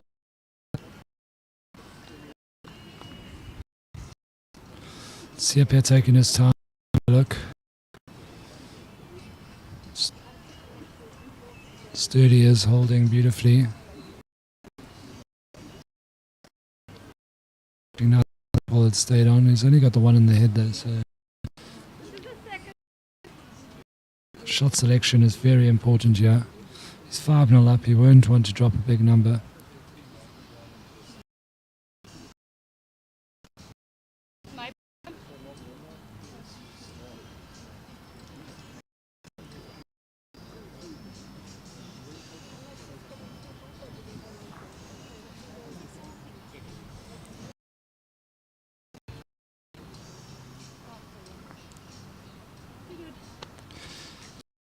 Coming in the YouTube live chat, always great to hear. Keeps it interesting. Back. Probably fearful of taking out his shot. Sterley can now play the forehand if he wants, across the head. Then he'd be if he finds that ball, he can make 4 of it. So a little bit of a tension point in this game.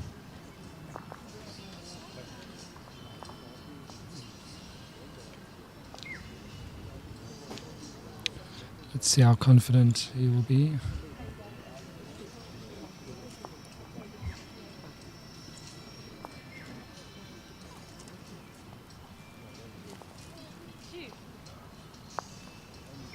Something disturbing Andrew in his delivery. He's just resetting, composing himself.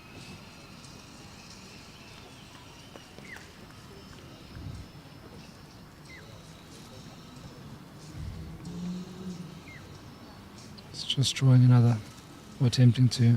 Well, we had the weight for the shot that could have made 4 of it, but takes the one. He's off the mark.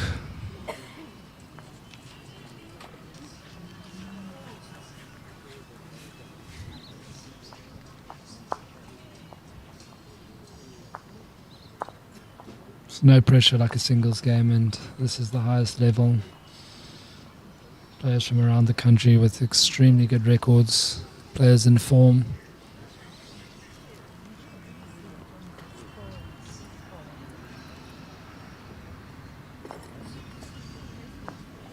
Sterley going. Oh, that jack stays on, almost on the edge. He's playing the longest end he can play.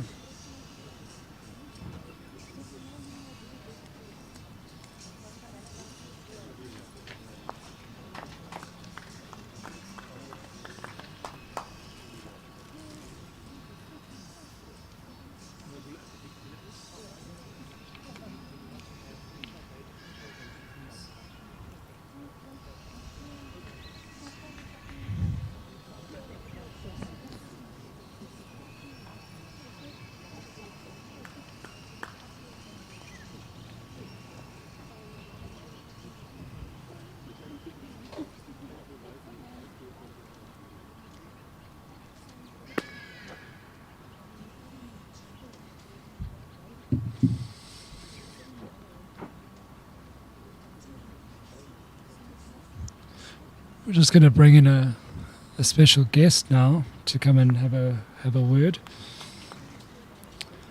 A bowler who needs no introduction because he usually introduces himself ahead of time. One of the competitors this week, and our newest men's Protea cap.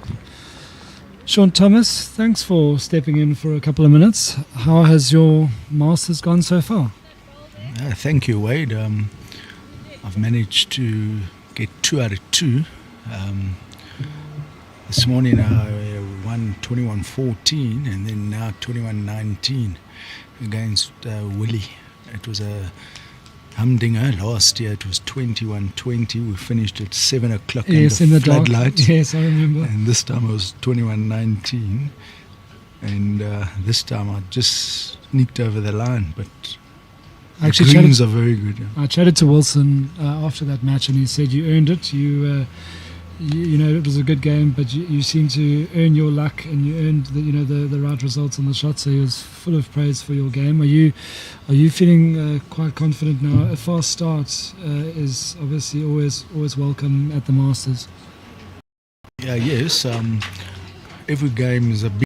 But next up, I'm playing Wayne Roberts, also 2 silver medalists last year, and him and I pairs combo at the African States, and I think, if I'm not mistaken, that Wayne Ritmuller is 2 out of 2. So there's 3 of us in the section, if I'm not mistaken. You guys are. You've set quite nicely for a nice finale this afternoon. It looks like we might have some thunder, hopefully the lightning on the green. Sean, you mentioned the greens, they're running well. Is it a speed that you feel comfortable with? Yes, I would say it's another great I'm shot comfortable. I would say 15 seconds, but when I went to Australia in 2023 for the Champion of Champions, realizing that the greens were so slow, and it's a different ball game there. But the greens are really, to me, they're probably only going to get quicker. Really great shot. Yes. Excellent shot from Silvio. As he likes to do, it looks like he's picked up the one. Sean, I just want to pick your brain a little. Because, you over the years you've built a tremendous record, and obviously singles title into the mix, you opportunity. Do you see yourself now as one of the players in the section to beat, or do you still feel like you've got a bit to prove? Where are you in your bowls career at the moment?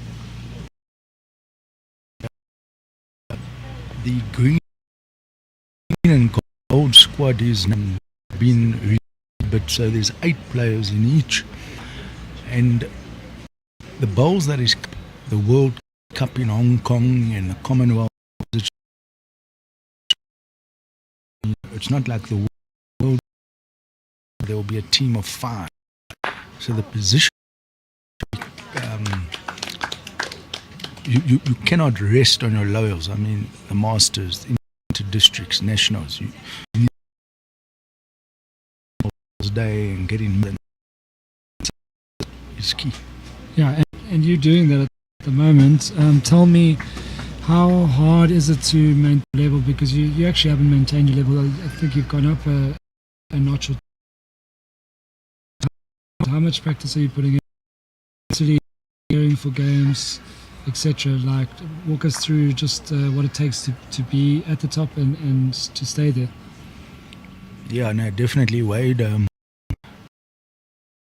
Sometimes in the off-season, there's not many months where it's off, but there's a few months where it's off. Sometimes then you don't even really look at a bowl competitive season, which is months. I would say you're playing almost every weekend. So during the week, you play maybe 3 times a week, and then the other days you go to gym. Especially in like the seasons, if you play 30 ends each in heat, mentally the player that's stronger and 5% difference will result in winning or losing. Yeah, the margins are very tight, so if you can give yourself any competitive edge, you've done well. Talk us through some of the competitors coming up. You've what's next? That's be easy. Yes. You haven't played Wayne Ritmuller. Are those the 2 guys you feel that you need to be there and thereabouts with to medal? Asked me, and I think Nikša won 2. I'm not 100% sure, but he's also in my section. Last year, I managed to sneak a 21-20 against him, and then immediately thereafter played Willie and went 20.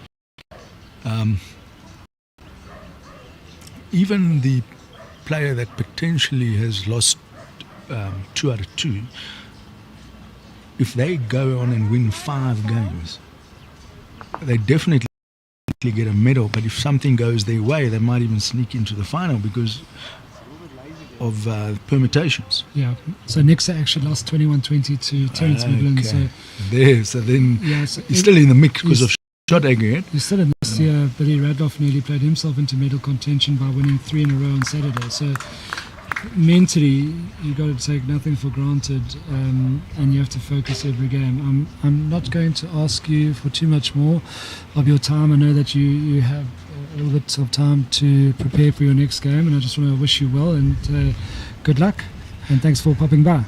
Okay, thank you, Wade. I'm going to watch some good bowls and just relax for a few minutes. Before the war starts again. Enjoy.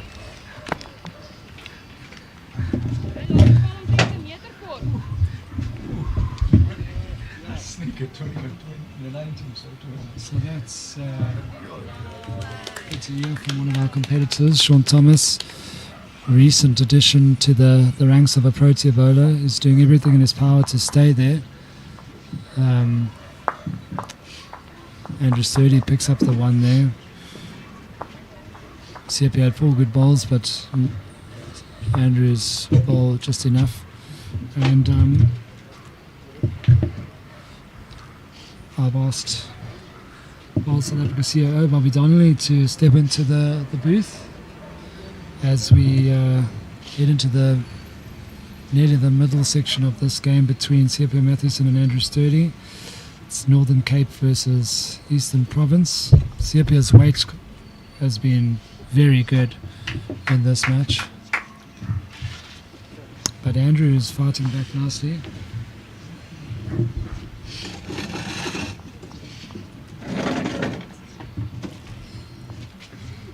Both young players with extremely good deliveries.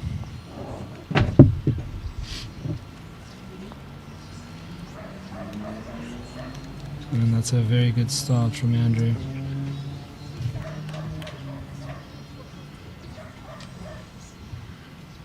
Gerry Baker leading 8-3 against Paul White. Marizelle Rousseau's 14-12 up on Annika Skeepers. Jackson Rensberg is 15-9 up on Desi Rosenblatt. Secha Makoto has got into the lead now against Bridget Herselman as Siapia puts a ball into the ditch with his first one. Good afternoon, Bobby. Good afternoon, Wade. Good afternoon to all the viewers that have tuned in to watch some fantastic bowls here at the Bowl South Africa Masters event. It's extremely hot today. The players are, some of them are into their third game now for the day, and the heat is very, very sapping, and it's a sign of fitness now as well. The fittest will survive. Yeah, well, Andrew said he's turning up the heat. He was 5-0 down, but he's found his weight very well, and he's got this backhand going away from the commentary box very well. You have to be so precise with your weight. That's a cracking ball from Siapia. Well, that was a great adjustment from his first ball. And that is not letting go of the jack. It's all over it. And it is February in the month of love, so that one is all over it. Brilliant.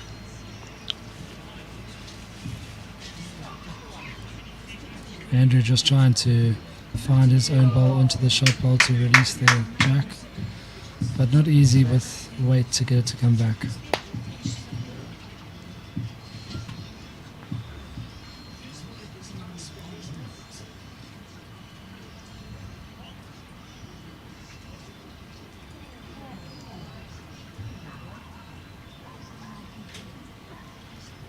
Yeah, these greens are running at a very good speed, probably between 14 and 15 seconds. And you find generally when the coastal players come up to Gauteng, they do tend to battle the first couple of games to get tuned in with the speed of the green. This is not what they would play in week in, week out.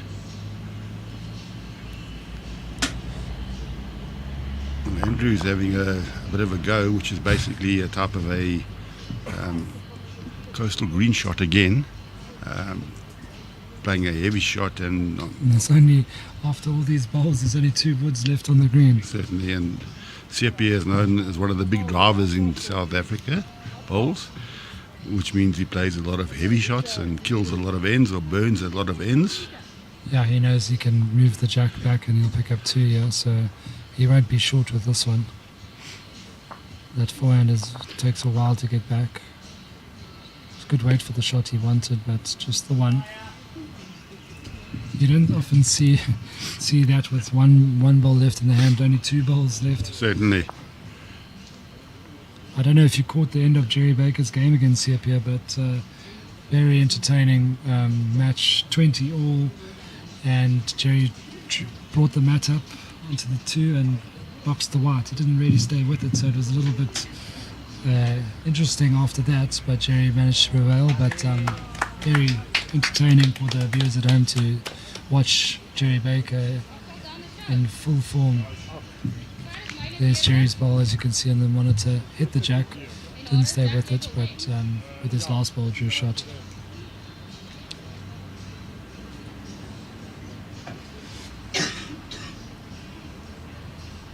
Yeah, Gerry often does that. I've seen him at international level as well, win us 20 all, and he played the same shot in the JBA singles the one year against Robbie Rayfield, the late Robbie Rayfield, 20 all, and Gerry's first ball put it in the ditch, touching the jack, impossible for the opposition, so they just shook hands. Yeah, that's what he said. He said afterwards, if he draws, Siapia would just run it. So, try and play the perfect shot and kill the game. So he nearly got it. He said he was a centimetre out. I suppose at Gerry's level, that's a bad miss for him, but it was very thrilling for the crowd.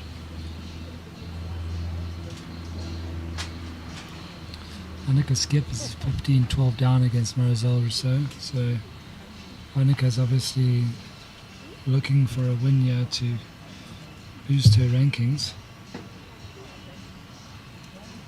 And I suppose a player like Wayne Roberts will be tried to do the same. It's a very big introduction to the Masters, being part of the World Bowls circuit now and qualifying for rankings points. Yes, for the viewers out there that don't know, there are a number of tournaments in South Africa that qualify you for World Bowl Series ranking points, including the Nationals, South African Masters, as well as international tournaments like the African States. It's a wonderful addition and it gives people, playing in the Masters even more incentive. Annika was there and thereabouts, and nearing the top 10. Wayne Roberts is obviously looking to keep his spot inside the top 10. So, they probably don't put the cart before the horse, but it is a lovely addition. Certainly, and Wayne Roberts accumulated a lot of points in the last 2 years at the African States. He's the current champion of the African States tournament. He won gold last year, and the year prior to that as well, he won gold in the singles. So it's a lot of points that he accumulated to go with his national singles last year winner. So hence he's ranked number 4 in the world at the moment.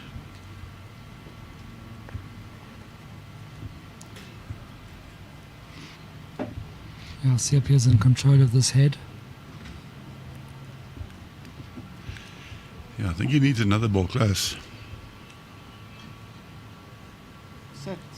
Just not the weight. Well, at least it's another ball close, because there was the shot for Andrew to run Sepia's ball out for 4. It's not going to be an option anymore. I think the best shot will be just to try and maybe draw the shot and chip away. It's only been 9 shots scored in 7 ends, so the game is very tight. You don't want to flick the jack as you go past and drop a 3. Yeah, he's chasing this one. I think he likes it. Is it going to get down? It is getting down. Is it going to get there, though? It's coming up short. Well, that's definitely second. So yeah, he chased it, but just coming up short, which is obviously with the green speed. It starts playing in your mind, you can't be heavy, as he would have just missed that ball on the wide side before it started coming down. So you have to be so accurate. It's a proper test of skills when the green starts to run, 15 seconds.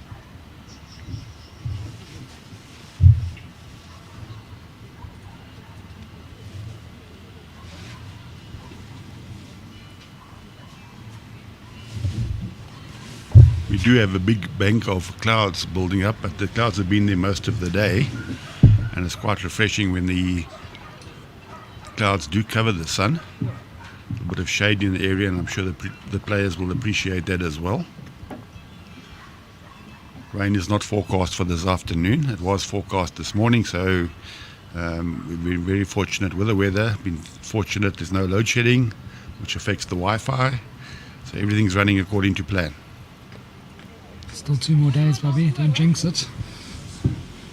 But just giving you an update on other scores on the screen.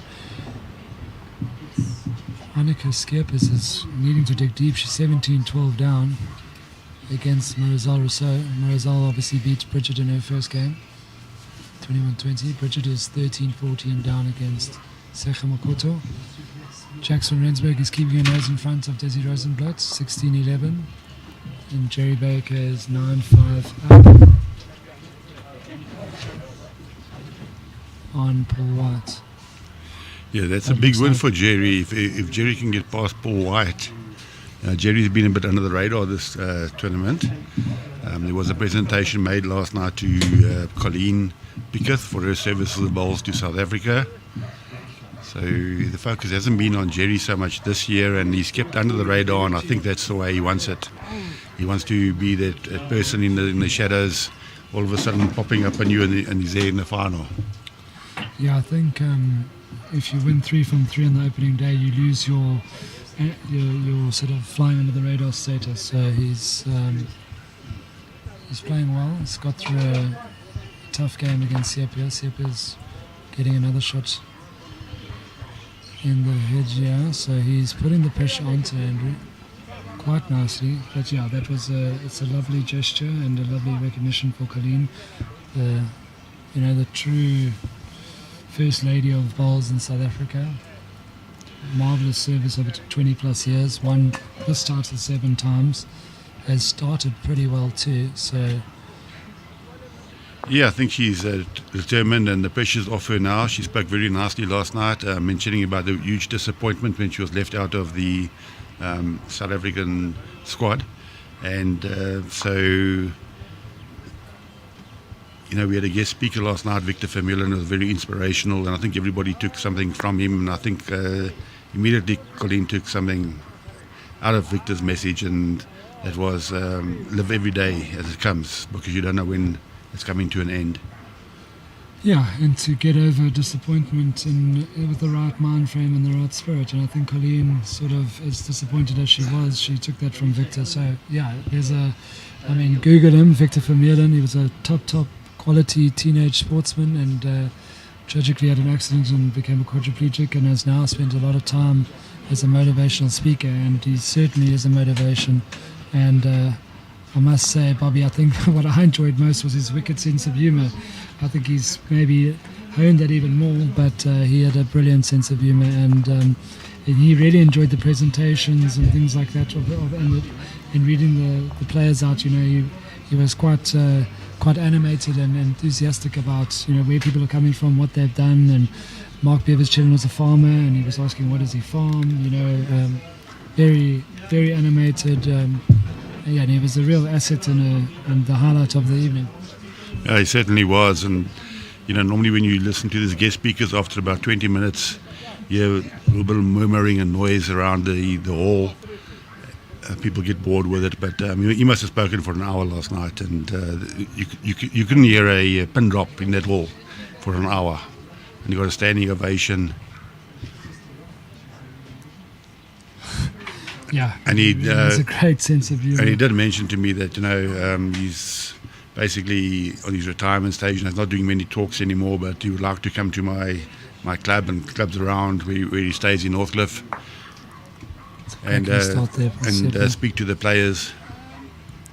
Yeah, I think particularly with the rise of junior bowls, Bobby, it's a very good message. I know our junior bowlers, particularly these ones at the Masters, they play the game in the right spirit. But, his message of teamwork and doing things together, between him, his mom and his helper, Elias, it's a real team effort to make things happen. And, he was just a brilliant speaker, and he was tremendous respect for his talk. I don't know what you're going to do next year. You went from Skulk Poseidon, the comedian, to a quadriplegic telling us to live life to the full each day. I don't know, perhaps you'll do next talk from the top of Kilimanjaro or something, stream you in, because it was certainly a change from last year. Yeah, it certainly was, and I think it went down very well this year. It was he actually spoke to all groups, all age groups. There were 16-year-old girls there last night, and there were 75-year-old ladies playing in the veterans. So there was a wide age group that he was speaking to, and I think everybody went home with some thought in their heart, which he touched. Yeah, there's a book, The Victor Within, that he has authored, and the next thing I'd like to just bring up quickly, you mentioned it last night, but there's a very special birthday in the Bowl South Africa fraternity today. Dr. Charles Lowe turns 100, and if anyone from the Port Alfred Kawi border EP region will know what an absolute legend he is. Those Kawi greens have been well known for their standard over the years. And Dr. Lowe, congratulations on your milestone centenary, and happy birthday. We hope you're having a great day. Perhaps he's even watching the live streaming. Well, I hope so, Doc. If you are there, happy birthday for today. We read a short message out last night as well at the opening function about Doc.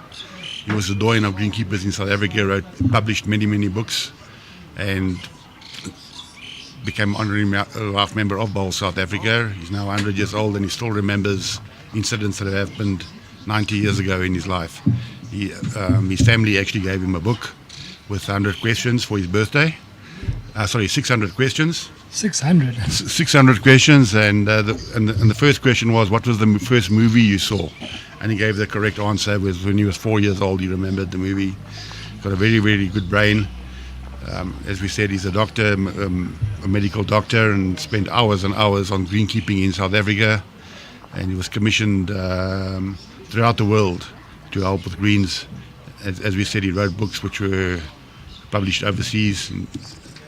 So, Doc, I know you're having a function, a birthday function on Wednesday at the Cowie Sports with you and your close family, and hopefully that you have a good lunch. I know that Eastern Province and Border presented you with a plaque last Sunday at their practice game. So, happy birthday, Doc. Yeah, he deserves all the well wishes and all the recognition for his service to the game. A true specialist when it comes to the art of greenkeeping. I mean, that's probably the hottest topic around, even more controversial than selections. You know, everyone likes to moan about greens, but Doc certainly did a tremendous work, laid great foundations for the future with his book, which was published when he was 88. Yes, it took him 8 years to write it. I think it was 468 pages, A4 pages.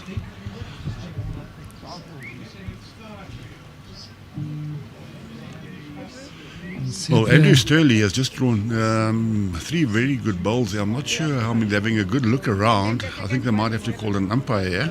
Well, he's also lost his opponent. I think Sepia's gone off to the bathroom, so... Yeah, talking about opponents, somebody walked past here earlier on and said, you know where Neil Burkett is? He's gone missing. They're looking for him down on the E-green he's supposed to be playing. I don't know where he is, but there's a good chance he might be in the pub placing a bet on a horse somewhere. That's a rumour, Bobby. I've never seen him place a bet on a horse myself. Only on a winner, that's all he places bets So on. Neil, if you are watching this live stream, please get down to the E-green. He's supposed to be playing. I think I saw him having lunch at a point, so... You know, he was only due to play the second and the fourth session, so obviously the bets have sped up things down there. I took a stroll down there, and the quality of bowls on that green is just tremendous. For some very, very close games, but the standard is very high. Guys like Robbie Pickett, Francois Kuhn, Gianni Gatti, Tian Strazer, some of the newer guys on the scene, James Evertser in his first game, first time in the Vets Masters, you know, the quality is just tremendous. And those guys are very competitive as well. You know, they might be over 60, but the competitiveness that they show, and they're eager to do well. It's basically a tournament within a tournament for them. There's a lot of banter and camaraderie amongst the senior bowlers as well in South Africa. They take the mickey out of each other as well every now and then.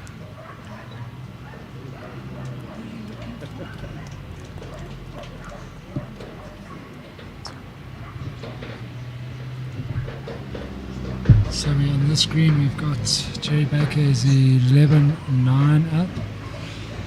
Yeah, Paul White has pulled back a little bit now. He was 11-2 down. And we all know what Paul White can do on the green. If anybody had watched that semi-final of the national singles last year, we produced an absolute brilliant display, unbeatable display at Betterview Bowling Club. We demolished Sean Thomas. And Sean didn't bowl badly in that match either. Certainly not, and I think he was 14-0 up on Sean, and he didn't give Sean... basically, Sean never saw the jack. In the game next door, Marizelle Rousseau is 20-13 up on Annika Skeppers, so that would be something of an upset given Annika's singles record over the last few years. Certainly. And Daisy Rosenblatt has also roared back into contention against Jackson Rensburg, 16-15. So this green is at the moment producing a few matches worth coming down for. I'd give permission at 2:30 to bunk work for the rest of the afternoon and get down to Wingate Park and enjoy the rest of session 3 and session 4.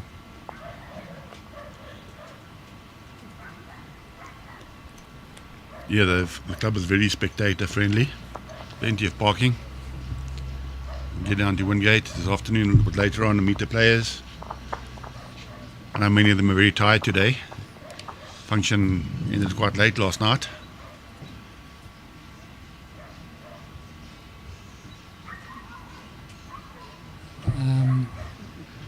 Annika Skeppers has picked up 2, 2015 after 19 ends. Andrew Sterley determined to go long.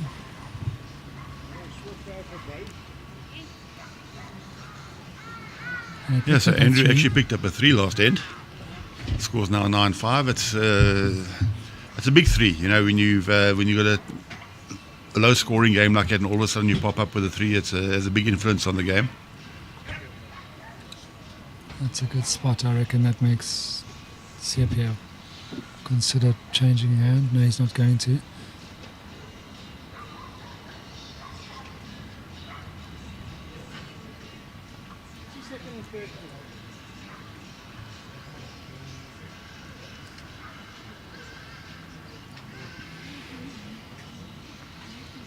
See, it's that ball is just on the drawing line there.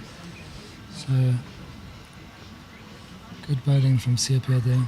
I mean from Andrew there, just to set this head up correctly. You know, it's 9-2 down, he picks up a 3, he picks up another 2 here, and suddenly he's the only advantage from Sepia disappears.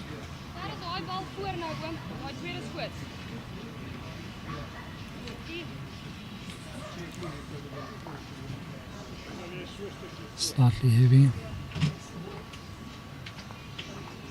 Next to us, we've got quite an exciting game as well. We've got Secha Mokoto from Clarkstorp, or Clarkstorp as they called it up there, from the northwest, having a tight tussle against young Bridget Herselman, who's a Protea. And Protea colours she was awarded 2 years ago. And then she had a baby, so she took a year off. But she's back with a vengeance. Marizelle has just drawn a front toucher, so that could be the game there. It's an excellent performance regardless. Andrew has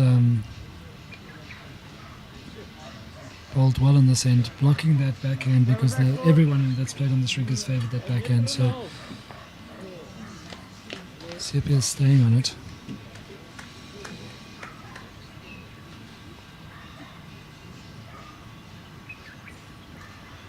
Yeah, we must remember they are playing on an end rink.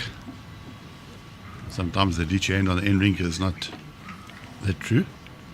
Yeah, the ditch hand just, oh, this is a cracking ball. It's just enough.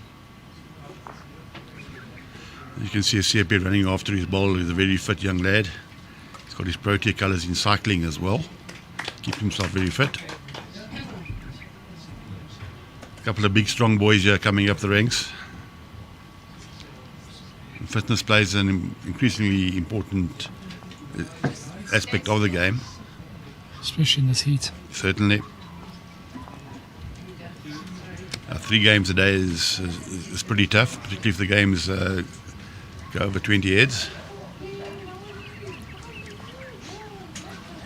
It's going to be close. Annika Skep is just taking her time. She's 2 down. She has managed to spring the white off the bowl of Marizelle's front bowl, so she's walked right back off, and she's actually having a word with her coach. Her husband, Morne Skeppers, she's walked right down and is having a word with her coach. So, using up all the time that she needs.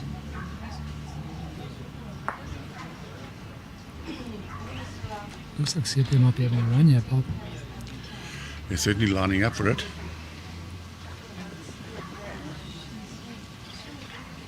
Oh, what a great shot there. Unfortunately, he got the jack he's as got well. His back ball. Well, he actually got a toucher. His toucher went into the ditch. Yeah, but that's a very fortunate result.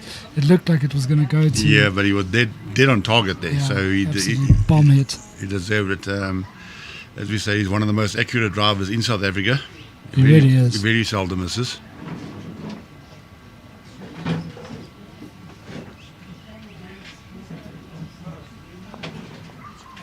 And he had his ball out there that was heavy and narrow, and he got the shot. That was a very good shot. Probably a big shot in the context of the game. Instead of going 9-7, now he's 11-5 up. Sorry, he got a 1, so it's 10-5. And Annika has missed, and that means Marizelle Rousseau wins that game. So there's a big game, big result in that section. Yeah, it's nice to see the sportsmanship after the game. Both girls gave each other a big hug, and both of them are smiling. And we mentioned that earlier. I had a spell down with the juniors now, commentating on one of their games there. And what impressed me is the excellent sportsmanship that the juniors produce on the green. They give each other high fives. There's no bad feelings between the players on the green, and they just enjoy themselves. And when they win, they're happy. If they lose, they don't take it too much to heart. And I think it's the product of our junior tournaments that we do have in South Africa, the under 15s, under 18s, and under 25.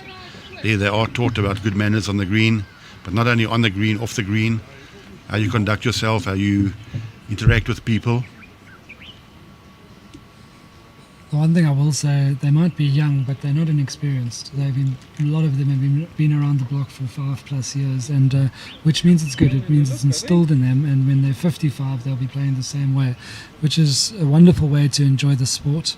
If your opponent bowls a good bowl, there's nothing you can do about it. You applaud him and you say well done, and it's really something that's taken over bowls generally. Is the game is played in a far better spirit between opponents. Sure, there's sometimes games are a bit tense and a bit tight, but for the majority it seems like there's a very good spirit.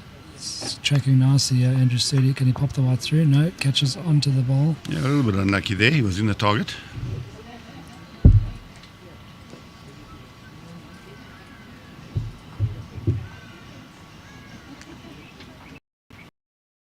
And it's amazing, both players are going ditch to ditch, both playing long heads.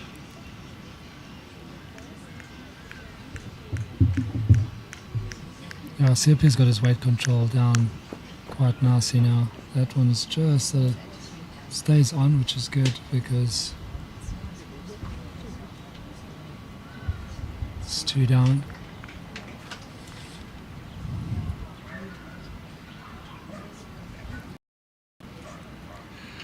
Well, Paul White is now pulled up to 11-10 against Gerry Baker. Gerry can't seem to get off the 11, but he is at the moment. Holding the one by the skin of his teeth down there, and Jackson, Daisy's just picked up a 3, so that 19. So Jax van Rensburg was in control of that. There's now 2 shots from losing it, so Daisy has pulled back quite well in that game.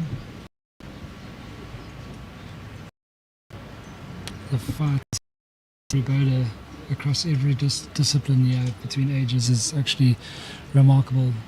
Doesn't matter what your opponent on, you just they try to pick up and stay in the game, and Daisy's done that very well. She's just lost the jack there though. Well, I think Gerry actually sold the shot with his last bowl. It's now 11 all. 11 all after 15 ends.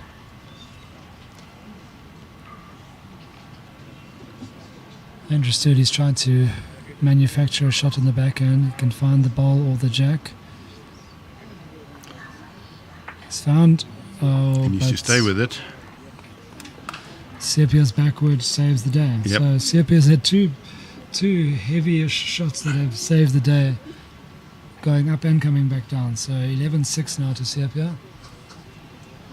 Yeah, it's amazing, this game of bowls. When you're up in the game, those shots seem to go for you. When you're down in the game, they seem to go against you. Maybe it's a case of chasing the game a little bit.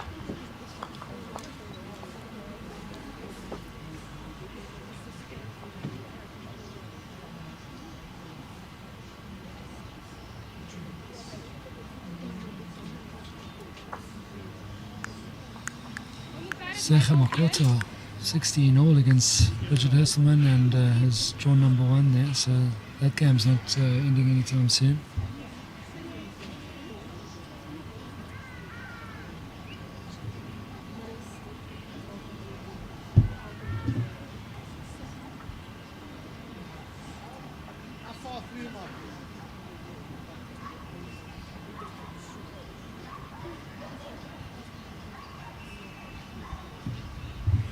That's a great opener from Siepia.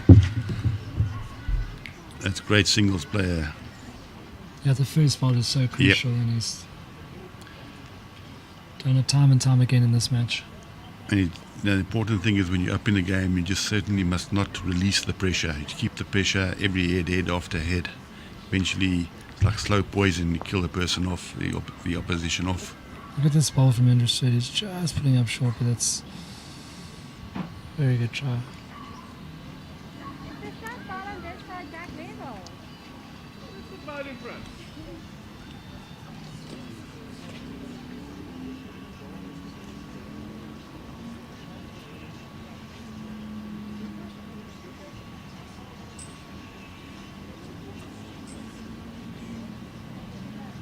Another good ball from Siepia. Decision time for Andrew. Does he stay on that hand?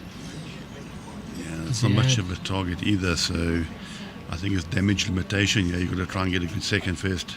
He's playing beforehand. Well,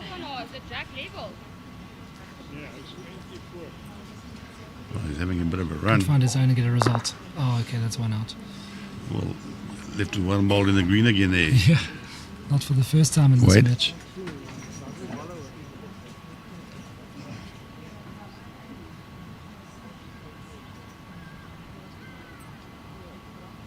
See, Bobby, I think like the youngsters think there.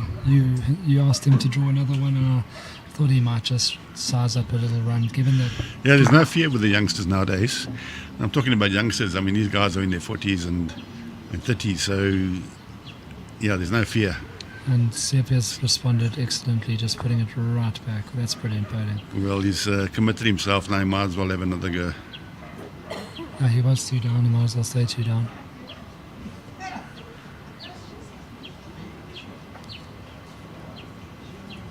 I think he's on the white side. Yep. So now he's going to be under huge pressure with his last ball to try and save. Whereas if he'd drawn with his second ball, he possibly could have had a good second. Unfortunately, Siepia ball is a toucher. So that is one ball that will count if he hits it. I'm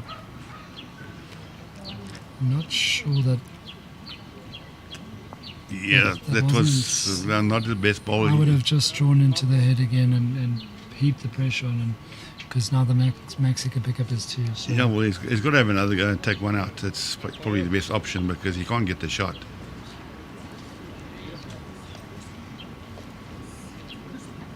It's closer. Got the one. Oh. So and one ball on the green again. And it was the first ball, and it was the only one ball on the green. So can only get one shot if there's only one ball on the green. That's what I was thinking with Siepia's last ball. Maybe he should have put it halfway up the green. It would have been a shot anyway. Anguish in Andrew Sturley's face there as he misses the main prize. Took one out there, only dropping the one. It's not the end of the world, considering that ball was a front toucher. They're just taking their time delivering all the woods back onto the green. 7 of 8 were in the ditch or on the bank. Well, Desi Rosenblatt has now taken a 19-17 lead against Jax van Rensburg. Those two girls will know each other very well. They toured Hong Kong and played in the Hong Kong Classic 2 years ago. Apparently they got on very well there and they caused a little bit of havoc there. They were enduring to the crowd. The crowd loved them. The people in Hong Kong loved them. And we received a letter from Hong Kong complimenting them on their wonderful sense of humour and the way they played the game. 2 assets. Jax has done very well with her young bowlers in JBA and leading them and that kind of thing, and winning the national title with them. And Desi's been around for quite some time and is a real popular character coming out of the woods and in PE, and I'm sure that the Woods bowlers are tuning in whenever Desi's around to see how she does. But teaming up is a huge combination. 2 big personalities, 2 great bowlers. No wonder they did so well and brought back a medal and brought back all the compliments. Big assets to South African bowls.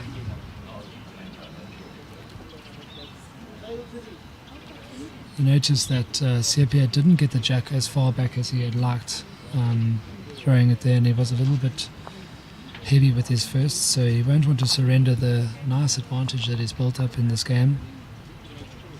For the most part, he's been in control, especially when you have your opponent having 3 drives in a singles game. You know that you are a little bit ahead.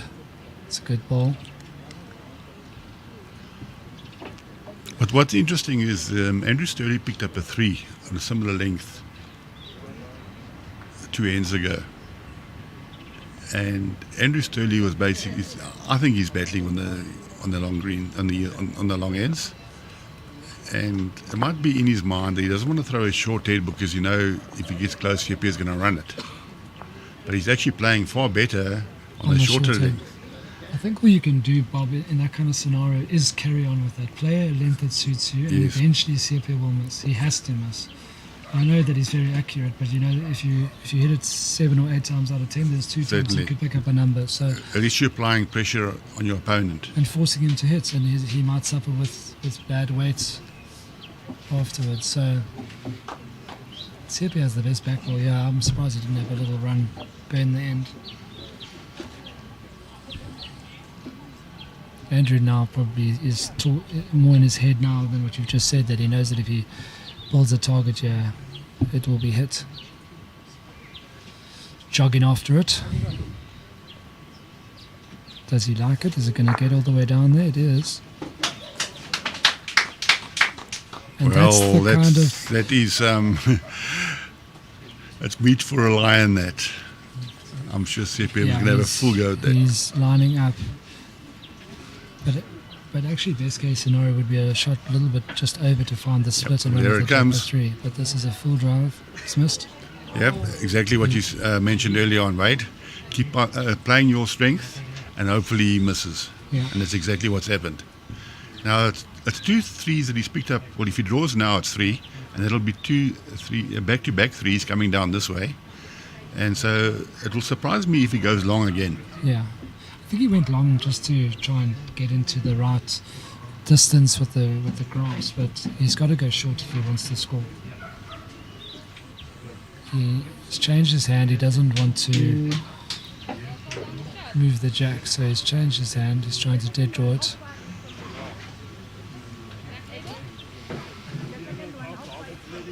Yeah, you can't really blame him there. He knows he's got 2. And any movement on the white would be bad, but check the weight, it was absolutely spot on. Yeah, so that's 2 to Andrew. Now 12-7 after 15 ends. Gerry Baker is 13-11 down after 17 ends against Paul White. And it looks like Jax is clawing her way back. She's 19-17 down, but it looks like she might be holding. So those 2 teammates are going toe-to-toe. Secha Mokoto is holding shot, and she's 18-16 up against Bridget Herselman. They're playing the 20th end. While Andrew's clearly not listening to us, he's sticking on the long stuff.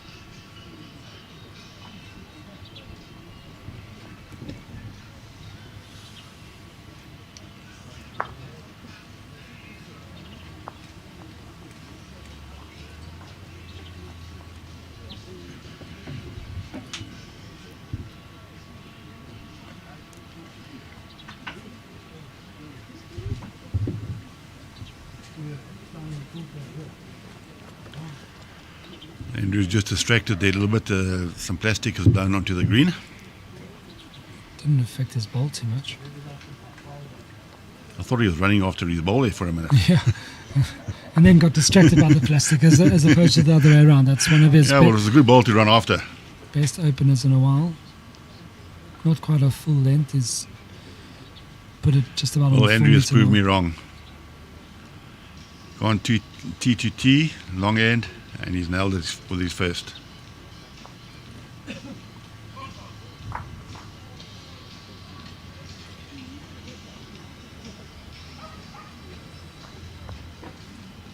Yeah, it's just 1 meter off the tee there, and it certainly helps.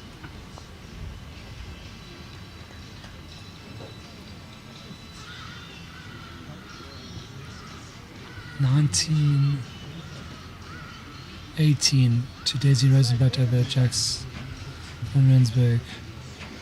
Yeah, the game is certainly going down to the wire.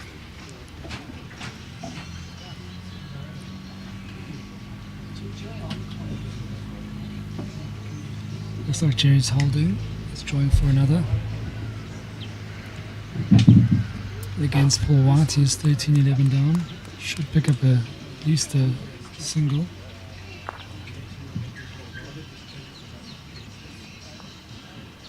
Yeah, when you look at their heads aren't that very tight. It might be the rink they're both battling with.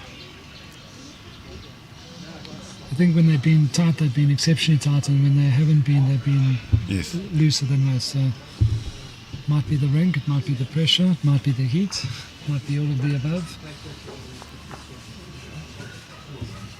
Andrew Sterley is holding 3 here. For the first time, he's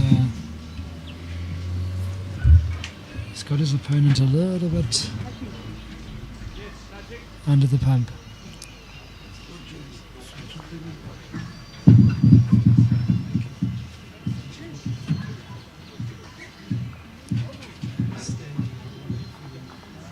It's an excellent second shot. Changes the whole dynamic of the head.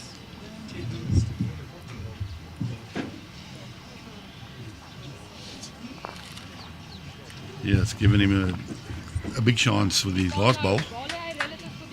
Play a big shot. Andrew's onto the forehand.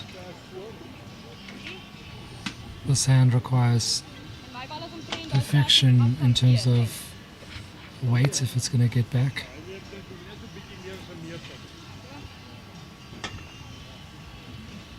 It's a bit short, doesn't get back. Siepia has the 2 best backs and is down 1. He won't drive, but this could be a shot, a weighted shot, chop and lie, because any movement on the jack there would be good for him. It'd be very unfortunate to take his own ball out on the backhand, so if he can get a piece of Andrew's ball onto the jack and his ball follows through onto the jack, he could make 3. Yep. He's not short. Is it going to hold? Looks like it will as it starts. Well, if he gets his ball square, he's played a great shot. He's got Andrew's ball. That's a A ripper. great ball. That's a ripper, folks. Absolute great ball there by. Played it with really good weight.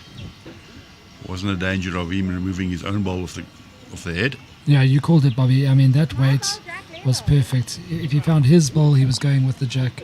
But first prize was Sterley's ball. He's done that. He's picked up 2.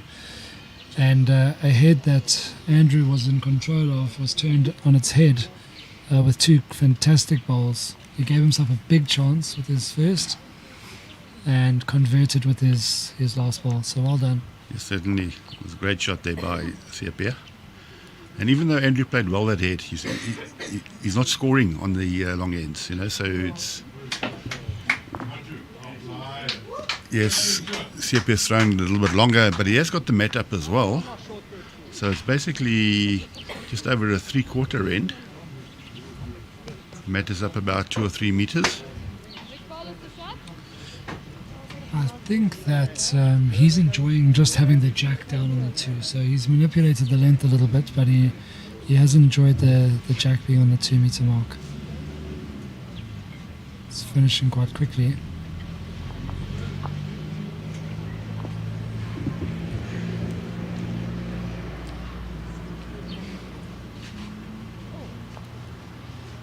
So Jax van Rensburg has played a very big bowl there to hold a couple, but Daisy does have the last ball. As Andrew finishes very well here. I think Andrew's getting better as this game's gone on. He's found the weight. Your margins in this, if you're a mat over, you're in trouble because the lines are quite definite. So not a lot of room for error, and he's found his weight perfectly.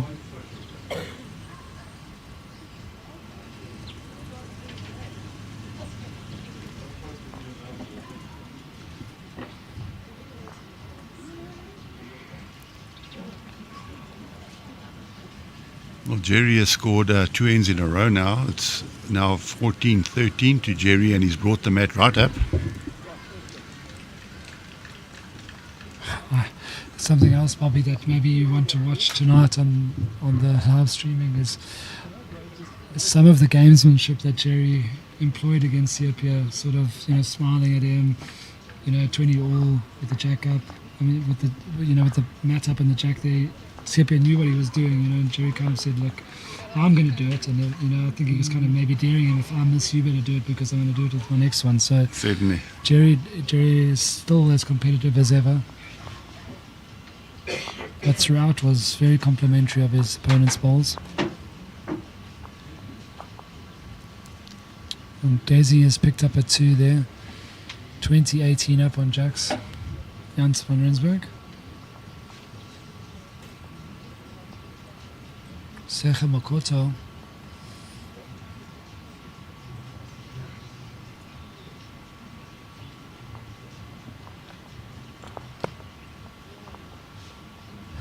Is 20-16 up on Bridget Herselman. Just with the quick finish in the afternoon, the bowlers are struggling to get that front toucher.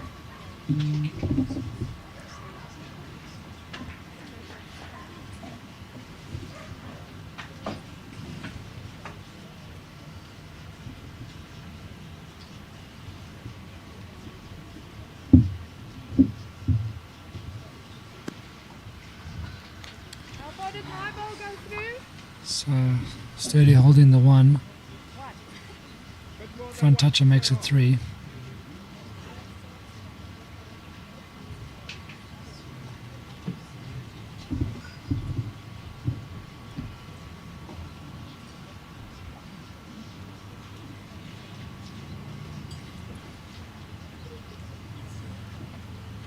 It's a real hush around Wingate Park as all the spectators are glued to the matches they're watching. It's all quite quiet, a lot of focus. Yes, a big crowd building up here this afternoon.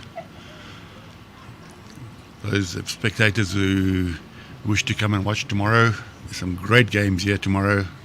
Tomorrow's moving day. And get you nice and early, get your seat. Sterley's got another one there. We do start at 8:30 in the morning, so from 8:30 you can have a full day of bowls, no charge. Yeah, it's full value entertainment if you're down and you can watch this action close up. 3 to Andrew Sterley. So that's quite a big move in this game, reduces the gap, 14-10 now. And he'll go T to T.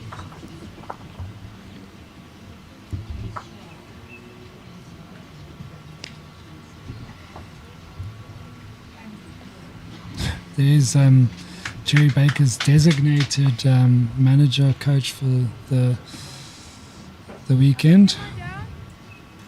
Is there Jaggers? That's Raggers, yeah. And to the left of the screen, obviously you've got Ritmuller on the right, Haley Erasmus. And then you've got Coach, who's down as, I think, a second coach to Gerry Baker. So Gerry's maybe giving his age away, needing two coaches for the weekend, but they've all been signed in and official, and Raggers is just taking his notes, and I believe they've got a post-match team debrief after the day's play. Raggers just pointing out a few technical flaws in Gerry's game. I know all the Constantia bowlers are enjoying every glimpse they get of Raggers out here.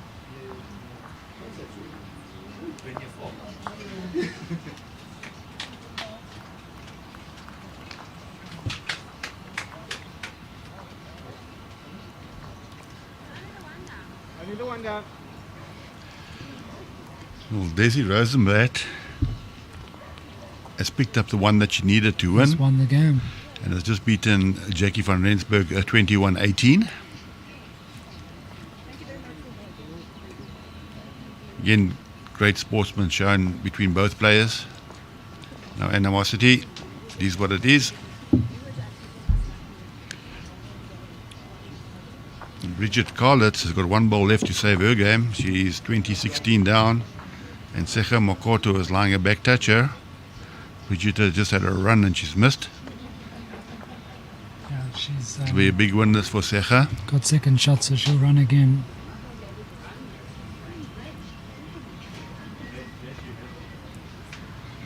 Sepia gets around, holding 2. It's a very good comeback here after dropping the 3 on the previous end. Just sticking to his guns. 7 to go to the magic number. Gerry Baker and his coaching staff are 15-13 up after 20 ends against Paul White. Paul White must be one of the bowlers pushing extremely hard for higher honours over the course of the past few years, with a runner-up after his title, defending his title in the open singles. He's a absolutely lethal drawer. Seems to play well on all services. Very composed, very quiet guy. Yes, he won the national singles in Durban in 2023. And then up in Joburg, he was runner-up in the national singles. So I think that's what the selectors are looking for, is consistency. Build up a 2 or 3 year record consistently. Don't forget Paul White, when he won, he beat Gerry, Jason Evans and Nick Rusling. He beat 3 Springboks to the title, which goes to show that he really can mix it with the best, and he's just drawn an absolute bomb there. Looks like he's holding 2, so he might be levelling things up. Yep. He's changed his game. He is a player that can have a big drive as well when he wants to, but it seems like he's really looking to draw himself out of trouble these days more than anything, and it's proven. Well, Gerry's at a run and he's taken all of Paul White's balls off the green to hole 3. And Raggers is ecstatic with that one, and why not? He's had an absolute bomb drive there from 2 down, and Paul White's got the last ball, but he's 3 down. So absolute bomb drive from Gerry Baker. So Gerry took Paul White's 2 bowls off the green, and his 3rd shot, which was quite close as well, he clipped that one out into the side rink. So Gerry's holding 3 about a metre away. Paul White has got his last bowl to try and save this head. I think he will. He's got quite a lot of room for Paul. Just another great draw there from Paul White. So he's just drawn the shot. So his score's now 15-14 to Gerry. He may not have drawn the shot. It pulled up quite quickly. They're having a look. Sepia may have done enough to get 3 back. So Paul White did get the shot. Yeah, it's a bit of a loose end here from Andrew.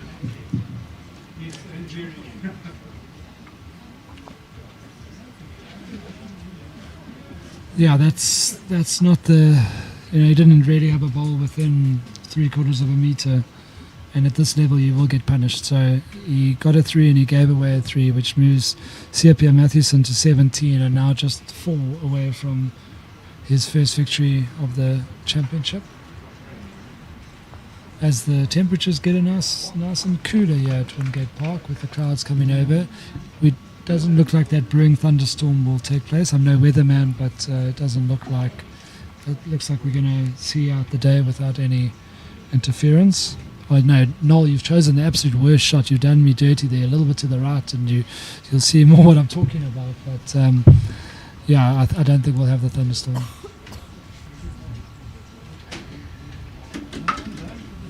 Interesting, Sepia going short and starting well. Very good. Great opener there from Sepia. Andrew Sterley's under huge pressure now. He knows one head, and Sepia can win the game. He can pick up a 4. Important to get the first ball close. So he's running a little bit.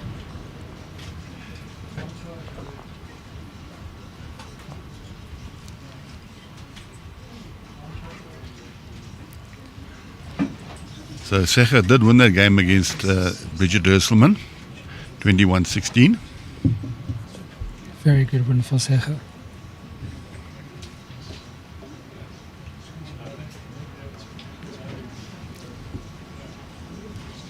And if we're going to mention a few dark horses, if Fran Baleri keeps it up, she'll be quite tough to beat, along with Marizelle Rousseau. They've thrown that section wide open with Marizelle Rousseau beating Annika Schippers. So the three of them, all Proteas, looking to play themselves into the gold medal match. That section is very difficult with Colleen Pickett still in. Oh, that's a bomb. Well bowled, Andrew Sterley.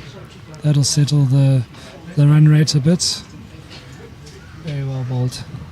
Stayed with it nicely. But that section is as tough as it gets. 4 or 5 Proteas and Colleen Pickett.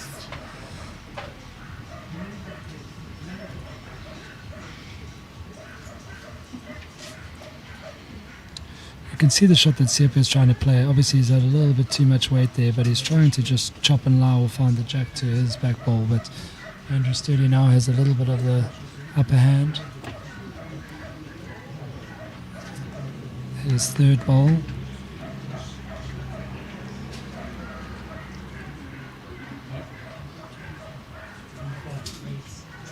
If it gets down and around,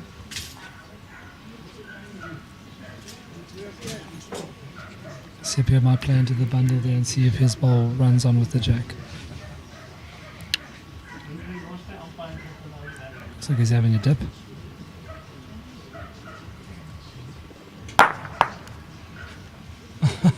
Well, he's cleared the whole head and he's still one down. There's only 2 balls left, but yeah, it's gone from bad to worse. Well, he's Andrew's lying one and he's got about 6 meters to draw another. Yeah, the jack didn't move, but he was only 1 down, Sepia. Now he's going to drop a 2 on the head. So yeah, I think it was the wrong selection there, but it must have just looked too inviting for Sepia. Yeah, it was on a short end that we mentioned. Andrew didn't need to be precise there. He just needs to be anywhere basically, and he picks up the shot. So that's 2. But Sepia, the shot selection there, that was always risky. He needed some movement on the jack. He got none. Gerry Baker in a ding-dong battle, 21 ends. He's 15-14 up, but he looks like he's 2 down with the last ball to come. So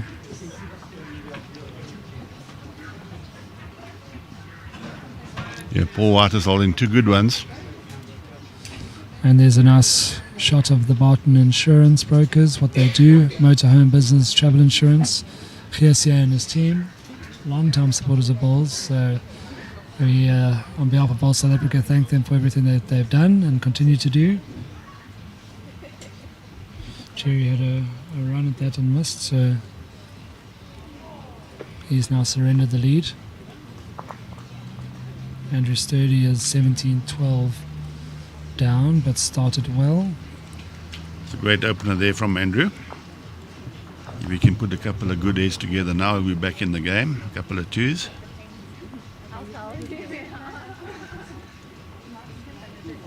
Let's see, he's a Protea. He's got the world of experience now. He's just recently come back from the African States tournament.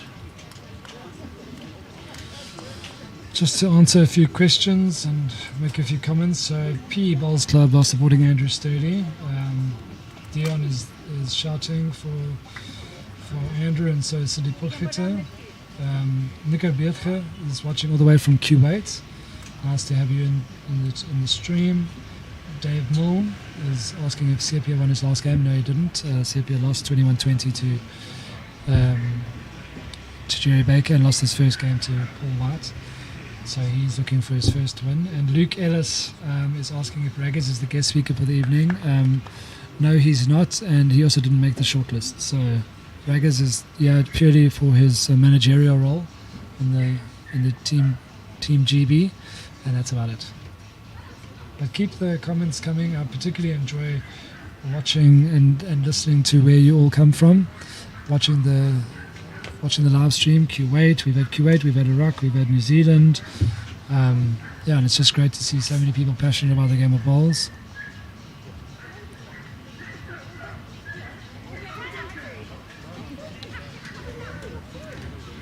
So Paul White did pick up a 2 the previous head. So he's now leading the game 16-15 against Gerry. And he's holding 2 as well on the 23rd end, so that's a huge tussle. Andrew Sterley's put down 2 great bowls. He's looking to heap the pressure back onto Siapia after picking up on the previous end, and he's done another ripper here, and you wonder if Siapia might have a... Yeah, well, I was thinking about that as well, Wade. I don't think there's any target there, so the balls are positioned awkwardly this head to have a run. Even if he connects his front ball, I don't think he'll get a result. Yeah, and the tough shot on the screen so far has been the half a meter chop and lie shot. So he's very close with this one. He's just drawing, and it's coming up short. Yeah. See, no bowler really has been able to play the trail shots. The chop and lie shot. It's been quite tricky. So the dead draw is the shot to play, and Andrew Sterley puts in another one, and he's right back into the contest. Certainly, if he can draw for 4, Sepe will be under huge pressure with his last, and I don't think there's any other shot except a draw. I don't think the run is on. No, the run is not on. Andrew is a bit wide, I think he's given Sepe half a chance. Although... Yeah, he just needed a bit of weight, and... that isn't the worst well, that's, for forcing Andrew forcing Sepe into a more attacking shot, so... I think he's forced his hand there now because he's basically blocked the draw on the backhand. If Sepe decides to run, there is a chance if he gets his bowl closest to the jack, he might take 1 out. I cannot see him taking more than 2 out. If it connects his front bowl, he might clip it and clip the other one out as well. So it's a very awkward head for Sepe. Yeah, he's 3 down without any position really. So yes, so it'll be very interesting to see what shot he's going to play. Next door we have a match. The important thing is to pick your shot in your mind. Running it. Walk down and running it on the forehand. Best result will be to get his bowl, which is closest to the jack. Yep. And as we said before, he hits a lot, but even the best can't hit every single time. And Andrew's picked up a 3, closes the gap to 17-15. So the game is on. You called it all head. That there was no real. Look at the margins. It's basically you got 1 ball either side of the jack. That's your target. There wasn't a big target. He might have tried to play a more, not a full drive, but a weighted shot on the backhand and see if he could chop and lie his ball up into that or find at least take 1 out. So he went for the drive, he missed. That's the second one. It's not missing by much, but a miss is a miss. Check that ball bounce in there, that's how hard he... Yeah, it was a case of damage limitation. The best shot might have been still on the backhand with an extra meter of weight to get inside the ball and rattle into the head. Even if he got 3rd shot, it would have been better than 3. Well, that is finished now. New head starting, and Sepe is taking a little bit of a break. Sepe has gone to the bathroom. Paul White has picked up a 1. No, he's picked up a 2. He's now 18-15 up. So let's see if Gerry can pull another one out of the fire. He needed to come from a similar margin against Sepe. So Paul White is looking to make it 3 from 3 and have a perfect start to his campaign. As we watch the bowler from Port Elizabeth find the white but just run on a bit, give Sepe a chance to get back into it.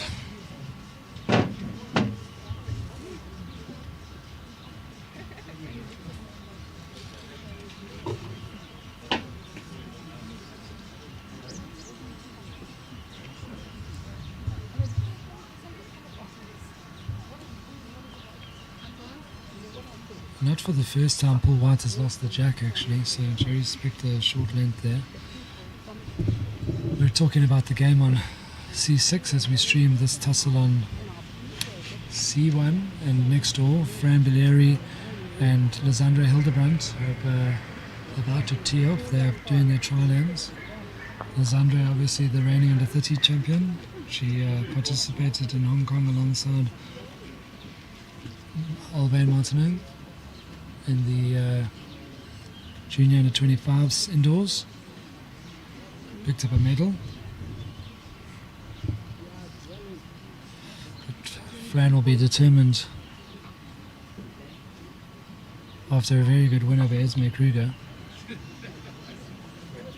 to bag another one, with Andrew Sterley just in front so far, but this looks like could be the shot ball. Again, slightly over the draw.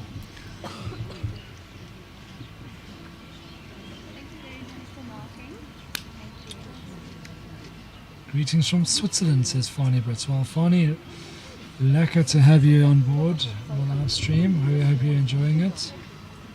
Dirk de Vet complimenting Noel and the Talking Heads team for the great quality of the production. He's watching from Polokwane.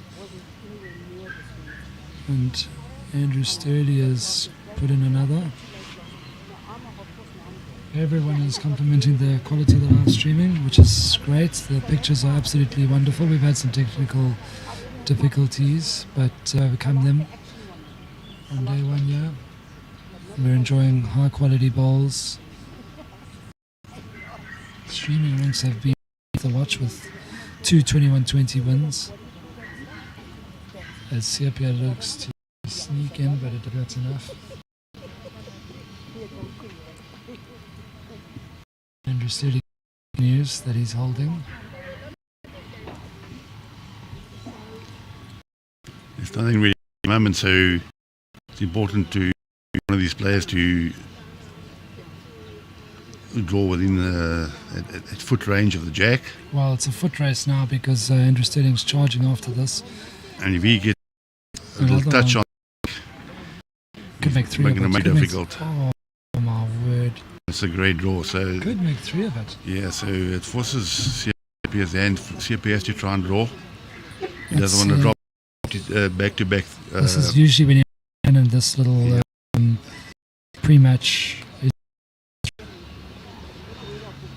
Cannon is. Well, he's killed the head.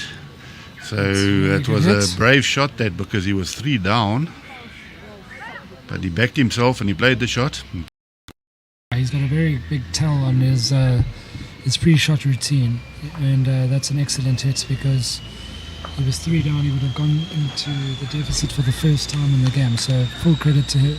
Big shot. Fortune favouring the brave there, burning the head. We're up to 470 viewers on the stream, and I'm sure plenty of family members and friends and clubmates will be watching later on in the day and catching up on the action for those hard-working bowls fans out there. Yeah, I'm sure the guys down there in PE will be rooting for Andrew. Andrew's just recently won the Eastern Province singles, so his form is pretty good. Yeah, he's a very well-liked character in that part of the world, so it's not only his clubmates, you'd have plenty of spectators watching.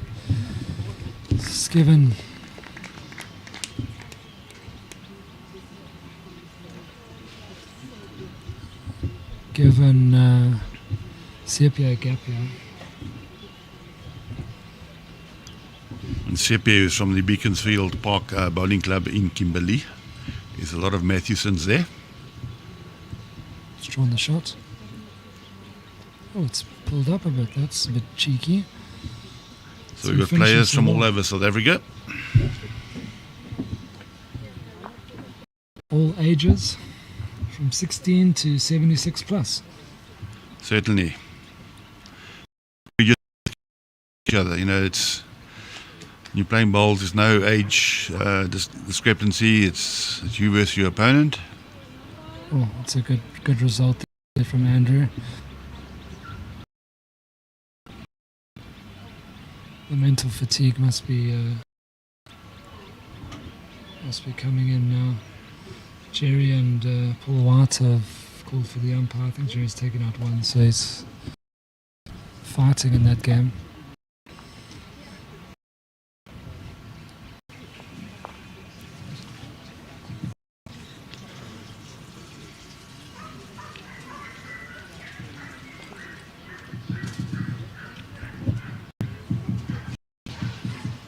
Sterley on head.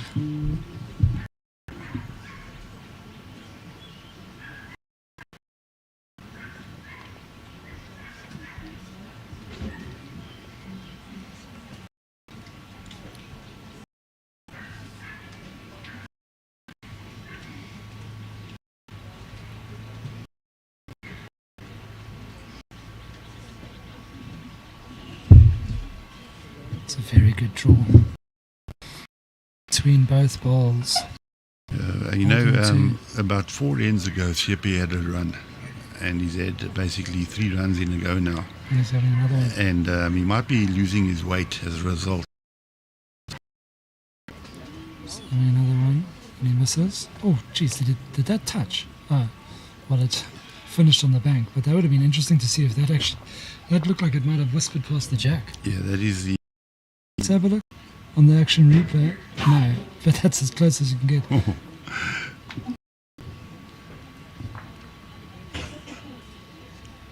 Yeah, he's had 4 runs and he's hit 3. Yeah, and you see that on his drawing game now, he just seems to have lost his way the past couple of heads on his drawing game. And CP. And that's what's so that's to Andrew. And it again. And after himself, he has to backs himself on the forehand run. 2 hands in a row, 3 down.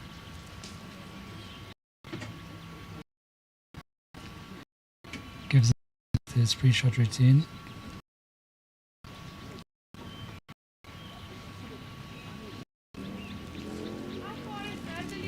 Big swing. He's got it this time. Yep. Excellent. Well, that's very saved. They brought up that way in the Kimberley Cop Clappers, and big smile on his face. He knows he got out of trouble there. So the game would, if he hadn't hit he's been 3 balls, 3 shoe-ins in a row. That would be enough for Sterley to have gotten over the line. And yeah. As much as he was happy, if you looked at Sterley's body language, he said, "Oh, not again. He's going to do this all afternoon," and trust me, he will. He got away and just keep on making the CP run because eventually he will miss. So Andrew's in at the moment where he's actually outdrawing CP. Carry on. Doesn't worry about having a run and killing the head.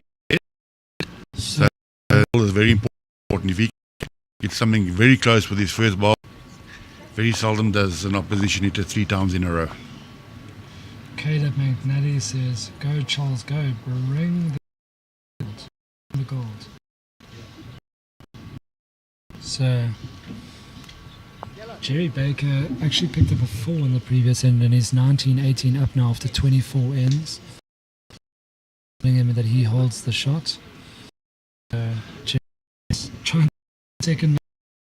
I think he's overkilling his experience card now. He might have used up all his experience in 2 games in a row. Yeah, when you look, so many go to 20s and 19s and 18s, and there's normally the experienced player, the guys who've been there, done, who manage to pull through.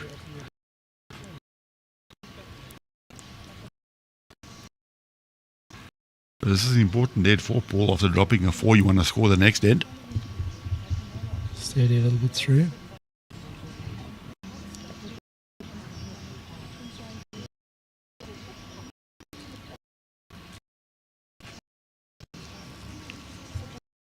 Well, Paul is, and Gerry is holding 1, and he can draw for 2.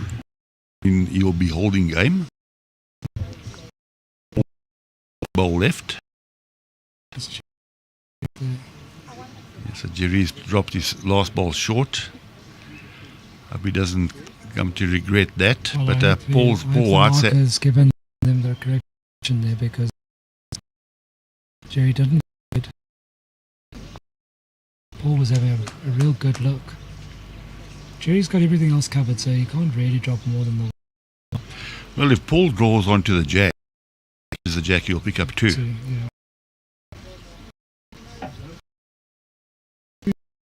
Danger. Yeah, well, he's got left. If Sepia draws for 3 now, and Andrew, his last bowl, it'll be heartbreaking for Andrew because last 3 heads, Sepia.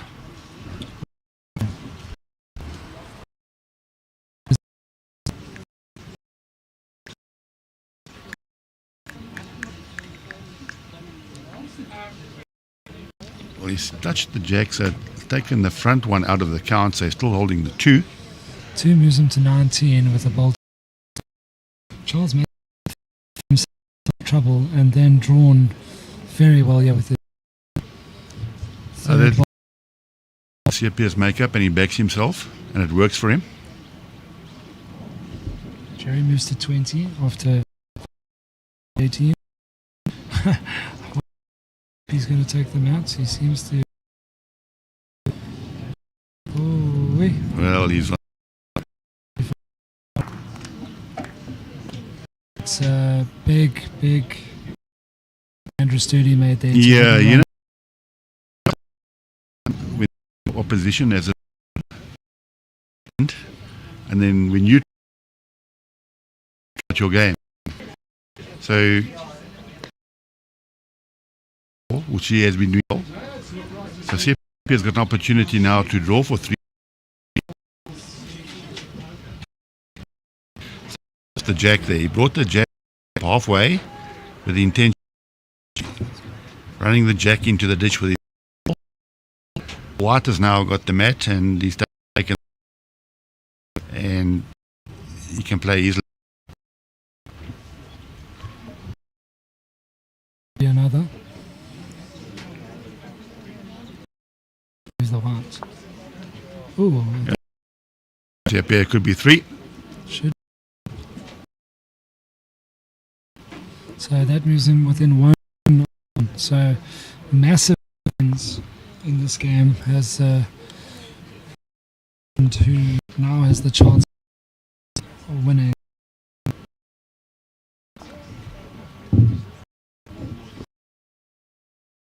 Sepia will be brave enough to bring the mat up halfway and run the jack. Maybe he runs it and jumps over the top of the bank. Burns it.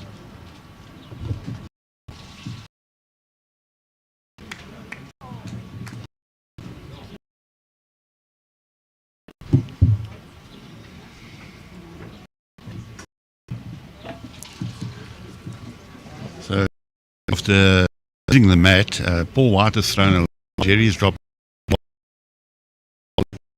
so it opens. Paul has to get something really close with his first bowl. Gerry will be under you. Yeah, and that's the ball from Sepia. That's the match winner.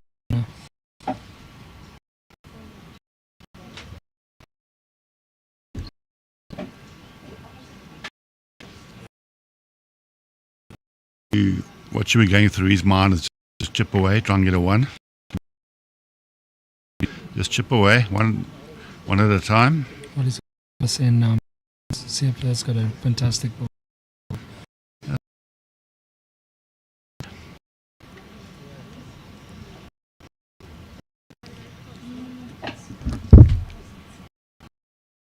I think Gerry might be short for the game. He is. And if it's up at 3, he wins that game 20. So Gerry will regret losing the jack there. But his first 2. Paul is holding 1. If he draws in front of the, he will be under pressure. He's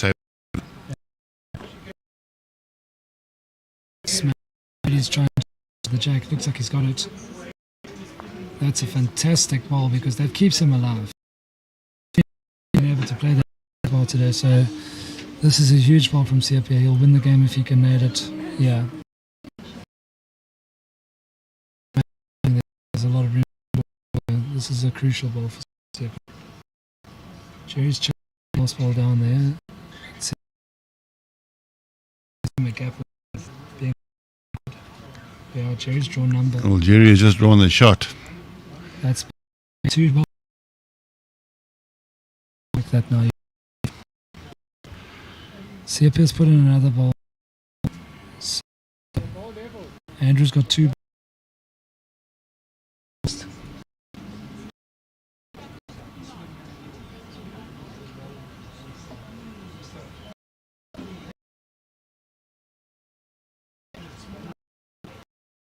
I think might need to find a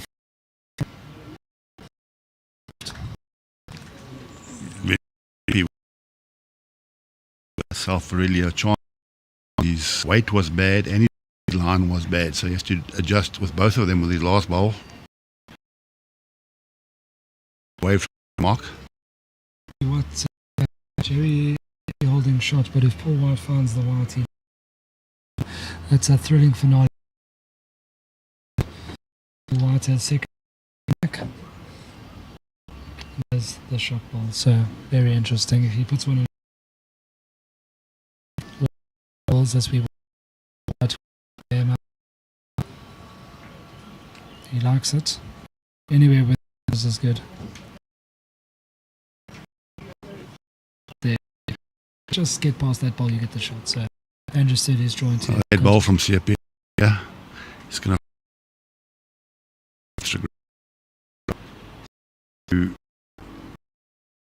when there is you do tend to put a little bit of weight on to get past the ball.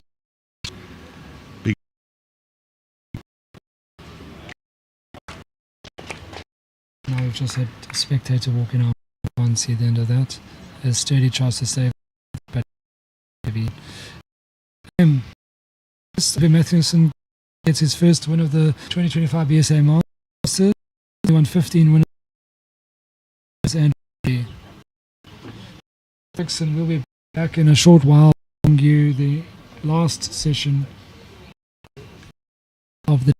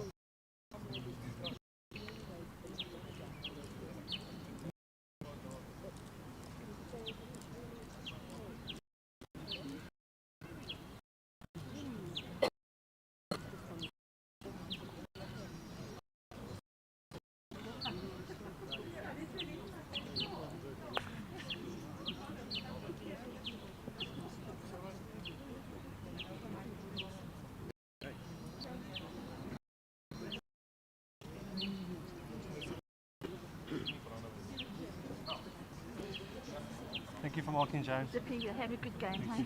you. Have a for good game. marking. Thank you.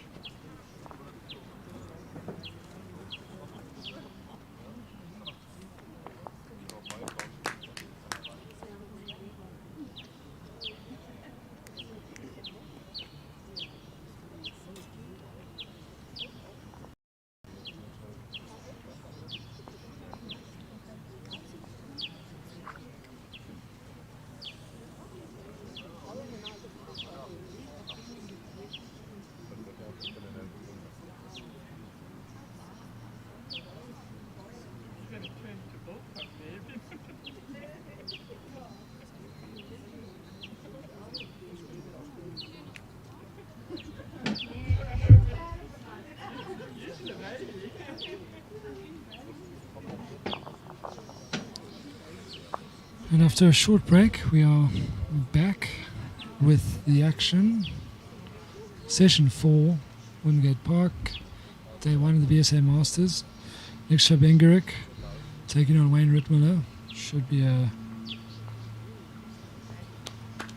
absolute treat of a match. Two players desperate to feature in the medals.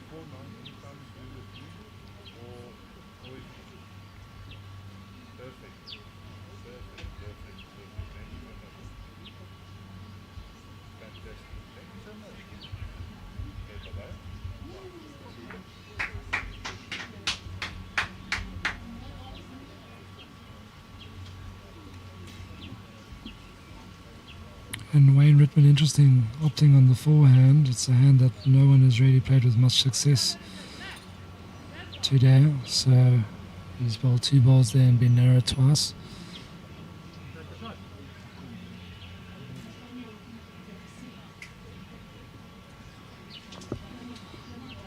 Nikša winning 1 and losing 1. I think he lost his second game to Esme.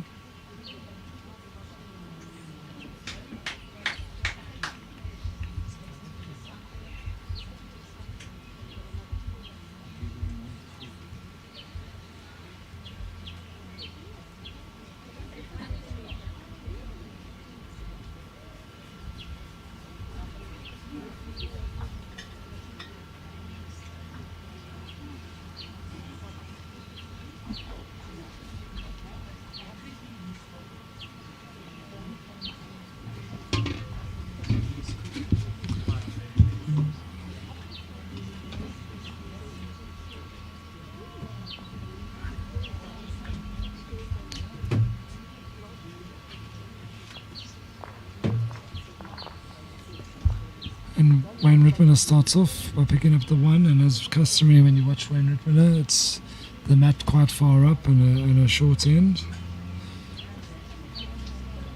But he's the first person to get anywhere near to a draw on the forehand away from the commentary box, so full credit to him, he settled down nicely here.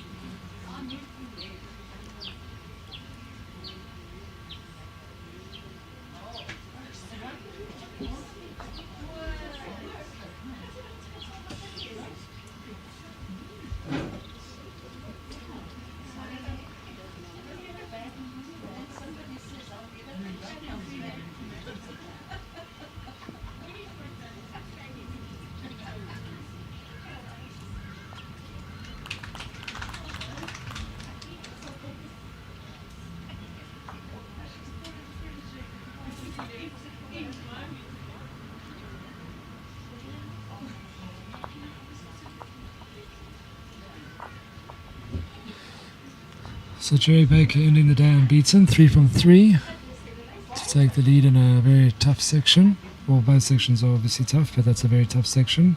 Coming up strong against Paul White as Wayne Roberts gets to grips with the speed. Wayne Ritmuller gets to the grips with the speed.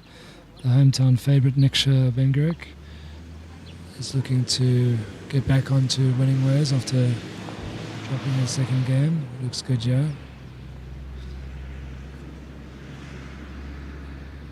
Greens are at their quickest now that they have been throughout the day. A lot of sun, the clouds are gone for the most part as it bakes down.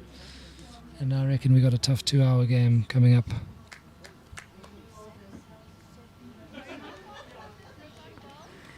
Ritmuller has corrected very well with his weight here.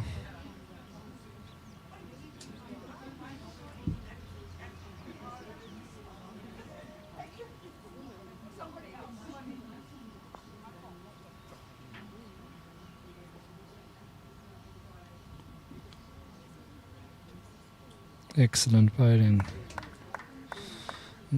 Benguric. Players won 2 national titles in the Western Cape, where the greens are traditionally a bit slower than up in the north. But he's a hometown favourite. Wayne Ritmuller is looking to just nudge his ball on. It's close. It's an excellent shot.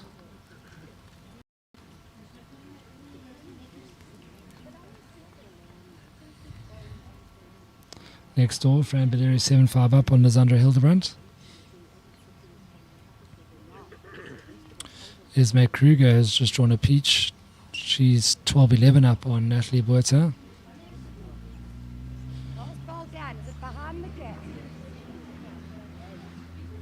Nikša's got the 2 best backs after the jack, so Wayne will play with dead weight to try and make 2 of it, but Nikša can play with the foot over and see if he can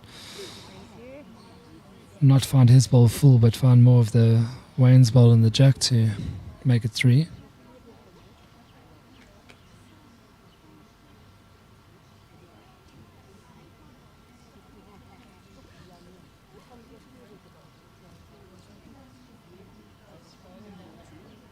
It's got very good weight.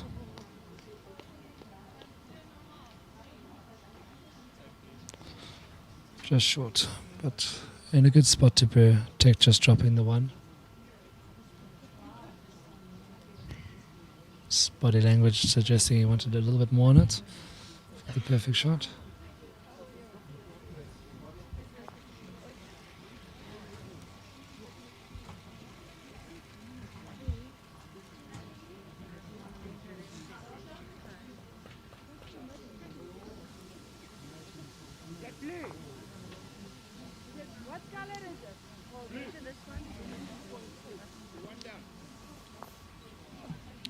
So 1-1, very friendly start. Full session, both players looking to end the day well. We will give you an update on how the sections are unfolding in the men's open.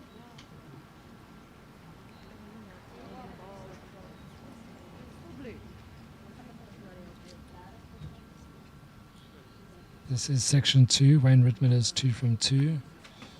He's beaten Terence McGlynn and Warren Stain.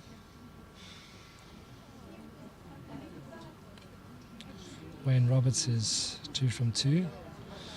He's top of the log at the moment.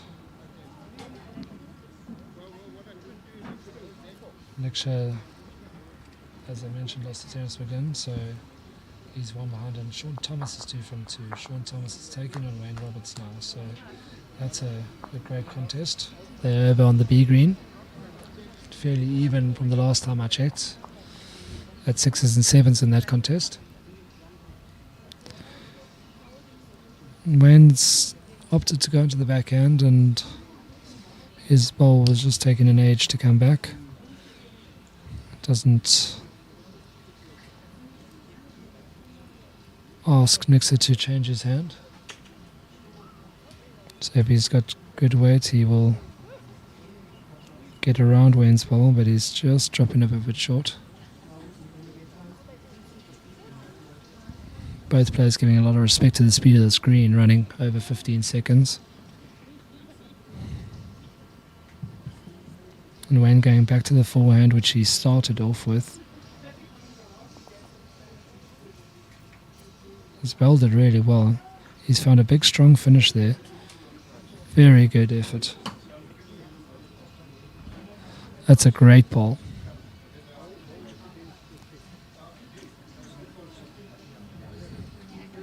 Big, big bending finish. And he's the only bowler all day, 4 sessions, to have found that forehand away from the commentary box. Very, very good start.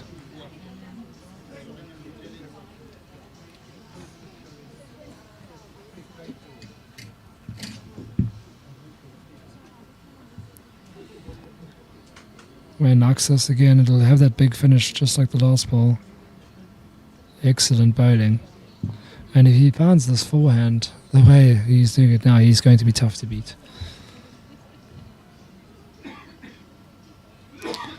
Two down and on the drive.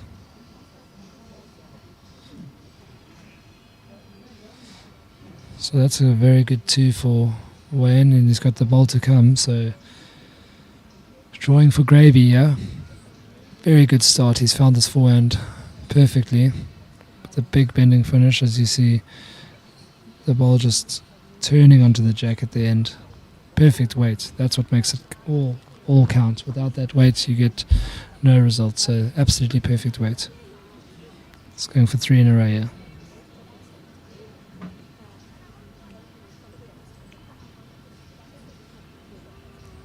Wayne having moved to Joburg, playing at a JBA now. Playing at a Belgravia. And he's just dropped it short. He had the road again.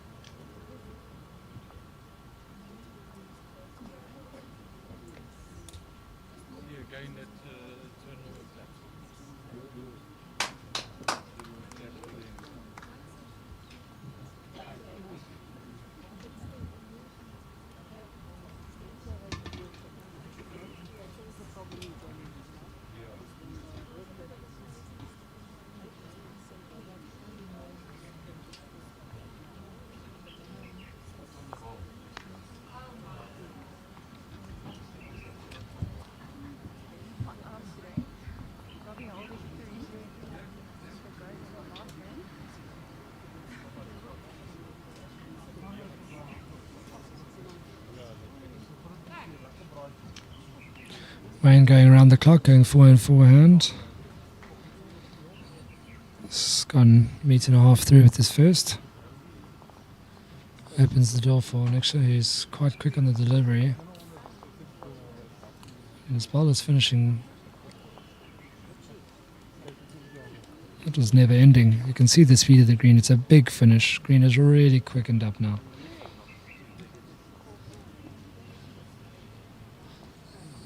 Forced Wayne onto a tighter line. If Wayne's got the best big weight again, he could hold up. He does. Excellent. Just 1 foot over the draw and he's bowled the bomb there. So Wayne Ritmuller has really started off well here. Just forcing Nikša into a drive, forcing him into try to save. Nikša's over the draw there. And Wayne will switch to the back end, taking no chances.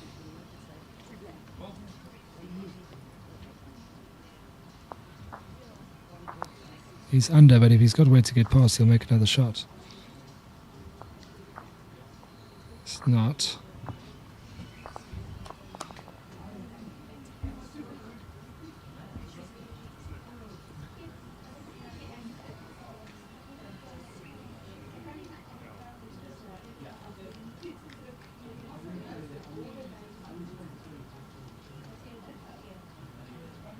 Cheryl Ederkraut says, let's do this, Wayne. So some of his clubmates and JBA supporters are backing him all the way here. He looks to be on a fair road with this one.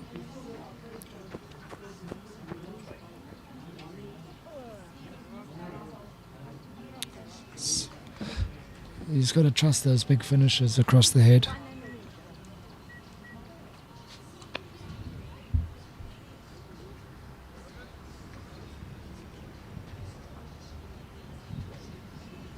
Nikša with his last ball. He's trying to find his ball, promote it, or find the shot wood. He's found it. And it's a very good save there. Wayne missed 2 chances to draw a close second, and Nikša found the shot ball. So very good response there, and a little bit of pressure to close the scoreline to 3-2.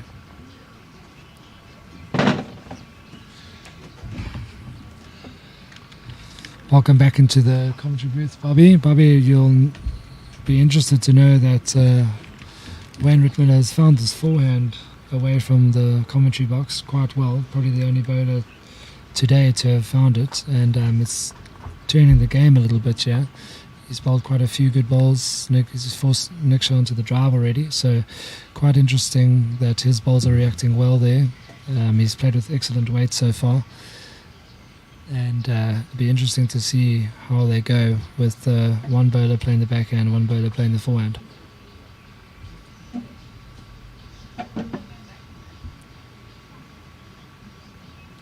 Good afternoon, Wade, and good afternoon to the listeners, to the viewers. I've just taken a walk over to the other green, and there's some very close games going on there. Wayne Roberts is playing against Sean Thomas, and the current score is 6 to Sean Thomas and 4 to Wayne Roberts. And Willie Malabolo has just started his game against Chris Strover, and Chris Strover is 2-6 down at the moment. And then Colleen Pickett is playing a big game against Desi Rosenblatt, and the current score is 6-all. It's unlucky though, Wayne not to go with it. Yeah, I think Wilson Malabolo hasn't won a game yet, so he'll be desperate to get himself off the mark and then maybe have a big Saturday on moving day, as you called it. So very interesting. Ritmuller is looking to get his full house for the day, yeah. But this one I feel like might finish in the dark. It's going to be a long one, you feel. 2 high quality bowlers. Yes, both bowlers are in the gold squad. It's a group of 8 players are selected for the gold squad from where the Proteas are selected from. You can only become a Protea if you are in the gold squad, and both players are in the current gold squad of 8 players.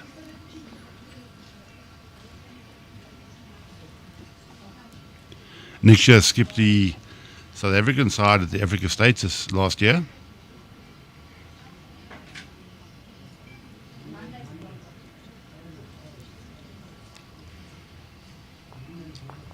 He's got a cool head and a very lovely demeanour, well liked off the ball's green.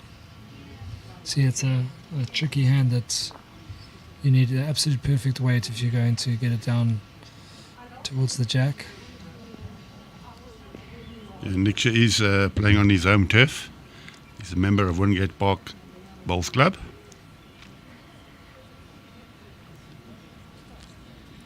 I know he's put a lot of work into his game for this tournament.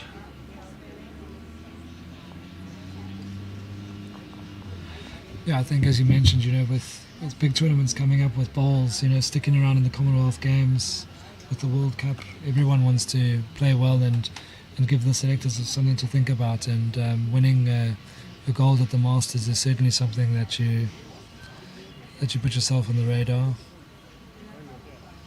1 down, 3-all.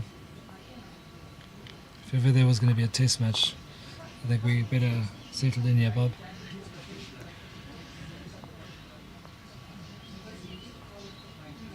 Both players have got good singles records.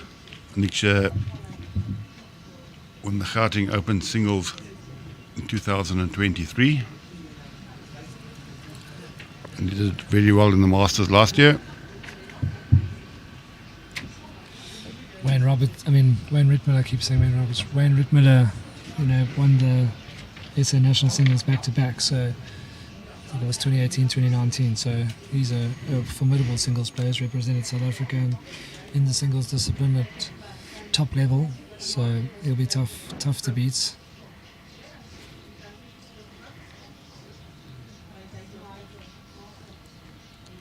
Great opener there from Nikša. You see the quality of these two bowlers. They both got good deliveries. I think too much can go wrong.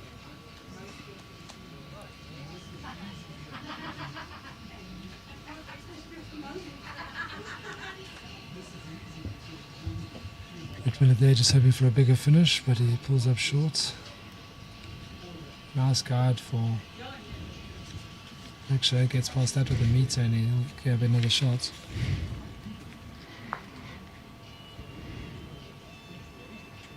Didn't get past it.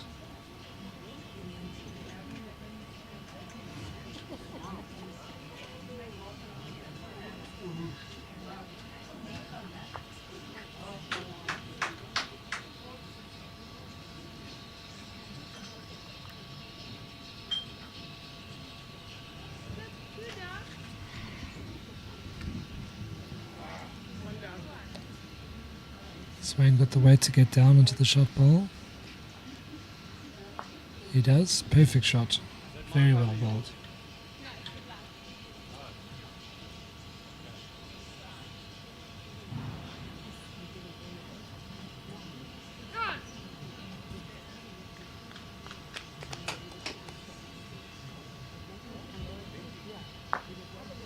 And now he's made the grave mistake of hitting that ball twice and it's in for shot. So he's gone from holding to 2 down,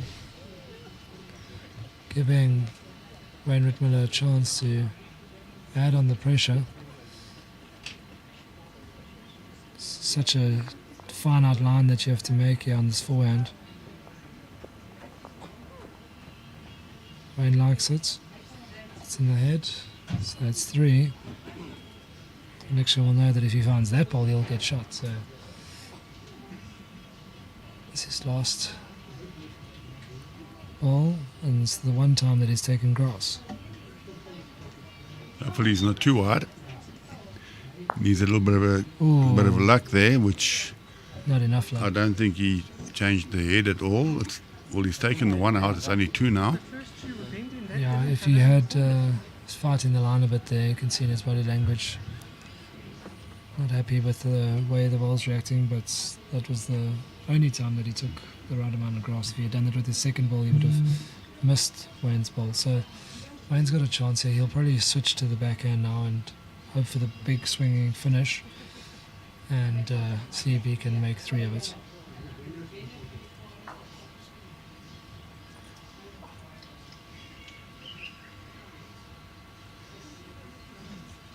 I don't think he's here.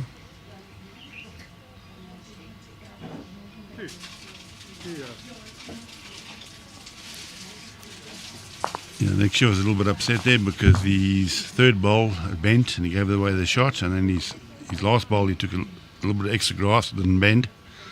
So he's fighting that end early in the game, which is not a good sign. He's just got to put it out of his head and move on to the next end.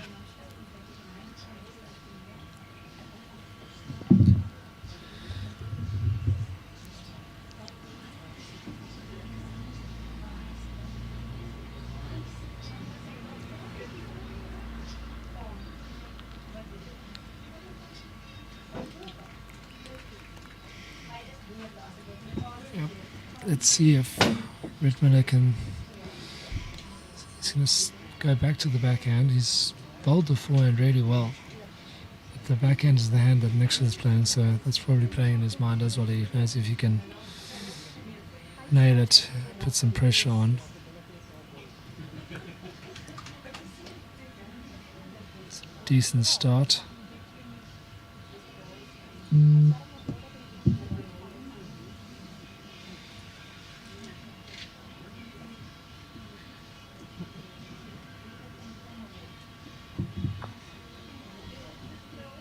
But a better reply. Oh.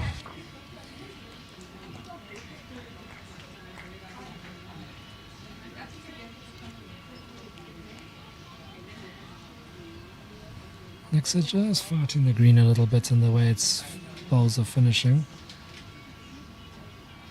Yeah, as we saw in the previous game, Wade, if you do give it grass on the backhand, it's got a nice gentle draw to the jack. It does finish in line with the jack. Just got to trust the line. Yeah, it's a weight game. You've just got to have the right weight. If you don't have the weight, you know you've got no chance. So it's a measure.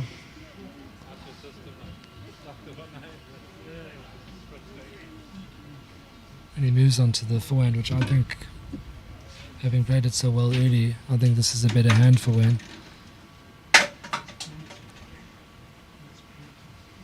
But he didn't have the grass on that occasion. It is finishing with a big swing at the end.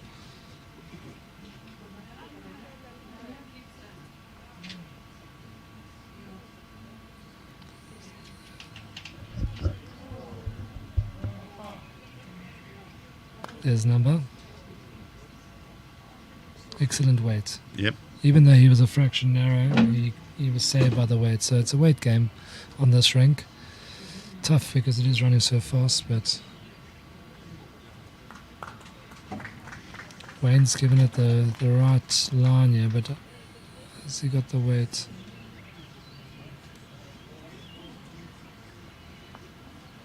No.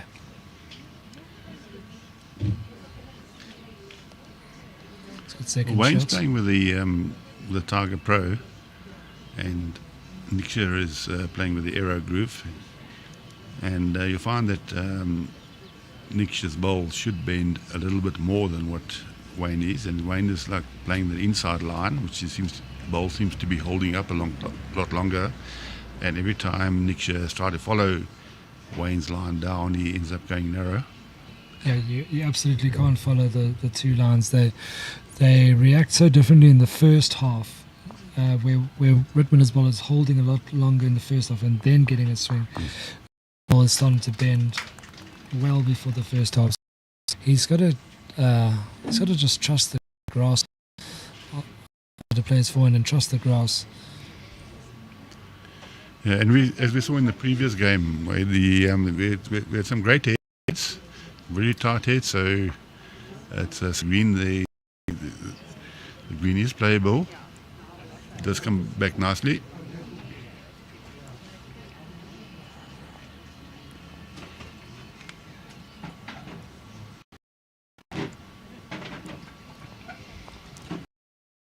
His hand, it looked a little bit narrow.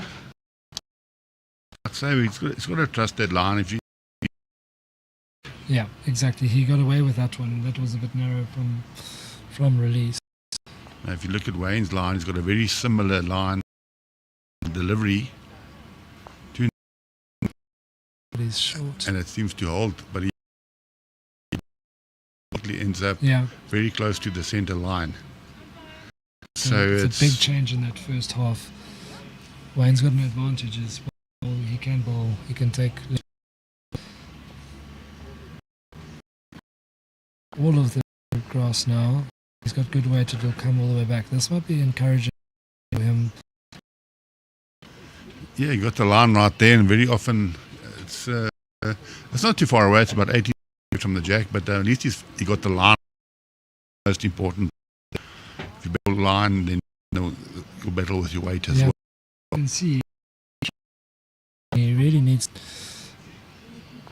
be conscious of how much grass he took and trust.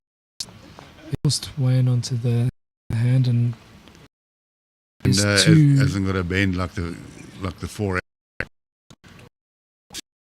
A bit heavier as well, the ditch hand. Yeah, it could be a serve, which is not easy. Now Nikša found a bowl of Wayne's on 2 occasions on the previous end. And he's done it again. Yeah.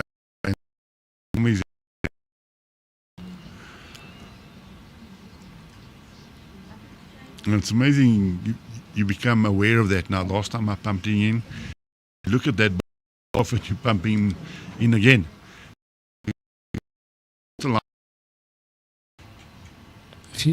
Ignore that ball. If he finishes on the high side, on the forehand, he'll still be in the cap. out. So there's no result, and he's got Wayne now on the backhand. Well, he's got a good shot. Either of his balls coming in. Yeah, he's now taken great grass here. So if he's got the weight, he'll be counting.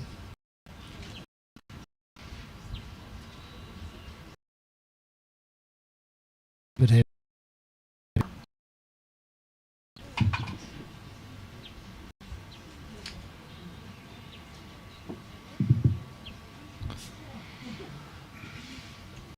Wayne's hand in this backhand.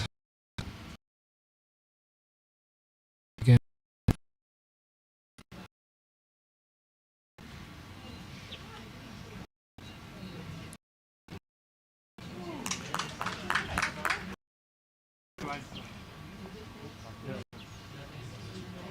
So Nikša banged up 2 to go 6 front.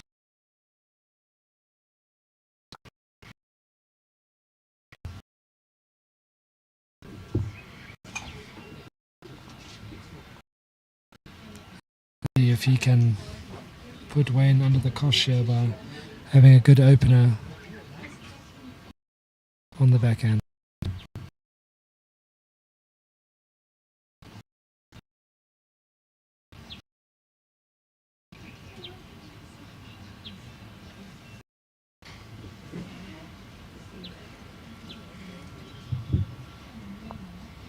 This looks good and should finish.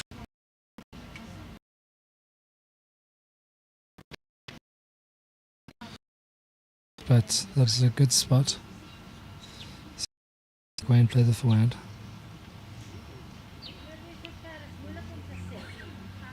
From our point of view, from our viewpoint, and some of them look really ragged. John is walking up from the stairs and looks like he needs a drink.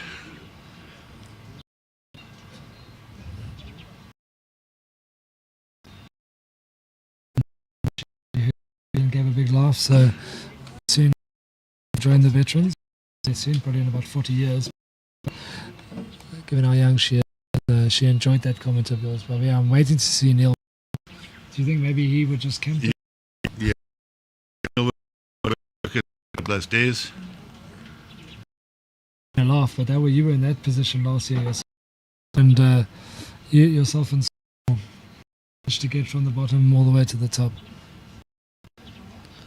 It's a big facility. On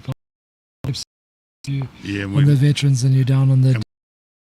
About down to the means it feels like you've gone a kilometer by the time you get up there. Yeah, that's a good ball from Nikša. He's the line there and he's come right around to hold the shot. Great effort.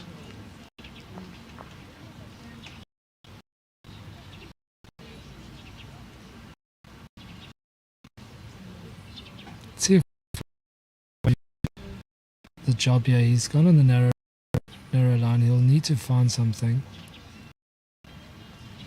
But there is a big, this is the time when a Tiger Pro will react a lot different way. It looks like Nikša's in the blocking spot there. So going around is to try and draw, and Wayne tried to draw it inside that, and if Nikša's got the weight counting with 2 here, that's it. But to be able to at least draw. Yeah. A bit of a loose head. How many seconds?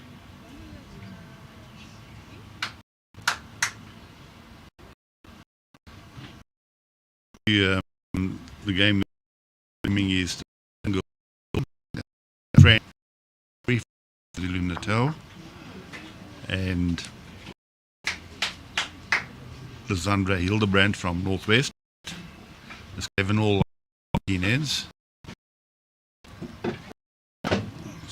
Very good win.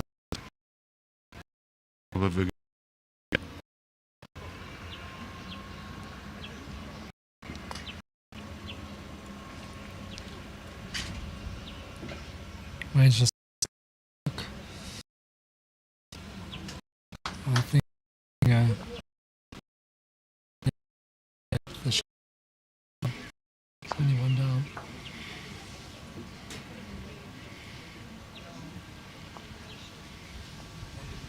the forehand.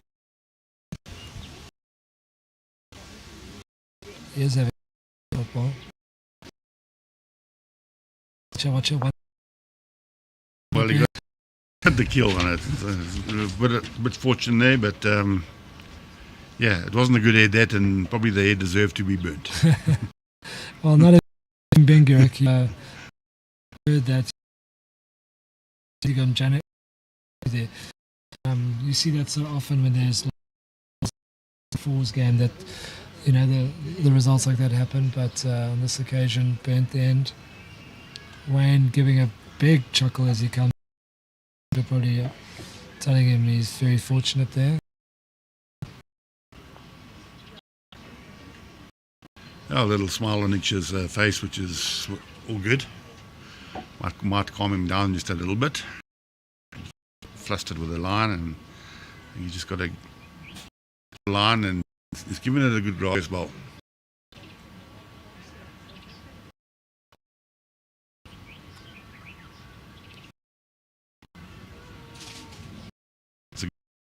This ball fell right on the centre line. Yeah, and you can just see how and the quick finish. It would look like that ball was given Wayne. And I see Wayne's delivery inside the line, but off. Yeah, and then finishes nasty. So from our point here, you can actually see the way the ball is under. Certainly doesn't give another grasp. He's following line, and yet his line with the first one was good. That one's pretty good. He was also saved by very good weight. If he was shorter, it would have swung away. He might have never finished in that position. So quite fortunate. He's playing with a bit of weight.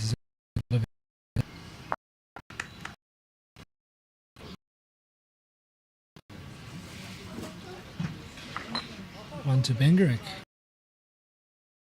Markers are doing their best. We mentioned earlier, Pro Brand Group and Perfect to answer these bibs. Job a lot easier. The comes to knowing who's holding helps the fantastic. Next to run on. Really good ball from Nikša. Down. Shot.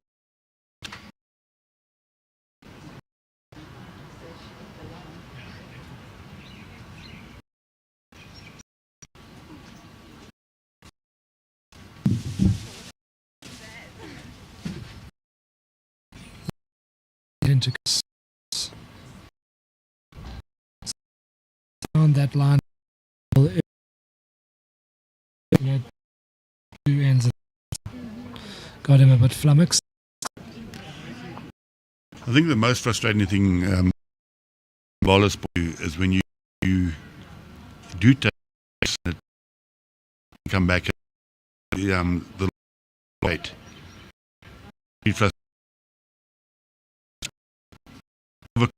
For that, and yeah, and then you got no chance. So Nikša is looking to the weights. Short.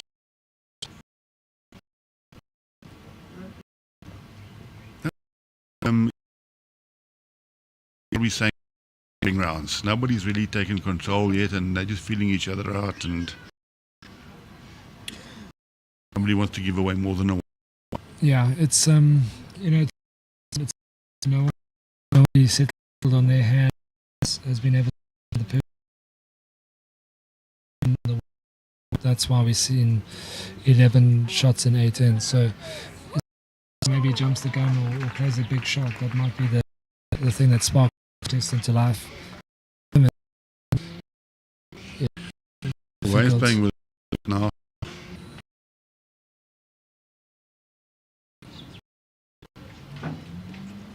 One to Benguric.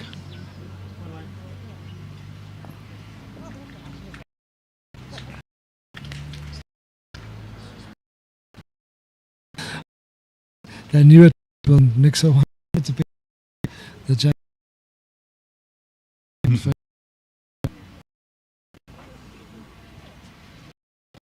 I might have to put a missing persons out on Neil Burkett, unless he's got a bird. He might be out.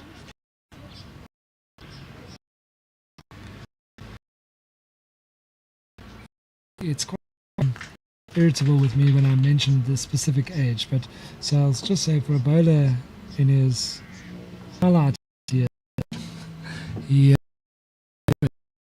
ball from Spurs. He's weight over the summer months. He's active walker and tries to do a few other exercises to keep him in shape. It's because it's a bowls career, because it's given him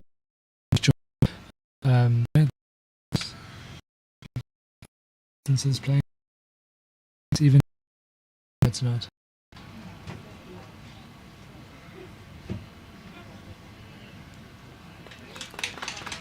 It was quite strange at Neil's 115 title.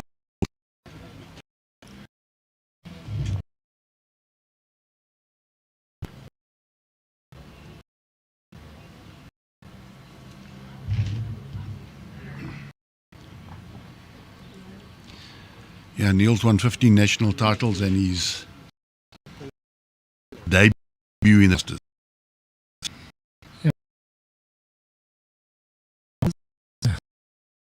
He's set a record in the last few years. He won a repeat of his, I think it was a loss against Sean Thomas and a loss in Evans Open. So he's really done.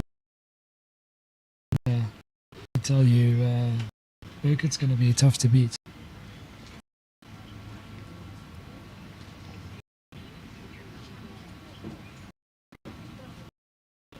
And I'm not a gambler.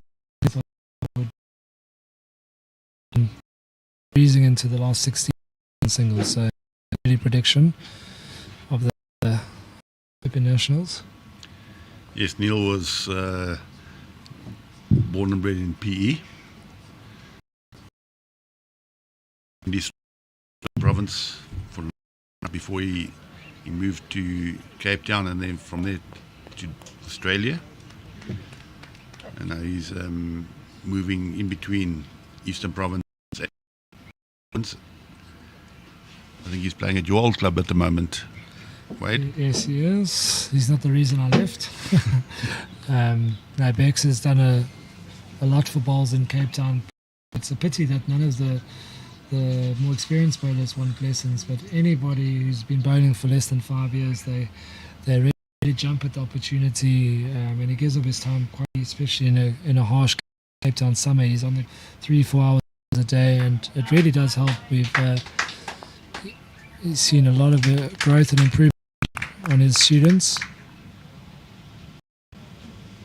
Yeah, it's wonderful to see giving back.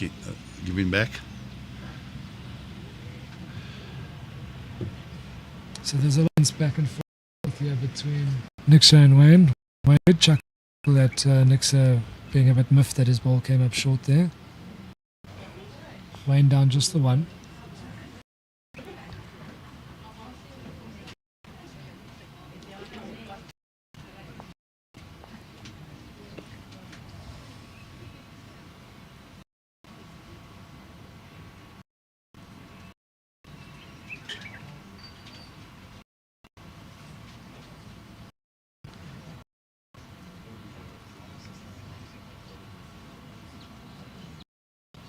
Oh, he might have rolled it. Not enough.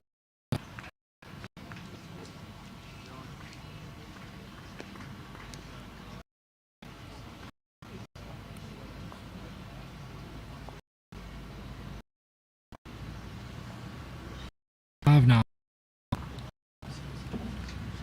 To Benguric after 10 ends. The way the rings feel that 3 is not out there to other players, so the next could be very telling to the contest. If we stick around 1-1-1-1, then we're in for a late night here, Bobby. But if either player can pick up a multiple 5 ends, you feel that they'll have the big advantage. You don't want to go searching on the screen. The taking shots are very hard to come by. Yeah, I think the idea from both players is just try and get their first bowl as close as possible, and anything after that is a bonus. That's exactly what Nikša has done. Yeah, that's a fantastic start.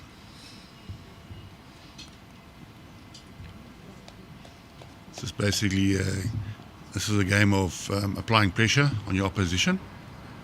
Don't release the pressure. I think good.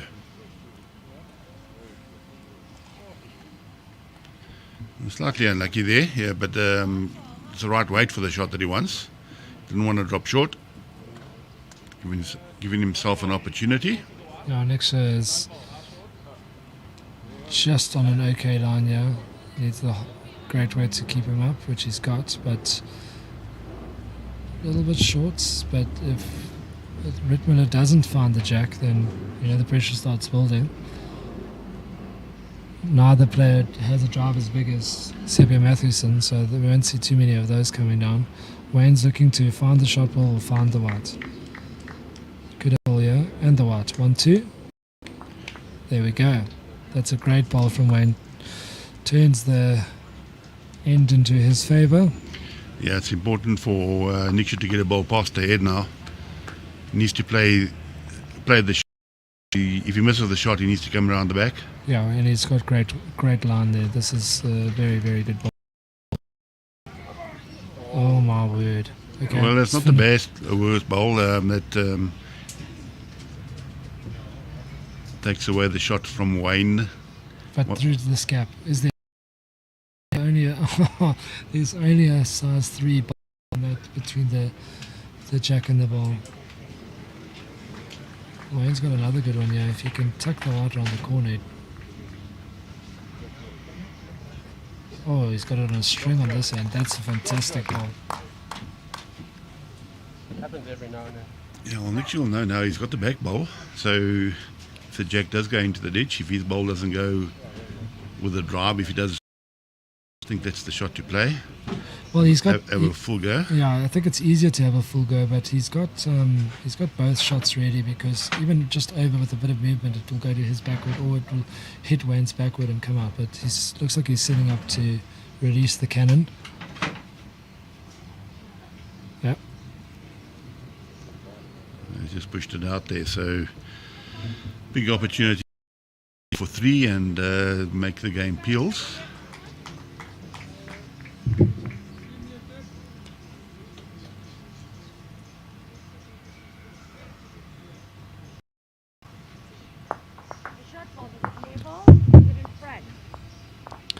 It would be quite cool to see, Bobby, on our social media page, Bowl South Africa social media page, if any of the listeners are watching at their bowls clubs. With TVs these days, we saw it at Bedford View. It was quite great during the Nationals that the streaming was up on the TV and all the people were watching on the green and inside the clubhouse. So, that would be a wonderful thing to see this weekend. Who's watching, with their clubmates, supporting their clubmates, their district mates, their buddies. Wayne is under, but if he finds the third shot, no, it's enough. Okay, so 2-2 Wayne. Yeah, you're 100% right there, Wade. It's now 4:30 on a Friday afternoon. I think a lot of the workers, the working class that work the whole day on Friday. I don't know how many of them are left, but those a few that are left, I'm sure they are moving into their bowling clubs now for the afternoon. The regular crowd are shuffling in, and I'm sure there's many clubs around the country who have got this on their smart TVs at the club. We're in for a great game here. It's 8-7, and this game could carry on for a while. So it's going to be great entertainment. We'll try and keep you updated with the other scores as well that is happening. Terence McGlynn, who's playing against Warren Stein. Terence McGlynn from Kingfisher had a nice win this morning. The youngster making his debut in the Open Masters. The score is now 8-all. Fran Baleri is 14-12 up on Lisandre Hildebrand. I'll make my way over to the other green shortly to try and update you with those scores, Wade. Yes, it looks, I think Esme Kruger's just beaten Natalie Boysa.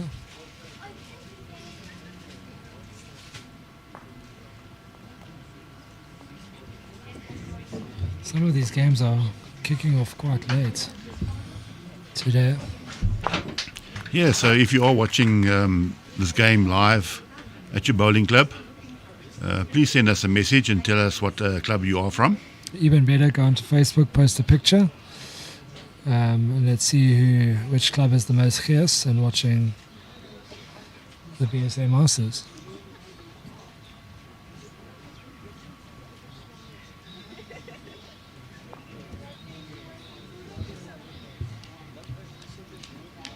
Looks like there's going to be a game starting on this green, and it's after 4:30, so that's a great ball from Nikša.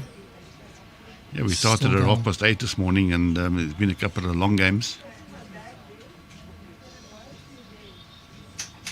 Yeah, Esme, Haley and Maggie van Sale are playing their second in, so it's going to be a late one here at Wingate Park.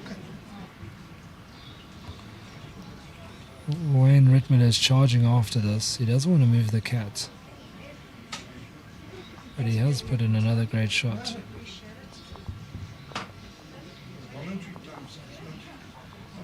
Well, that's why we're saying thank you. Yeah, very no, much. that's a hell of a pleasure. It's giving me practice as well.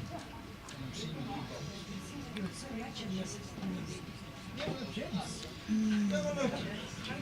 I'm keeping yours on the left and hers on the left and yours on the right.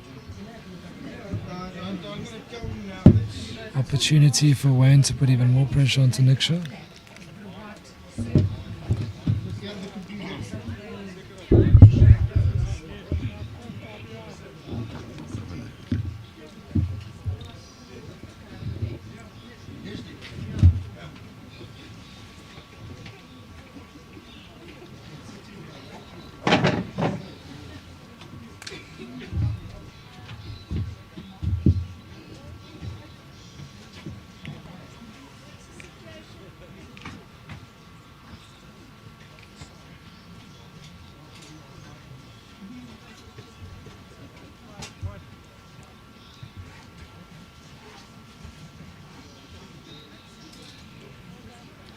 So Bobby's just wandered off to the B green to go and have a look at some scores as Nikša Benguric weighs up his options.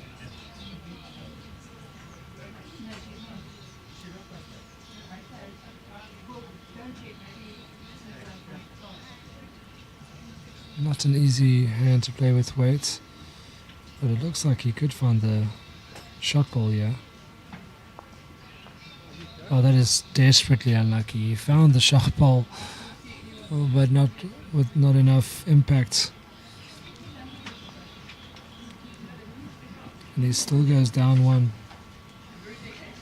Really should have been close to picking up two there. So this match is tied up. 12 ends, 8 all.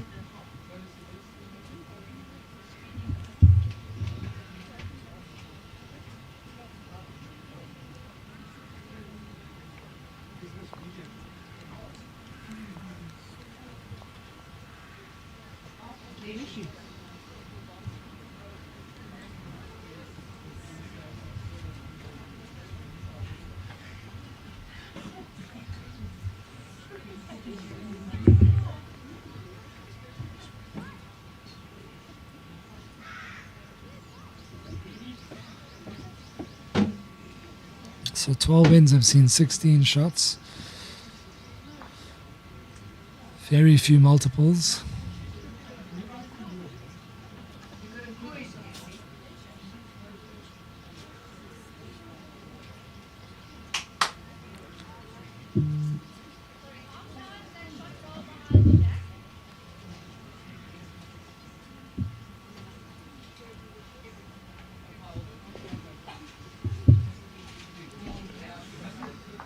Is Nikša going to get a big finish here? No, it's going to pull up short.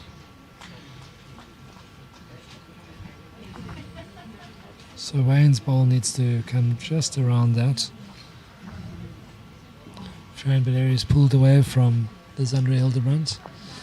16-12 in the match next door. Zandre recently capped it on the 25 level. It's a very good ball from Wayne Ritmuller. His weight has been so good on this particular end.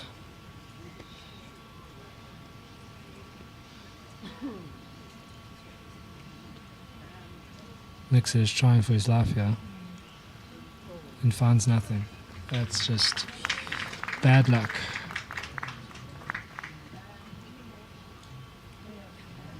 The margins at this level are just so slim. Wayne's looking for another. Found his weight again. That's 3 tremendous balls, and that really cards the head nicely. That's a fantastic spot given the toughness of the hand.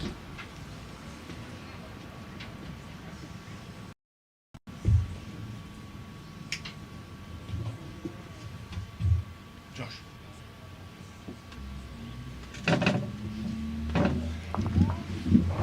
Oh. What a shot. What a great ball. Fantastic I've just shot. had a walk up to the other green. Game between Sean Thomas and Wayne Roberts. Very close to that. It was now 13 all after 13 ends.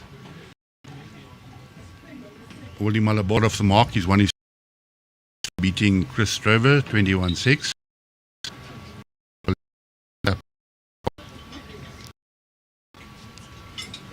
No 9, and the game between Bridget Herselman and Annika's, it's 13-11 to Annika, playing against Daisy Rosenblatt. He's going to find the gap here in the middle, and oh, that's unlucky. It's actually a very good ball. So the score, if Nikša decides to take or easy line the shot there, wait. Yeah, I think he is lying the shot. I don't think he'll like to get too close to that head.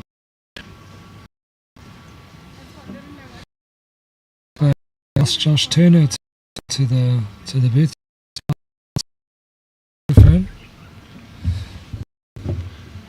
Good afternoon, Josh. Hello, everyone. Sorry. Josh, on debut, how's your day gone? It's been a good day. I just had the best that I could play and had a good day. So I walk off and very proud of myself. So you look at you the CVs of the. You got to go out there and play it all on grass. You seem to have done that well and fared out there. Just talk us through the step up, from the levels that you've won things in your level, and you've obviously got the SA Nationals. But talk to me about the step up in terms of more games on one day. Yeah, it's been a big. You got to get you and you got to play well all your bowls. So you got to concentrate all the time. You can't slip up. And I mean, it's been nice because you walk on the green and you just got to concentrate and you take it bowl by bowl and you just get on and make sure that you concentrate all the time. And the greens at Wingate Park, how have you found? I mean, they're quite quick. There's room for error. Yeah, the D&E green. 3 games, it's a lot quicker than coming back up. So if you miss your weight going down, you can get really very deep far because it runs away. So it's a lot quicker, and then as soon as you come up, you can control it a lot more. Sure, and obviously, you know, the nerves are now out of the way. You've got 3 big games tomorrow. Are you feeling confident? Are you going to put a good show tomorrow? Into the weekend, I don't expect much. I just thought to myself, or said to myself, as long as I can come in and I can perform the best that I can, and if I up tomorrow, even if I don't come up, do well. I mean, if you lose all 3 games, even the people who you're playing against, a good game. As long as I do well and I play the same games that I've been playing today, I think it'll be a good chance. Yeah. Thanks for popping in. Yeah. On day 1, playing really good bowls, and hope some of the luck goes your way and you give your opponents even a bigger run for their money. But well done, and keep going. Thank you so much. Josh Turner on debut, the men's. Never easy at any level, but making your debut is all the more difficult. You know, you haven't had the strength of mind, of ability, of you know. It's a good young bloke. He's done well, so be interested to see how he finishes up, having been given a chance to impress. Yeah, bright future, and it is. At the big, in the deep end, he's played a few of the junior masters, and when you come up to the names that you have to play, sometimes come overall. But acquitted himself very well. He played exceptionally good bowls. Unfortunately, he didn't get so. I'm sure he'll be back tomorrow. You know, you have the right mindset, results out of it, and just trying to, you know, when you see the junior, it's not easy. It's a different level. So he was trying to just, you know, make sure he sets a few to 15. If you can get over tomorrow's, he seems to be quite well. Even though I feel like he could get a. The shot ball is so he actually lost that. He thought he had got the shot. Rain is now in front of this contest.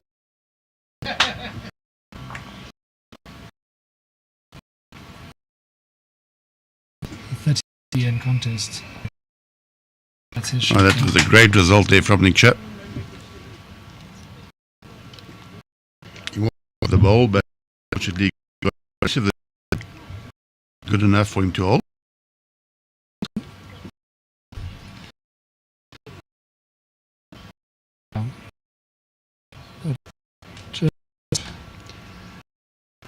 Does look very nice for Wayne to pull the jack through into the ditch. But enjoys it. See the now.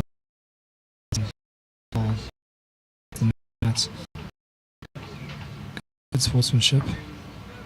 It was just a difficult shot. Yeah, playing. It's difficult. Oh, that's yeah. Yeah.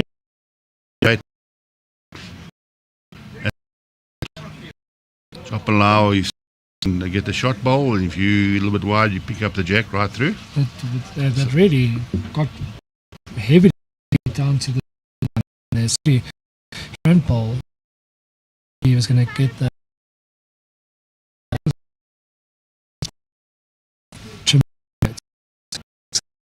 trying to return now on the backhand.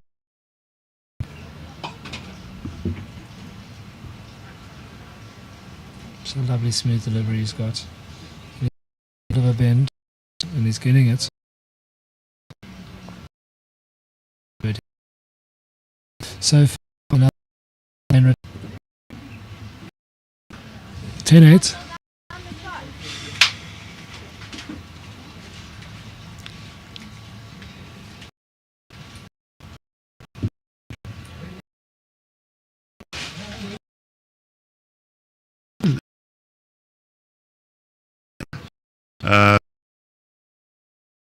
You'll the bitter end. And speaking of fighting to the end, Lizandra Hildebrandt has given Fran Baleri a run for her money here. She's having a fantastic game. I don't feel like I don't know. It was small, but Lisandra's actually the lead. Lizandra has just represented South Africa at the under 25 World Cup. She obtained her pro under 25.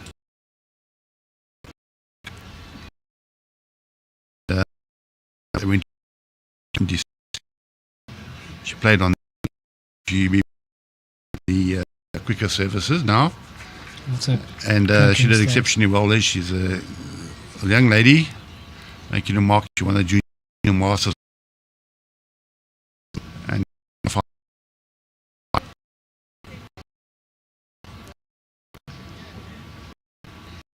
Dane has edged ahead of Terence McGlynn, 14-9. Esme Haley's taken a small lead.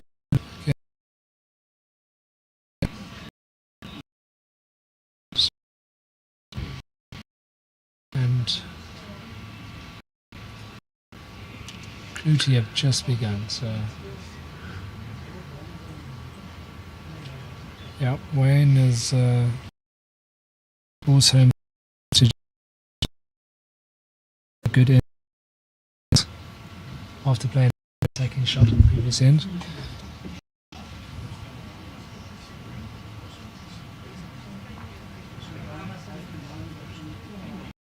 Finish that.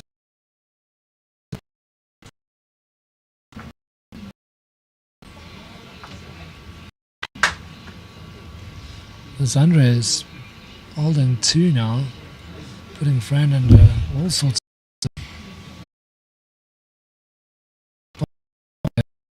down to the shot ball. He is. Wayne Ritmuller has bowled a couple of in this last 3 ends in a row.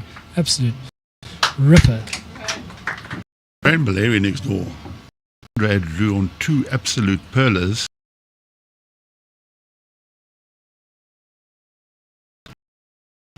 Yes, they headed in to watch Nikša chop down to the jack. Great effort there by Nikša. Like you said earlier, Wade, those in-between shots at yard away is very difficult on this green.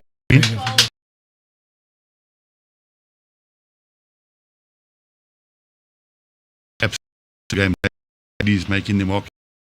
Fran Protea, she played in the World Bowls Championship.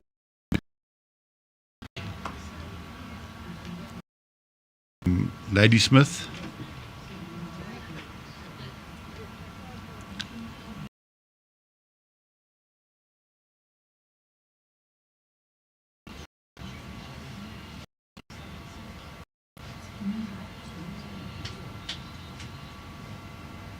Wayne's just run through but protecting any big trail, so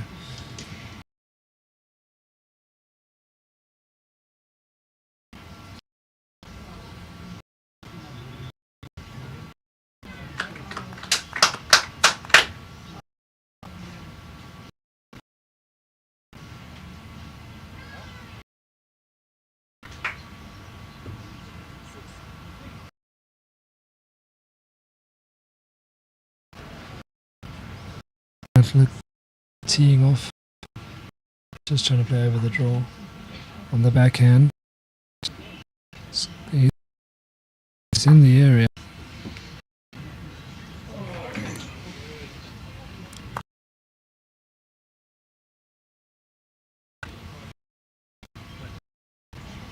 Ritmuller edges into 11-8 lead.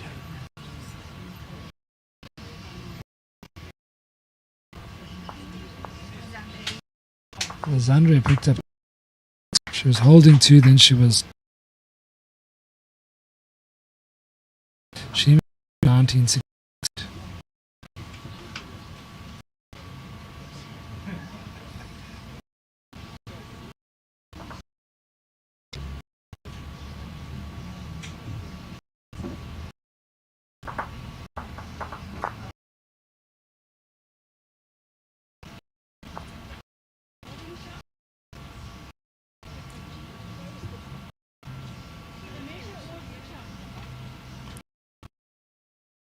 Stick around. Excellent. Start off.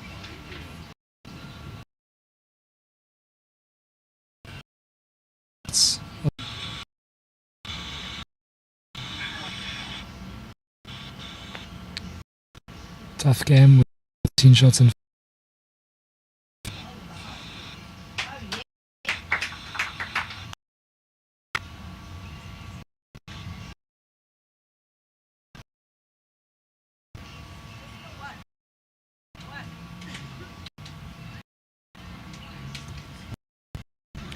Ritmuller's in the area once again.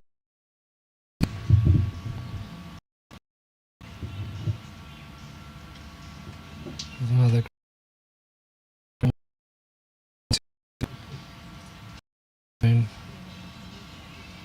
Nikša's a dart. At the end. One way to go for.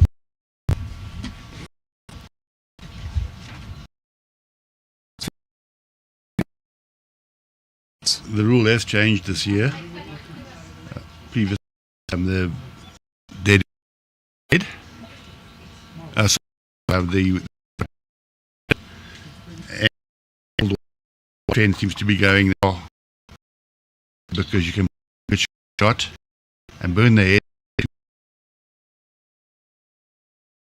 But the top players around the world have said the best option is to replay the head. And you've played a great shot, so you should be for it. Agree more, but it's still it's risky, as we saw with either burn or you can save. So I think you need to reward a good attack.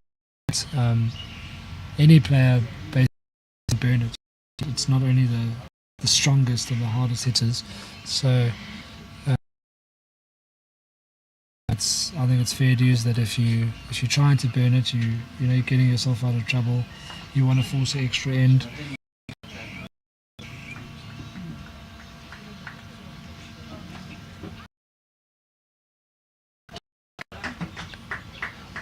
And it was an excellent hit.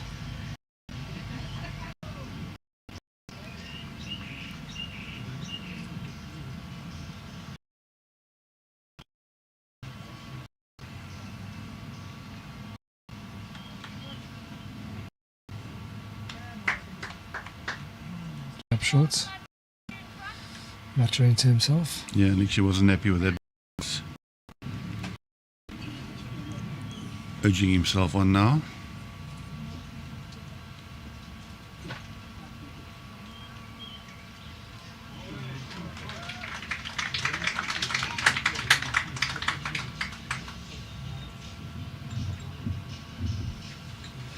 Excellent ball. Again, it might only be a one-shot scoring end here, but Ritmuller will take them while he's eking ahead. That's all he needs to do. One net at a time. Well, again, Nikša was a little bit unlucky. He just does not seem to be getting the right edges at the moment. No, he's definitely not. And he's shaking his head now, and he's becoming a little bit upset with himself. So to calm down, maybe go for a glass of water. Yeah, he's only dropping a 1 anyway, so he really should just be trying to nail a good second. He's got an opportunity now. We saw earlier on in the game where the jack had moved and Sterley played 2 very heavy bowls. So it might be a little bit quicker on the inside where they are playing now. Yeah, I think it is, and it's finishing with a big swing, so even this might hoop right across. But he's got a good I think he's road. played a very good one. It's a great draw there from Nikša. Great ball. Yeah, so there's no need to get too hard down on yourself when you're at bowl of his level. So Wayne might be contemplating something a bit attacking here.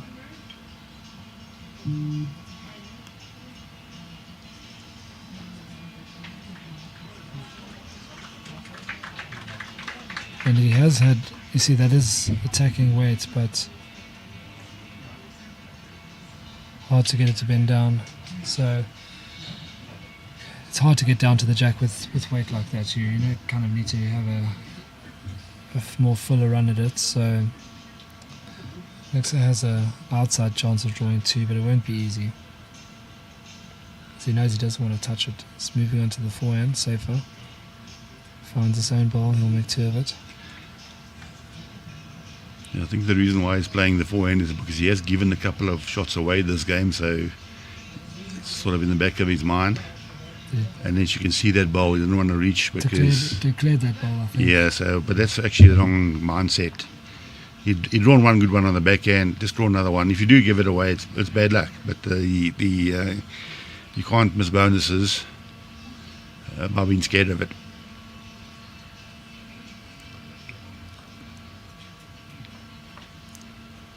And as we said, this is a very mind games, a lot of mind games in this game.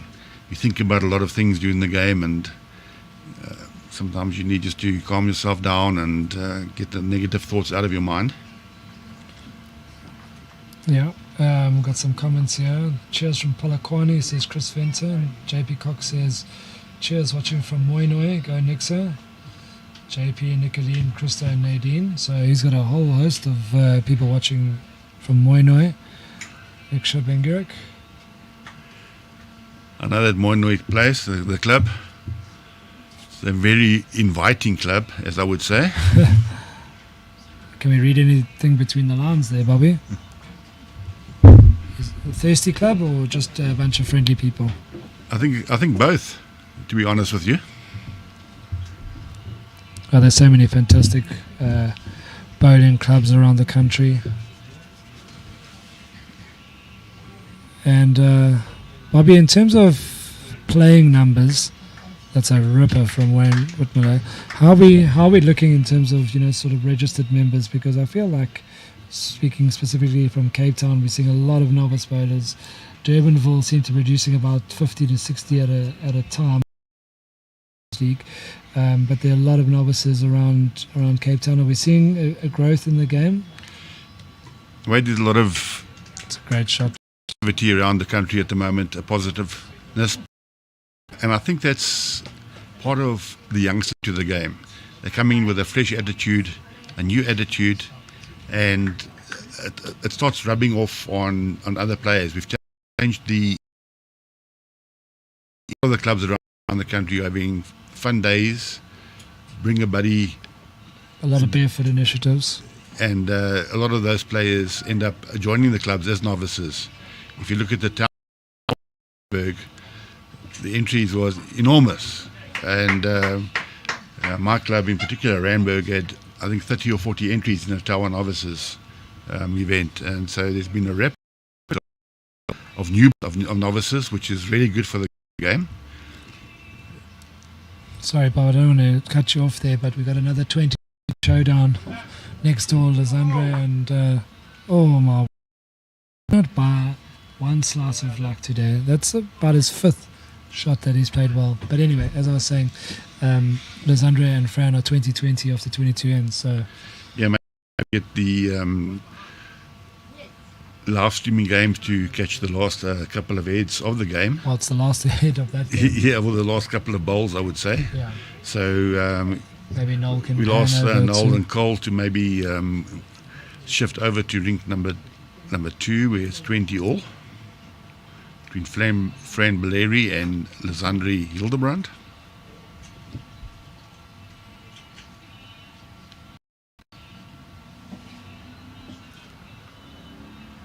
And Lizandre has started with a toucher, and Wayne Ritmuller has bowled another bomb, which may not be in the count. Yeah, I don't think it's in the count. But Fran is in the count. Fran Baleri has just drawn a bowl 2 inches in front.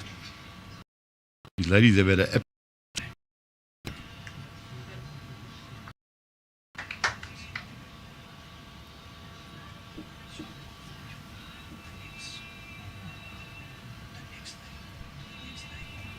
So we'll just watch the end of the ladies' game. Just not enough for shots. It's Fran Baleri, the young lady from Ladysmith in KwaZulu-Natal country. She's a Protea. She played in the World Championships last year. She's now protecting. She's got the shot and she's going to the back. You can see her ball. Yep, she's... The score is 20 all, ladies and gentlemen. We're in for a cracker here.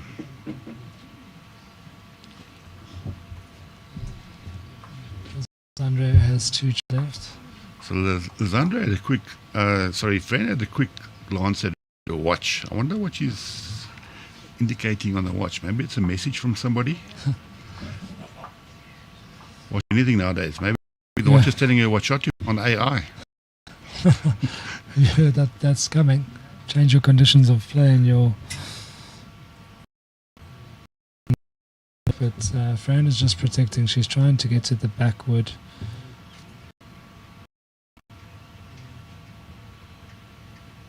That's a good spot there. So she's covered both.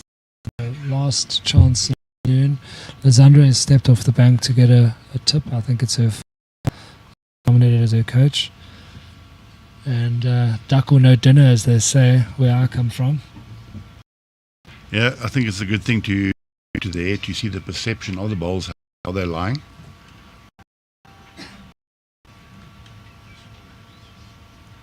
Not quite yet at the hey Siri, what shot should I play?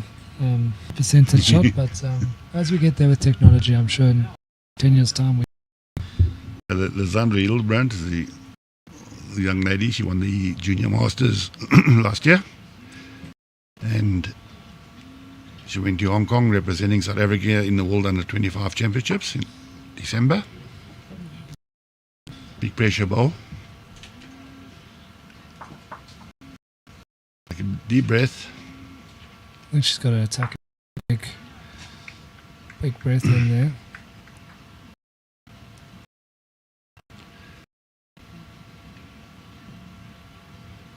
Such a lovely delivery. I think she's going to be wide. With a bit of weight. And just sailing through. So Fran came there by both ladies, 21. Yeah. Sportsmanship again we see between the players. Absolutely wonderful to see. Yeah, Fran comes through again. Another great 20 match. Let's show you glimpses of. You can see there Fran's first ball was the one that came. She needed one and she got it. There. As we move back to our match where Wayne Ritmuller is 9 up and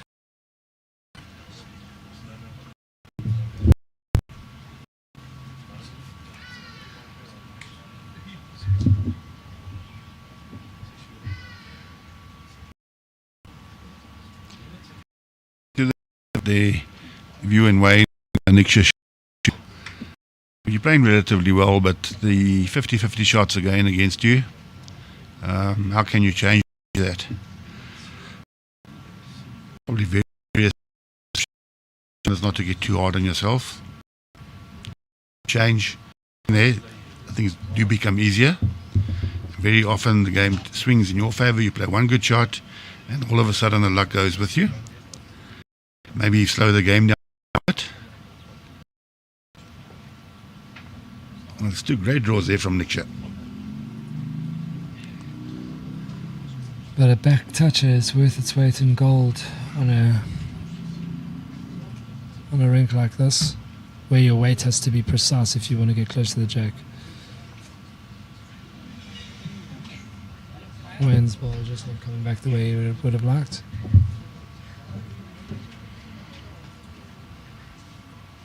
Yeah, you can't search for that upshot on this ring.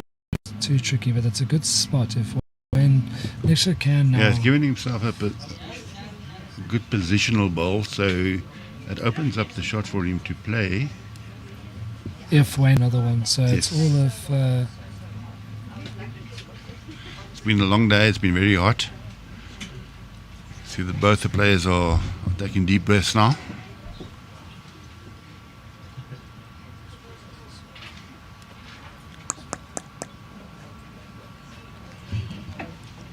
Fran.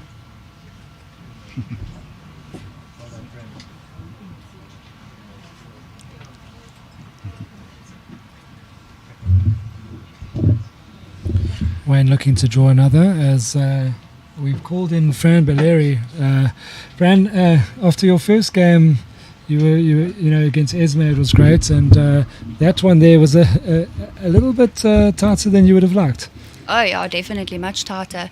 I think also the greens have changed quite a bit since the morning, so the lines are very tricky. I mean, if you don't have the right weight and the right line, your ball's not going to be in the head. So I think it's very technical now, especially that it's been rolled on quite a bit. And like, it's so easy to just put that meter and a half through. So just to be able to keep that consistency and get it on the jack, I mean, it's not easy. Yeah, and just talk us through. No one wants to be in a 2020 shootout. I mean, it's not good. Did you take a couple of extra deep breaths before your first ball? It was the one that counted. Oh yeah, of course. But you know what? I was really thinking about it the end before, with the way Lizandri was playing. It was really good. So I knew, like, I had the shot, but she had the last ball, and the odds of her drawing the shot were really good. So I was already thinking ahead and thinking of that 2020 score. The first thing in my mind was having the last ball. So it was a good position for me to be in. 1920, drop a shot. 2020, you've got the last ball. Couldn't ask for more. And I was lucky to put one on the jack, and then from there I just had to, place them. Protect. Bobby noticed you had a little look at your watch. It's a smart watch. It wasn't AI telling you what shot to play, was it? Oh no, I wish. No, what I actually do is I monitor my heart rate throughout the game. Just, like when the pressure shots come on, I like to just check what my heart rate's doing, and if it's too high, I like to just take a few deep breaths, get it lower. Otherwise, with your heart rate pumping, you're not going to play a great shot. Yeah, the adrenaline. And what was your heart rate doing? Oh, crikey, it was like 150. So I had to drop it down quickly. Yeah, everyone says, you don't get your heart rate up in this game, but it turns out you do. The adrenaline pumps. So, Fran, a good day for you, but there's a hell of a long road ahead. What's the thought process now tonight? To relax, to take your mind off the game completely? Yeah, look, it was a tough day. I mean, I won 2 out of the 3, so that one loss wasn't great. But looking at the section now, it looks pretty open. Everyone looks like they've lost a game, except for probably Esme, but that's that. And I think just go home, have a good rest, think about the day, and think about how it's going to be tomorrow, because the lines and the weight is going to be the same, and it's really not easy. I mean, if you take a look at the heads around here, some of them are fantastic, but some of them aren't, and that just shows you how tricky the green really is. Yeah, just quickly, last question. You mentioned the big change between the morning and the afternoon. I mean, I feel like it's maybe 2 seconds faster. I think it's swinging a little bit more. Oh, yeah. Tomorrow, do you have to recall your first game and know that it's not, it's a bit sticky, it's a bit of a bit of a straighter line at it? Is that the yes, game plan? Yeah, definitely. And I think, with bowls, we take each game as it comes, and, the surface changes. So, I'll have to definitely reassess in the morning and then take it from there. Cool. Well, enjoy your evening, and, good luck for the rest of the tournament. Thank you so much. Yeah, that's Fran Baleri coming through despite maxing her heart rate out there ahead of the last game. But it's very true, Bobby. I think in golf you see it a lot. Adrenaline, when you need to stick it close with the last shot, you need a relaxed heart rate. You need to be calm so that there's no twitches. Nikša on the run here and missing. Nikša's just having a few runs here and missing. Yeah, I think he's basically lost the plot now. He's become so frustrated within himself. And he said last two he had a run, he missed now. I'm not sure if the run was the correct option there. He's basically given Wayne an option to try and draw for 4. Wayne might draw for 4 and keep the pressure on, and he might go around the back. I wouldn't go around the back. I feel like if it's how many big drives have we seen where it isn't burnt? Yes. It looks like it'll burn. So I said, just draw another and heap the pressure on, because if he does, it's 18-9 up against an opponent who's had 3 or 4 drives. Probably the best shot might be to draw a yard short, but on the line, on the centre line, to negate the. It looks like he wants to try and move the target, which might also be a good option. Not too far. If he can move the jack a little bit. That is not a good. Yeah, well, he's holding 4. He's holding 4, but he might force Nikša onto the correct shot now, which is the draw. Yeah, I think he wanted to move it, but he only wanted to move it, like 10 centimeters, 15 Certainly. centimeters. So He came down with a lot of weight. And Nikša could end up getting the shot here when he was. Well, he needs to find the shot ball. He did. And he did. Maybe that's the turnabout he needs. He got a little bit of fortunate there. I think he would have had another run if He would have. Wayne hadn't opened it up. So he got out of jail there. He was carrying a yard of weight. He's passed a comment to Wayne, and Wayne's luckily seen the funny side there. I think he said something on the lines of, you opened it up for me. So 14-10 is a lot different to 18-9, which what it was looking like. Certainly, it's given Nikša a lifeline, and very often all you need is one break like that in the game, and the whole game swings in your momentum, in your way. Yeah, Momentum is with you now. You'll feel good about that shot. All the bad luck shots he has played now will be out of his head. He nearly got a bad luck shot. He nearly got the outside half of that ball. Yes. And he probably would have run through and dropped two. So started well. He's got to make the most of that gift from Wayne Ritmuller. I think your shot was the one to play. Drop it a yard short. You just needed to be anywhere in the counts. Even if you forced him onto a draw onto the backhand, it would have been tough. So that was a big error made by Wayne Ritmuller, and we'll see in due course how costly it is. If Nikša picks up at 3 now, it's 14-13, then the momentum has swung.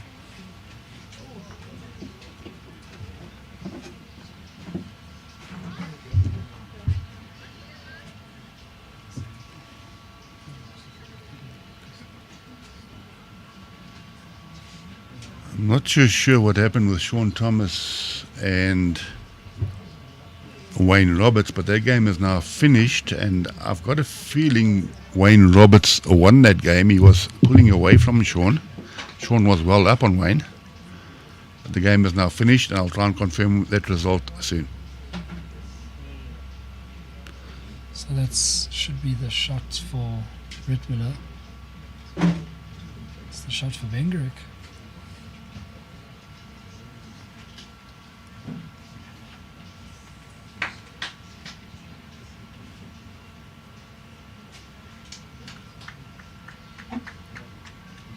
If this ball finishes, it's not going to finish. I think... Yeah, Nikša's dropping a lot of short balls on the backhand going up.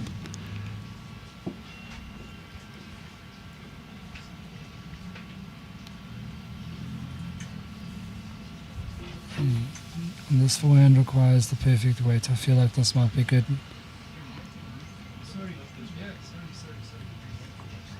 Just runs through.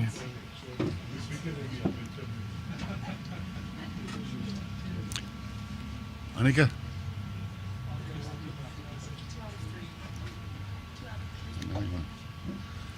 What is it doing?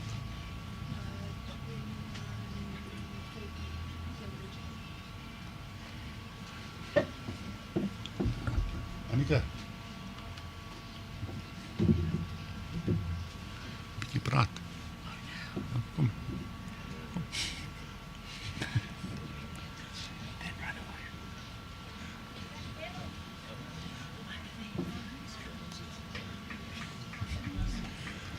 Annika Skeppers has just walked past us, and she beat Bridget Herselman 21-14. And she said she's won 2 out of 3 today, so that section is pretty wide open as well. So all the people down there at Goodwood, I'm sure the music is blaring there. They'll be singing tonight, let me tell you. Give me hope, Joanna. It's gets festive at Goodwood. Don't go there if you don't have your dancing shoes on and your karaoke voice out. The Goodwood crowd, they enjoy a good time. Some great people. Very festive club. A lot of good bowlers. But Annika is certainly the queen of the club. They really get behind her, no matter where she's playing and what time she's playing.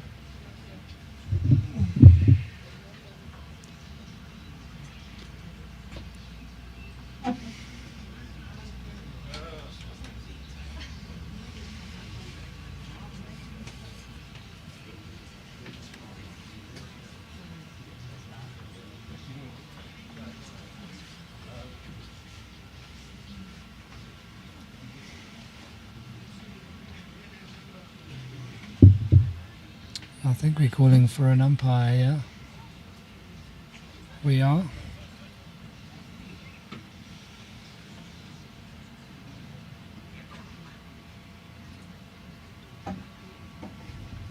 Quite interesting because the markers are generally pretty good, you know. So if they don't know if they can't clearly say, we'll see if the umpire can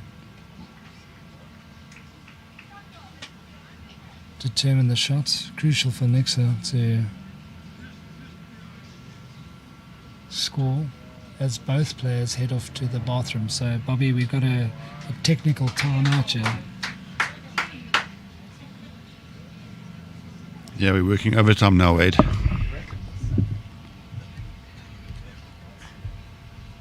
(5:15).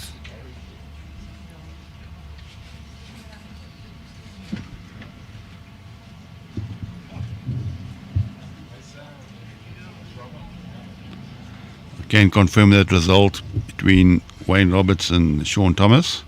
Wayne Roberts won the game 21-16.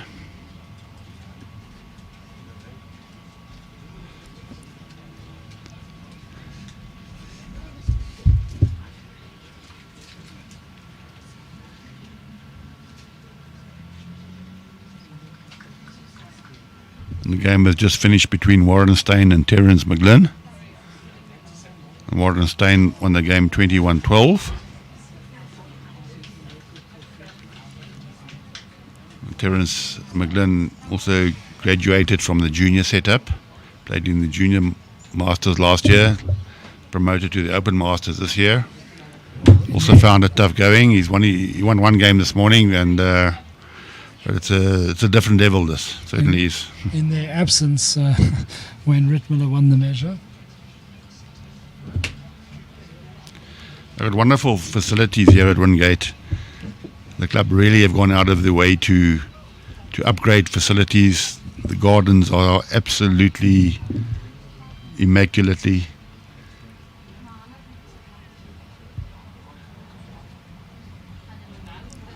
They built a new bar down at the green, and we have another youngster walking past us.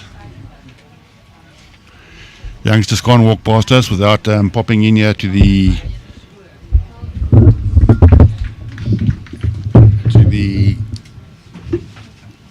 commentator's booth. So in has just walked Lisandre's boyfriend. Is that correct? Yes, Tinus. that's correct. That's Tinus van Sale. He's also been selected this year to play in the Junior Masters. Can you tell us how it went today, Tinus? No, it was a good day at the office. Had two very close games against Mikas and AD, but pulled them both through. But yeah, first time here, and it's a great opportunity, and I'm loving it. How have you enjoyed the atmosphere and the whole setup at the Masters so far? Oh, also lovely. It's the atmosphere. You can just feel the excitement and the buzz around the whole place, from the B, C green, D, E, everywhere. Yeah, wherever you look, there's good games going on, good games to watch, and yeah, the support when I played both the morning and the afternoon was lovely. Yeah, see, there is a lot of support here from Northwest. You've got a lot of players have come down to support you. It's wonderful to see. And I'm sure the bowling clubs out in Northwest are watching the live streaming games as well. It's really wonderful to see a small district like Northwest producing great players and making their mark.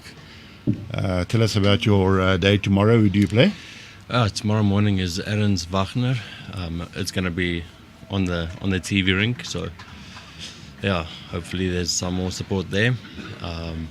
And then in the afternoon I'm playing against Keegan. So yeah, it's no easy games. Yeah, it's pretty tough. The top 12 juniors in the country have been selected to play, so there's no tough games. But we wish you well games. And congratulations on your 2 wins today. It's not easy coming into a tournament the first time and we're getting 2 W's. So well done, and best of luck for the rest of the tournament. No, thank you very much.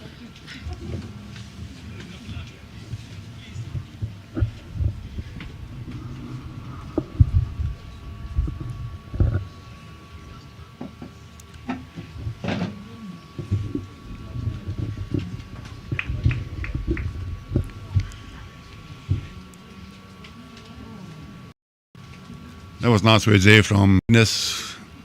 Like all the youngsters, they're very well mannered. On the green, off the green, always approachable.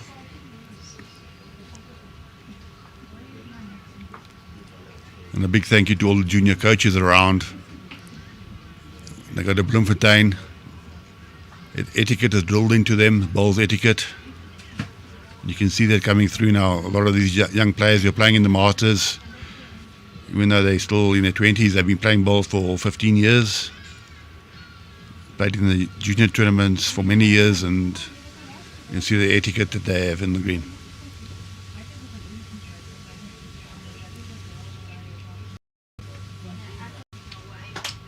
So Wayne Ritmuller really has found his forehand coming down the last few heads, and Nikša's relied on the heavy shot.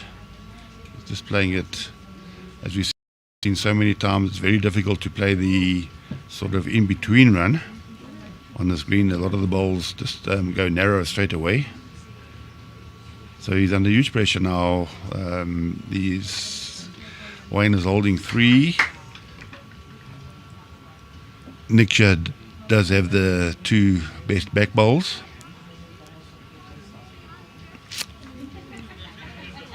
What will be in Wayne's mind now is last end coming down this way. He was holding 3 very good shots, and he actually opened it up for Nikša. Wouldn't want to do the same thing again. Yep, I think he's playing the safer option. Coming around the back. I think that was a very good decision there from Wayne. So that leaves Nikša in 2 minds. Now he'll be thinking, do I play that same in-between shot again? If I get the jack in the ditch, I still might not get the shot. But I think after playing that 3rd bowl, it didn't work for him. I think he might have a full go now on his forehand. There's a chance of him getting all 3 balls out of the head.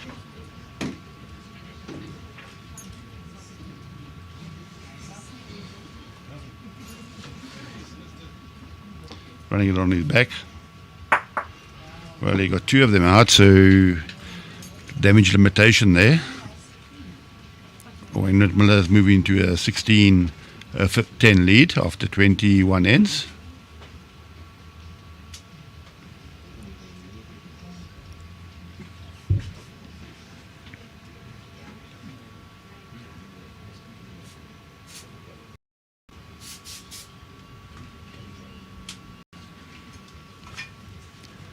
We're in for some fantastic games tomorrow.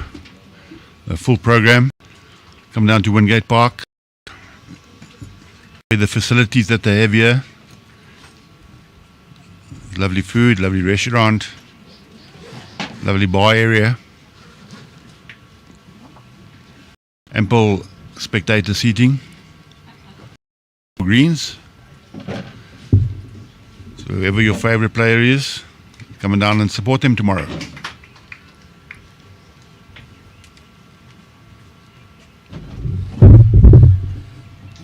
Very big hit there from Nikša. He was in all sorts of trouble, 3 down. Managed to go just the 1 down. He's used up a couple of his lives in this match, and that's a cracking start. Yeah, it's a great draw there by Nikša, and I think it's a very important draw that after having a couple of runs. He's got to assert the pressure back onto Wayne, because the last couple of heads Wayne has been dominating on the draw.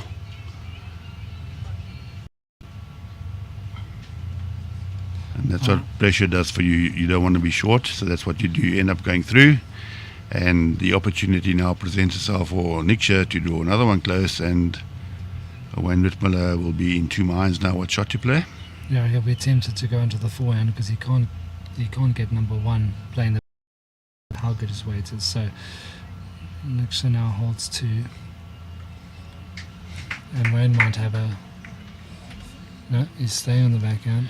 Yeah, I think Wayne Searching for will second. just try and draw second shot now. I'm 16-10 up. If I give away one, it's To be under the line. Has he got the weight to stay for second shot? Probably not. How many lollipops? Just the one. Oh. Has they been wrong before?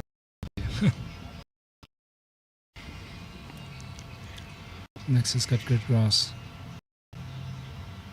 Trusting it to come back. I just hope he's got the weight. I think he's taken all his weight off. Yeah, he said taking advantage. This head, he had a great first ball and then dropped a meter short. Gives Wayne an opportunity now to play a more attacking. It's the ball. That's good. He gets one. If he gets full and pushes Nikša's ball out, he could make a 26 shots in one ends. He's attacking the forward. Doing the right thing is just trying to draw a good.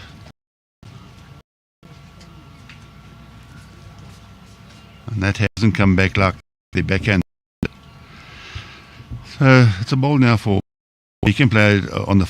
He's blocked the backhand now. He can play it on the forward if he sees the jack. 3 of it. He could make 3.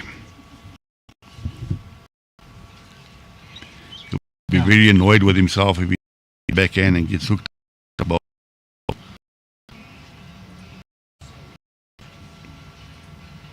He's got. But this has got to be a forehand. So over narrow run and see if you can find the jack. 3 of it.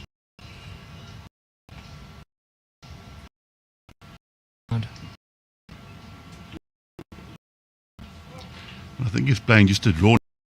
I'd say a bit more. Squeeze in for 2. Let's see how good his eyes were. He's got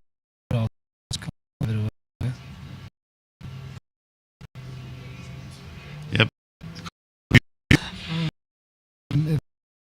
Obviously he's got a bit of but you do.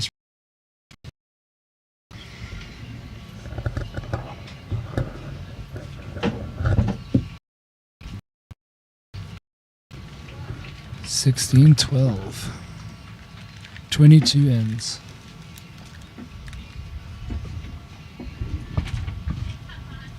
We always knew this was going to be a titanic battle. Ritmuller will be ruining that shot when he opened the white. He was holding 3, trying to draw with 4. He had Benguric on the run. At that stage it was going to be 17-9, 18-9, and he opened it. And he's allowed Benguric back into the contest. Certainly has, and it'll be the post-mortem after the game if he does lose this game, but he's still in a healthy position with being 16-12 up. But since that shot, Nikša has played with a lot more confidence. He's trying a tighter line here to hold it up, and I don't know if he's going to be able to do that. I just feel that if you... More of his weight, more weight than else. I think he was always tight there.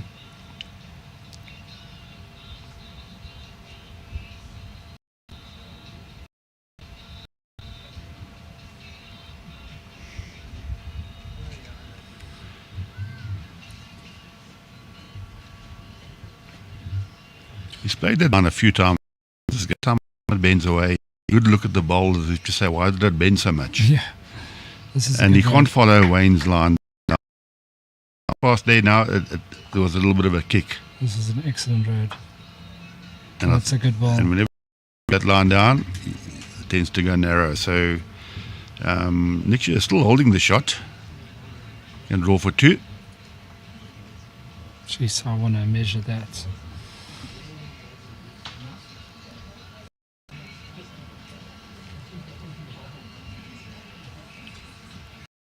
Sorry, my apologies. I think the mark has indicated that Wayne Ritmuller is holding the shot. Yeah. And Wayne is now taking good grass too. His first ball was way too narrow. Now he's really found the good line for his. And it could be on the white. Yep, that's another one. And that's a very good spot because that'll make Nikša concentrate and perhaps play the other hand. Nikša is going to have to hold now. 2 down. If he decides to have a run, he might take his own ball out and be 3 down. And then Wayne Ritmuller will have an easy draw for 4. Mm. And so I think the correct shot is to play it on the backhand, maybe just over the draw. If he does find Wayne's a short ball, he gets second. Out off that short ball and move the jack. Or he can pick up the jack cleanly for 3. I think it's a very, very big shot here. I think this is a shot that may just determine the wrist match. Well, he's certainly going to play the forward. No on that backhand. I Yeah. think he's having a go. He's got one out. Okay, he got the one. He didn't want to go because he was aware he only had the one ball there, so Yeah, he was never taking his ball out because then it's the scenario you described. Wayne's having a look now. Can he get to the back ball and make 3 of it? Or is it trying to draw for 2? I think at the opposite. I think Wayne for 2. If he picks, he moves into a 6-shot lead.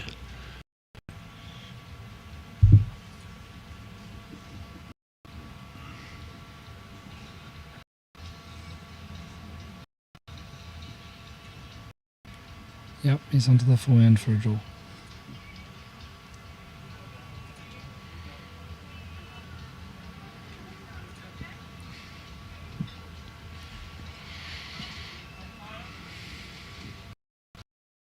Is he in? It's getting there. Oh, should be. No, it's 2 shots.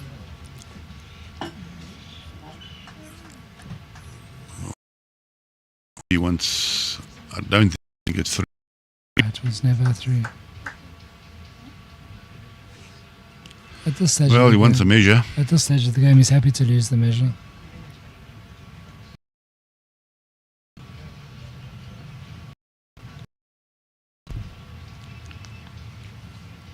Waiter. Waiter.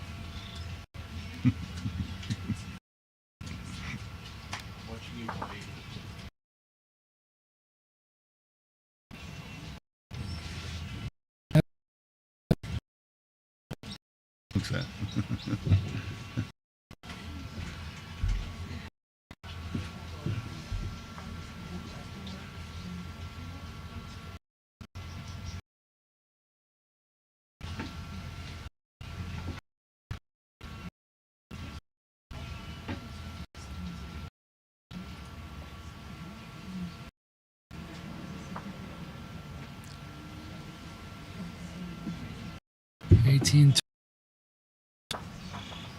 Let's see if it was the turning on the C's Ritmuller over the finishing line. I think we might see a few more drives now from Nikša as Nikša on this ring. The rink has been bothered from again. Look, not too wide.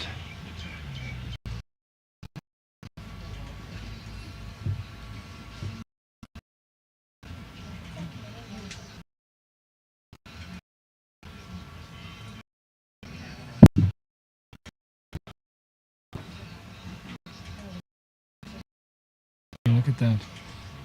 And then waits, and that's another. So he's holding 2. Nikša needs to dig as possibly can, yeah.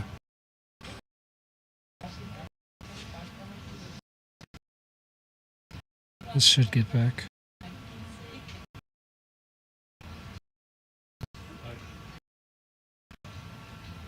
Again, he just can't catch a break.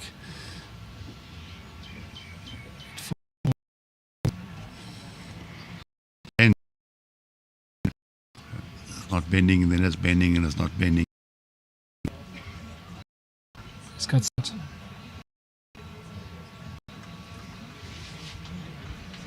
be difficult for the absolute get another, and he has. That might force an option. Nikša bent in. Maybe we should have played. Yeah, that's right.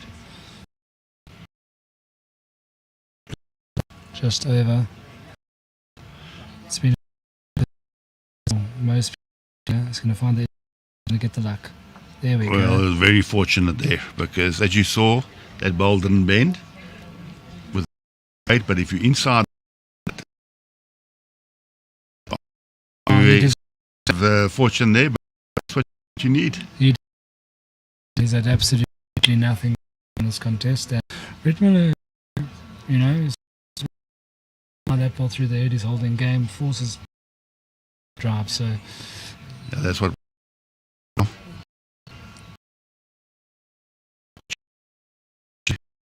Change the ball. That's at least. Yeah. Wide.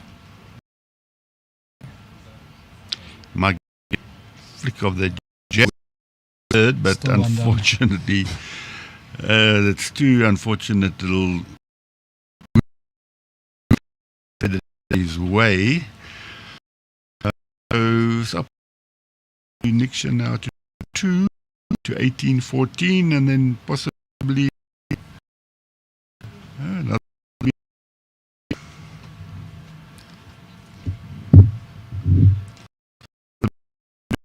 Bit of luck there, Nikša got. And played with 2. The result there. Didn't need to play with that much. Don't trail the jack onto the ball. I think he's got a good structure. He does. Well, it's at least 2. Sorry.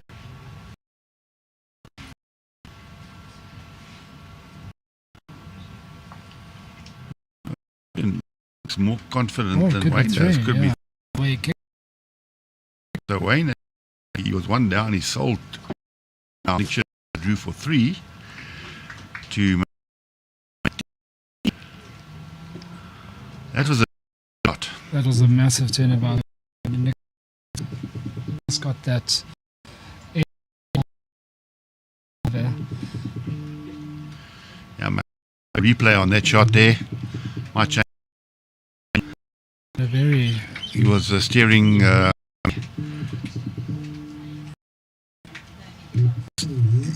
Steering to eyes there. If he'd missed that one, he would have been.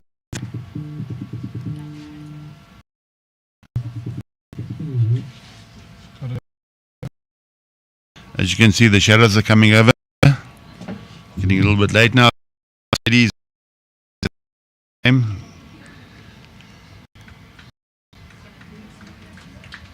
Maggie Lowe is 5 up on Evelyn. Oh, sorry, Molo. There's Maggie Van Sellers, the next. Esme Haley, who's well up. Last year's. Yeah. Again this year, she's won both the games this morning, and so, yep, looking good.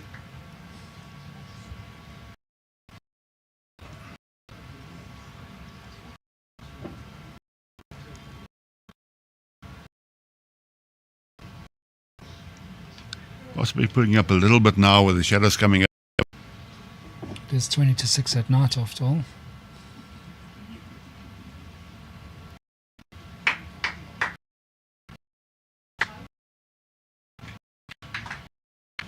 Wayne's got the shot, yeah. Front toucher, that's what the doctor ordered. Yep. And he's, 18 is always a dangerous, he's got a front, he's got a ball a meter behind, he moves it 15 centimeters, he picks up a 3 and he's on 21. So Nikša very wary of not chasing this and just trying Gets it done. Great draw there. Yeah. But Wayne can play with confidence now. He should actually come and have a look at it, the way the bowls are positioned, because he can and not draw and touch his ball. He'll shot. He'll be holding two because his ball will past where Nikša's. I think he's just drawing. Another, no, he's going to fall short. It's down Nikša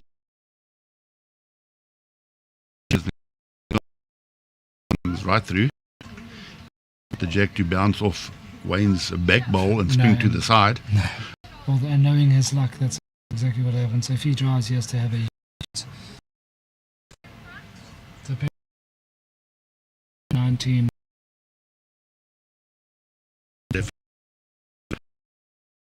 An opportunity comes, you don't more than. Yeah, and Wayne's got the last ball, so I don't know how hard he'll be trying. He's playing with weight. Yeah. He's playing your shot.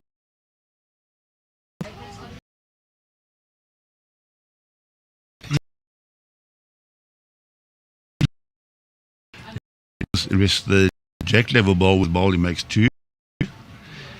If his ball on the draw, he could make 3.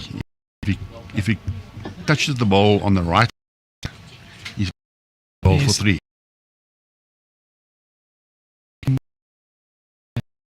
Could move. That can make.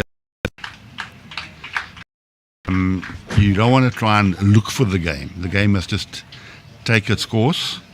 So probably the best shot is to put for.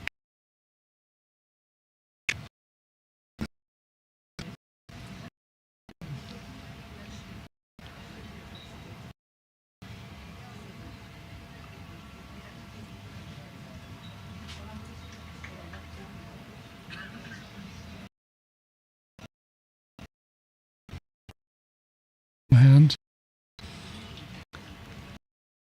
Oh, he's playing the safe.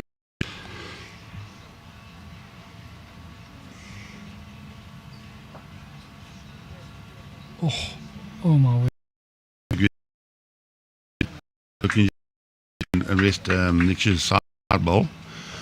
So that's only 1 to Wayne. I think Nikša will be happy with that.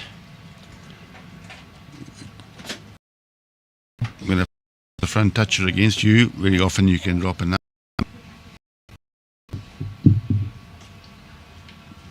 25 ends later. 1915.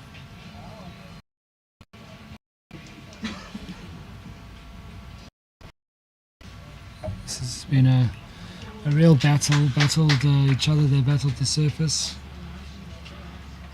A couple of burnt ends. Ritmuller's done very well. Always want to put his name into the hatch when it comes to singles. And he's started off with another very good ball.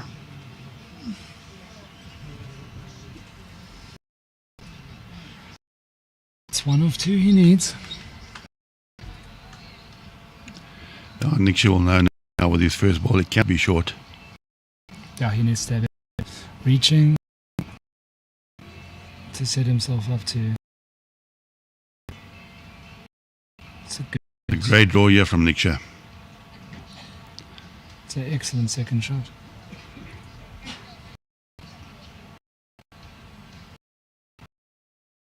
It's 11-5 up on Evelyn Cleese.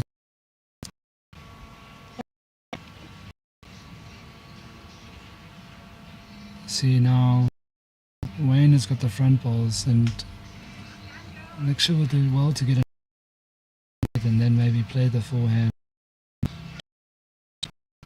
which Wayne doesn't really of that at the moment. The Benguric battle yet. Is he going to get there? He needed a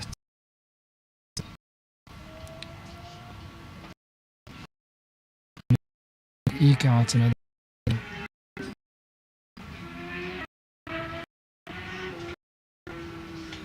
Running now, sees the weights. That's 2.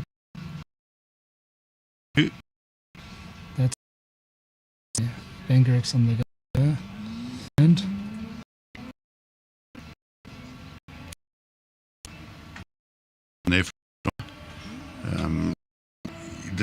that shot with his last bowl and behind it. So he's got another at it. Well, I think he should leave the head. He's got, and he should. It's very small there. He's got. Yeah, certainly. There's a chance if Nick should run it, he can two balls. So just to try and get behind the jack. It's another shot. That's good, but will be good for. Back. Keeping on the Where he goes, we're trying to draw. Or is he play to the back? Oh, he doesn't want to turn that side ball in. Got best back, which I don't think really changed. Yeah, I think it's a bit of a way because if Nikša can burn, but there is a chance now that Nikša can run those two balls in the front. So let's. Yep, that was the last drive he had. This is the drive, match down.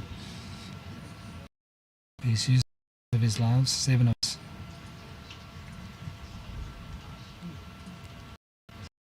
I think, yep. Yeah, so it. let's do very, very well and consistent player on the day. Yeah, he found his weight very well throughout the contest and deserves that win.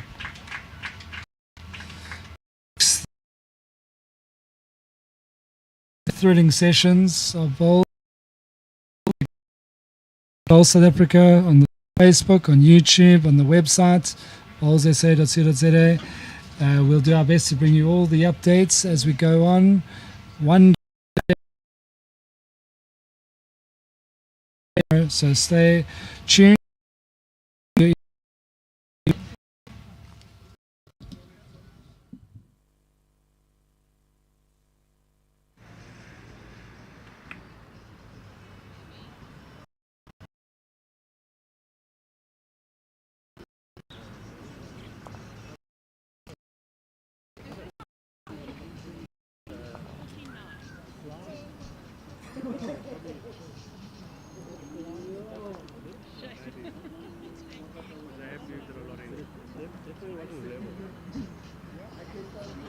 Backhand going back as soon as you cross the centre line. Yeah, but you couldn't even play the backhand coming up. This way? No, if you go too wide, it doesn't come back. But this backhand here was you could play it.